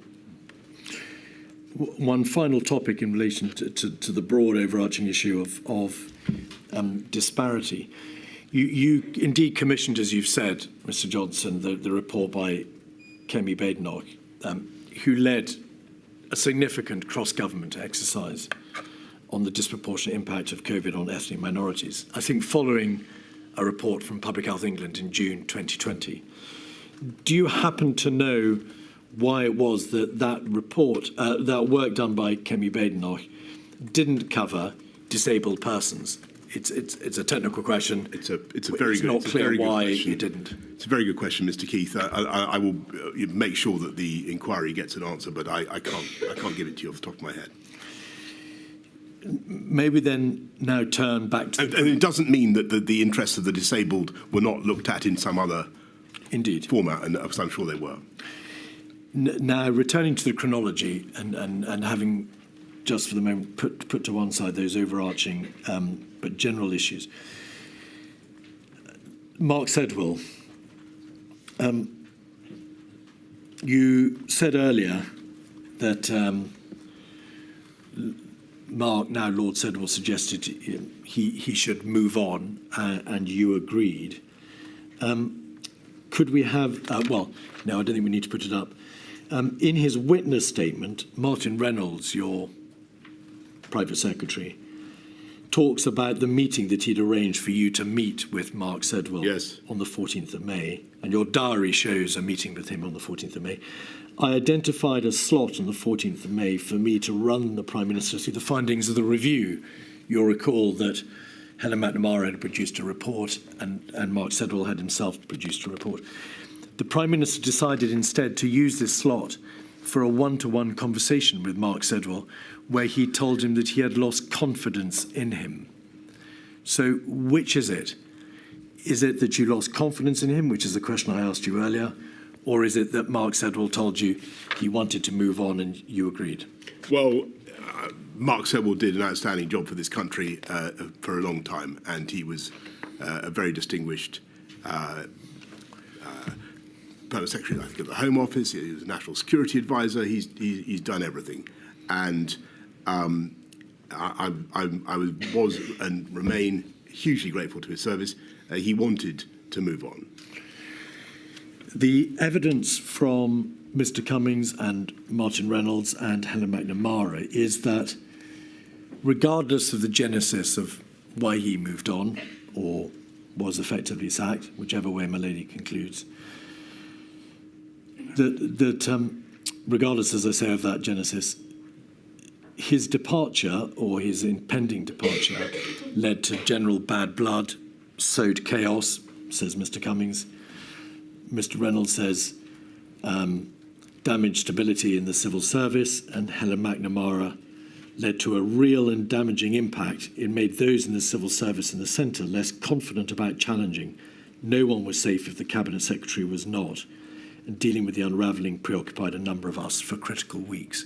Would you agree that the consequences of his contingent departure did have wider ramifications, quite damaging impact, in fact, on the civil service in Number 10 and Cabinet Office? No, I don't think that's the case. I think that there was a fantastic array of talent in the civil service, and they did a very good job. I think that what did matter in that period, and the thing that was getting us all down, was the knowledge, creeping or otherwise, that this thing was coming back, and we needed to deal with it, and it was going to be very hard, and we needed to get organised to do it. And that was, I think, the thing that made people scratchy. Helen McNamara prepared, as you know, a report on the workings of Number 10 and the Cabinet Office, and without going through it in detail, because it's been placed before the inquiry repeatedly, it identified very significant concerns in the working operations of Number 10 and the Cabinet Office, did it not? I saw the. I've seen two versions of this document. Yes, there was a draft and then a final version. So I saw the final version. I think what this document reflected was a civil service unease about the challenging approach of some of the special advisors, and I had to make a judgment about that particular issue, and I decided on balance that at a very difficult time for the country, I'd rather have a Number 10 where people challenged ideas and where people brought new ideas and where people felt free to say things than a Number 10 where everybody tried to pretend that all was continuously well, because all was patently not well with the country, and we needed to fix it. So may we be clear about this, Mr. Johnson? If your concern was that there had been a civil service unease about the challenging approach of some of your special advisors, and you plainly mean Mr. Cummings there, your response was not to support the civil service and deal with Mr. Cummings. You sidelined your Cabinet Secretary and kept Mr. Cummings. Well, that's your way of well, is that not what you did? I certainly. Let me get back to Sir Mark. He decided he wanted to move on. That's what he told me.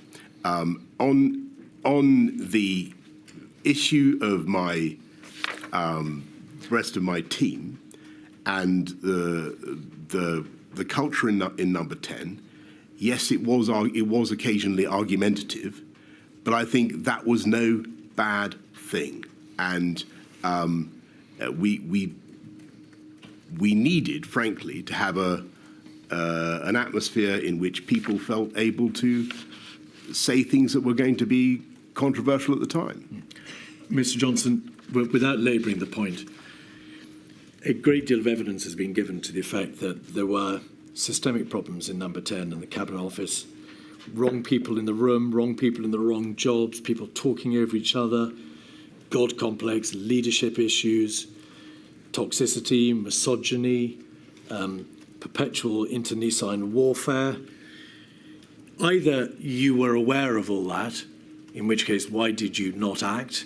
Or if you were not, why were you not aware? So none of those things was put to me in the terms that you've just done.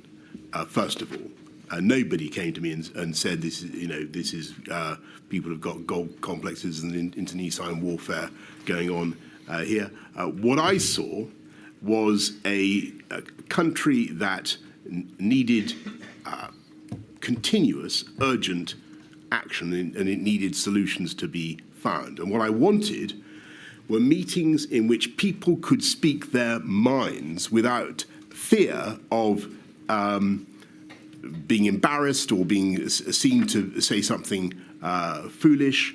And that's one of the reasons, by the way, why I sometimes spoke bluntly and freely in meetings. I wanted to give everybody cover to do the same. I wanted people to feel that they could, if they had an idea, then I wanted to hear it. So can I just interrupt? I'm sorry, Mr. Keith, I appreciate it. Can you hold that train of thought, whatever it was? Mr. Johnson, one of the reasons I've been interested in the culture in number 10 is whether or not, if there have been different structures in place, then this kind of culture may not have arisen, and that might have provided you with a better framework for decision making and seeking advice. And so, and I was looking, for example, we were looking at how initially the ministerial implementation groups, they didn't really work, and so until eventually you got the COVID-S and COVID-O, and they did work. And I was just wondering if you had a kind of structure whereby something like COVID-O, COVID-S, whatever, swept into operation the minute the Prime Minister said, right, this is a dire emergency, a pandemic. Yes. So might that help? Malay, look, I think that you've put your finger on it, and that the problem, frankly, was that the system, the Cabinet Office, the ministerial, the MIGs, it was all too diffuse, and things, in my view, only really started to come together when we had a rhythm of morning meetings where everybody could say their piece, and that would set the agenda for the day. That wasn't necessarily a decision-taking meeting, but what I would submit is that for future pandemics, there needs to be a more clarity about which are the discussion meetings and which are the decision-making meetings. Because what would happen is that I would be presented with a problem, and then within the space of half an hour, we would have got to the solution, and then we'd have to do it all again in a separate format, or through the cabinet, or whatever. And I think that some work, I mean, it's a microscopic issue by comparison with much of what we've been talking about, but some work needs to be done on those procedures so that the Prime Minister has when he goes into some meetings knowing that these are decision-taking meetings and is given all the evidence on both sides of the argument. Because that was not happening. What was happening was we were having a meeting, we'd say, this is here's the problem, the R is taking off, the tiers aren't working, what do we do now? And I would try to come to an answer, but I felt that the structures were, we had the difference between COVID-O and COVID-S, but to be absolutely frank, I don't think if I was sitting in a COVID-O or a COVID-S, I could have told you at any given moment whether it was a COVID-O or a COVID-S. I was just sitting in meeting after meeting, trying to deal with the problem. Now, that was the most effective way to do it. You needed to be sitting permanently on the bridge, trying to deal with it all. And back to the culture, I had to make a decision about, and I knew that some people were difficult. I didn't know how difficult they were, clearly, but I thought it was better on the whole for the country to have a disputatious culture in number 10 than one that was quietly acquiescent to whatever I or the scientists said. Mr. Johnson, in a WhatsApp to Mr. Cummings, you described him and you and your administration as having indulged in an orgy of narcissism. That's not disputatious culture, is it? I think with respect, that WhatsApp was sent at the end. When I think things were becoming, some of the things that were not obvious to me had become more obvious. 48313, page 17, is a WhatsApp. In May, in fact, so earlier in the summer, a WhatsApp from Mr. Cummings to you. I think it's a screenshot from Mr. Cummings's witness statement. If we could scroll into the top of the page.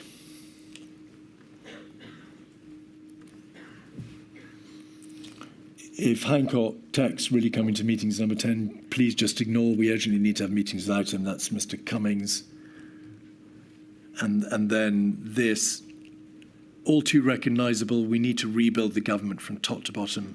We need to take over the Cabinet Office and run the whole thing. Yeah, this is me on the left, is it? Well, that was my question. The top right is obviously Mr. Cummings, because yes, he's asking you to ignore Mr. Hancock's text, which says perhaps something about the system of government. So this is... No, just wait one moment. Is it Mr. Cummings or you who says we need to rebuild the government from top to bottom, take over the Cabinet Office and run the whole thing?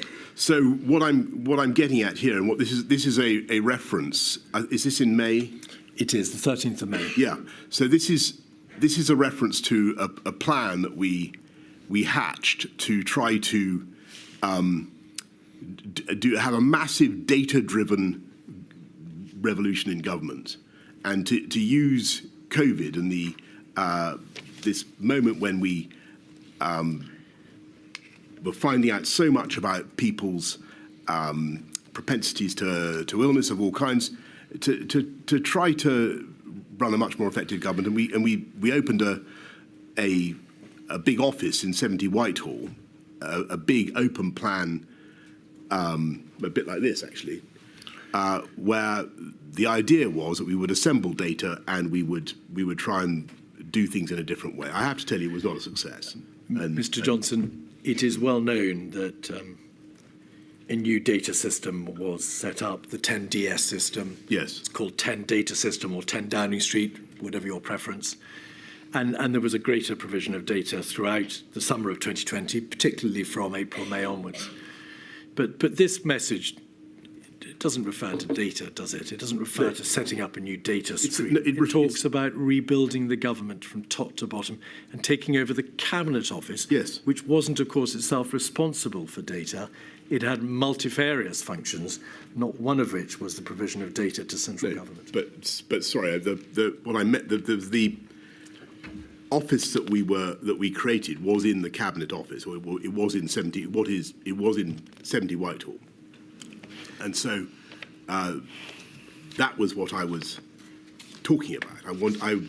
I agreed that things needed to change, and I wanted a data-driven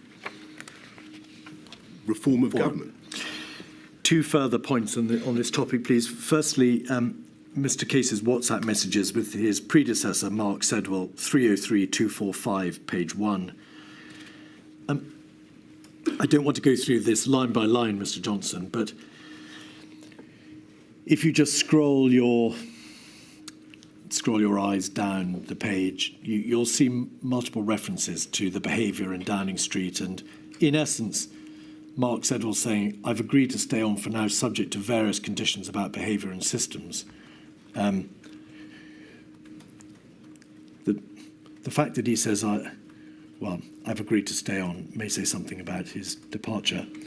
But there are references on this page to not willing to agree to do any job in the version of the centre without guarantees on his conversations with the Prime Minister about behaviours. I will work for you and the Prime Minister. Where is this? You'll see that in the middle of the page. Oh, yes. There we go. 1805, 0829. So that passage, I'll not support any version of number 10 that undermines any Cabinet Secretary, let alone you. I'll do my utmost to support a Prime Minister, but I'm very, very cautious about walking back into this. There is then a reference to the conversation with you about behaviours at 1805, 20, 08, 59. 1547, I don't want to go near these people unless there are guarantees about behaviour. 1805, 20, 22, 50, 32. I'm here from everyone that you've made the Prime Minister see sense, and the only thing that is happening is creation of a COVID job. I'm almost more appalled that the Prime Minister has done all of this, and that's completely put me off my stride. That has done all of this damage when all he really wanted was a point person for COVID. 1805, 20, 22, 29, 46. I hammered the game playing, COVID now, lead the work, fine if it sticks. I'm not sure that's you, saw sense. He just gave in when I made clear how angry I was at the behaviour, and so on and so forth. They made it absolutely plain to you that there were very real problems in the operation of Number 10, in part because of the behaviour of Mr. Cummings, in part because of your own approach to leadership and the decision-making, and in part because you had effectively sacked Mark Sedwill. Well, several things. I don't remember any conversations about behaviour with either of these people. I don't remember any particular complaints being raised by Simon Case about anybody's behaviour. I think that you should take these points up with the current cabinet secretary. I understand he can't. They've been taken up. sadly. They've been taken up with Mark Sedwill, who has been a witness in this inquiry, Mr. Johnson. Well, all right. That's good. But finally, what I would say is that I don't think it was a bad thing to have people who were willing to challenge the consensus and get things done. And whatever you may say about the government, it did get an awful lot of things done, and I think that's what the country needed at the time. And a lot of things were not done as well as they might otherwise have been done. Is that not equally possible? I think what is certainly that's always true, but I don't happen to think that when it came to the management of the pandemic, and this is I think the crucial thing, when it came to the management of the pandemic, any kind of differences, feuding, or whatever between officials, which I'm sad to say are just what happens in places like Number 10. I don't think any of that made the slightest difference to our processes and our decision making. But you could have stopped it. If we look at, I think we probably need to move on. Well, there's one final point, which is a matter which Milady intervened to ask a question about when the evidence was given. I'm stopping you asking a question I wanted. Right, okay. Yes. The inquiry was shown a WhatsApp from Mr. Cummings, which was particularly offensive about Helen McNamara. I saw it. It was sent to you and others in your WhatsApp group, but you maintained a silence and you never spoke up to say that is unacceptable and it cannot be allowed to go on my watch. I did see that, and I don't remember it now, but I don't remember seeing it at the time. But I must have seen it because I was on the group. You were. I've rung Helen McNamara to apologise to her for not having called it out, and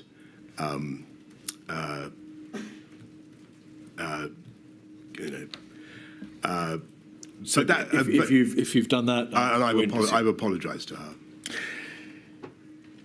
Finally, this afternoon, the DHSC and Mr. Hancock. A considerable amount of evidence has been given to the inquiry that the lead government department model may not have been appropriate for a whole system crisis like COVID. You understand what the lead government department model is. It will plainly function well at the beginning. It may function less well when the whole of government is engaged and perhaps too much pressure is placed on the LGD. It can't accommodate the weight of the whole system response. There is considerable material in Sir Patrick Vance's diaries and in the the witness statement of Mr. Cummings to the effect that there was a high degree of chaos in the DHSC, that there was operational inefficiency. Sir Patrick Vallance talks about this all the way through to May 2021. Were you aware that competent, very senior advisors in your administration held the view that the DHC had been overwhelmed and was operationally inefficient? I was certainly aware that the Department of Health and Matt Hancock were coming under fire. But I want to go back to the high-level point I made earlier about what all this signifies and the ways in which it should be read and understood. First of all, it's the kind of stuff that would never have previously come out from any administration, because it's now on instant social messaging of a kind that previous governments didn't have. This is instant chit chat between people who would normally have said this to each other's face, wherever, in the corridors or wherever. I'm so sorry, Mr. Johnson. Will you allow me? I'm so sorry to interrupt. You may have misunderstood my question. Forgive me. The material consists not just of WhatsApps and evening notes, but also witness statements, which talk about a high level of operational inefficiency or chaos, however you in the DHSC. I'm not talking about the more personal or intimate remarks in the WhatsApps. I totally understand. Were you aware that that view was taken generally of the DHSC? I was aware, yes, certainly. I was aware that the DHSC was under fire from loads of people. But that was hardly surprising, because the country was going through a horrific pandemic. And I just want to say what I should have got more quickly to the point. The point is, you've got a lot of very talented, sometimes super confident, sometimes egotistical people who are crushed with anxiety about what is happening to their country, who are racked secretly with self-doubt and self-criticism, and who externalize that by criticizing others. And it's human nature. And when you're the leader in those circumstances, your job is to work out what is justified and what is people sounding off and what is political nonsense. And my judgment was that Matt was, on the whole, doing a good job in very difficult circumstances, and there was no advantage in moving him, as I was being urged to do. That was my judgment. And on the lead department point, I think that, yes, I think it was a huge burden on Department of Health to be the lead department for a while, but that rapidly morphed into the centre running everything, and that was inevitable. Why were... Well, you suggest in response to my question that these criticisms were made because people were crushed with anxiety and racked secretly with self-doubt and self-criticism. Whatever the psychological mood of Sir Patrick Vallance, Mr. Cummings... I'm not... Sorry, I don't wish to attribute those psychological states to any individual, but... No. We'll wait for the question, please. Whatever states they were in, and even if they were in a state of being crushed by self-criticism and self-doubt, that hardly explains why a significant number of witnesses describe objectively chaos inside the DHSC. Well, I think it goes...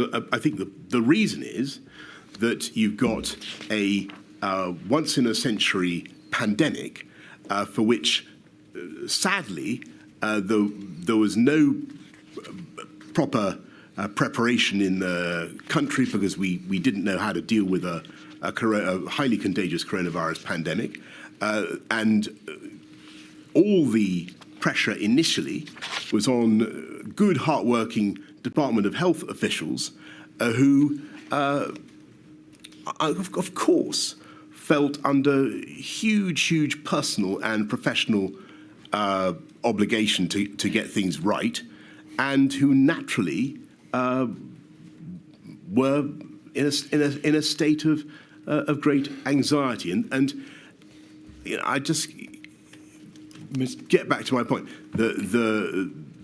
My job was to decide whether that problem, which I think was inevitable, could be solved by moving people, or whether we had to forge on. And I thought it was better to forge on. Regardless of the state of the individuals in the DHSE, and acknowledging the remarkable and extraordinary efforts made by so many people individually within and without government to respond, it was part of your function as Prime Minister to ensure that the lead government department, the DHSE, was responding and dealing with the crisis as best it could. You were obliged to ensure that your government was operating properly, systemically. You knew that other advisors, senior advisors in your administration, were telling you that the DHSE was not operating well. It was chaotic and dysfunctional, and there were very real concerns being expressed about its Secretary of State. Why did you not take a grip on that issue? Because first of all, I thought that the permanent secretary at the Department of Health, Chris Wormald, was outstanding, and secondly, for the reason I repeat what I have said, I thought in the circumstances that Matt Hancock was doing a good job. He's he's intellectually able. He was on top of the subject, and whatever his failings may or may not have been, I didn't see any advantage to the country at a critical time to the country in moving him in exchange for someone else when I couldn't be sure that we were necessarily going to be trading up. And I did think about it. Of course I thought about it. But I thought that was the best thing to do. But what we also did was we took control, and the management of the pandemic was basically centralised in Number 10. So is this a nub of it? Throughout April, May, June, July, you were aware that a number of senior advisors and civil servants were highly critical of Mr. Hancock.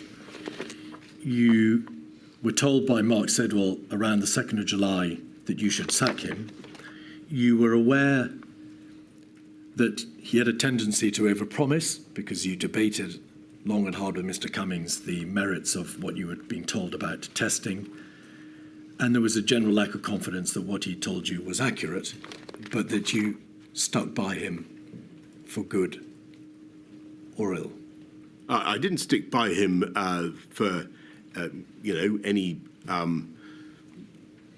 any reason other than that I thought, on the whole, in incredibly difficult circumstances, he was doing a good job. That it was not obvious to me that the trade, that the moving him would be worth the disruption. And I also thought, which is true, that in any political environment, at some stage, somebody is always telling you to sack somebody. And that is just what I'm afraid what happens in politics. And so I had to aim off. And the last question, please, on this. In his witness statement, Mr. Cummings says, in the summer of 2020, Mr. Johnson refused to replace Mr. Hancock despite repeated requests from me, both cabinet secretaries and many others, and being told repeatedly that leaving him there guaranteed further disasters and deaths in the autumn. His political secretary told me the Prime Minister wanted to keep Mr. Hancock as the sacrifice for the inquiry. Now, that is, of course, you may say, a piece of double hearsay, but Mr. Cummings has it in his witness statement, and therefore you need to answer it. Well, sure. Well, I don't remember that at all. And it's nonsense. My thinking was very straightforward. I had a health secretary who was able, who was a good public communicator, in my view. I felt that whatever his defects, I wasn't clear that we were going to trade up by doing a swap. I thought it was a very, very difficult time to do that. and I wasn't persuaded by the arguments. And I don't, by the way, remember. I mean, he says both cabinet secretaries. I don't remember either of them specifically saying this, but you know, maybe I certainly remember.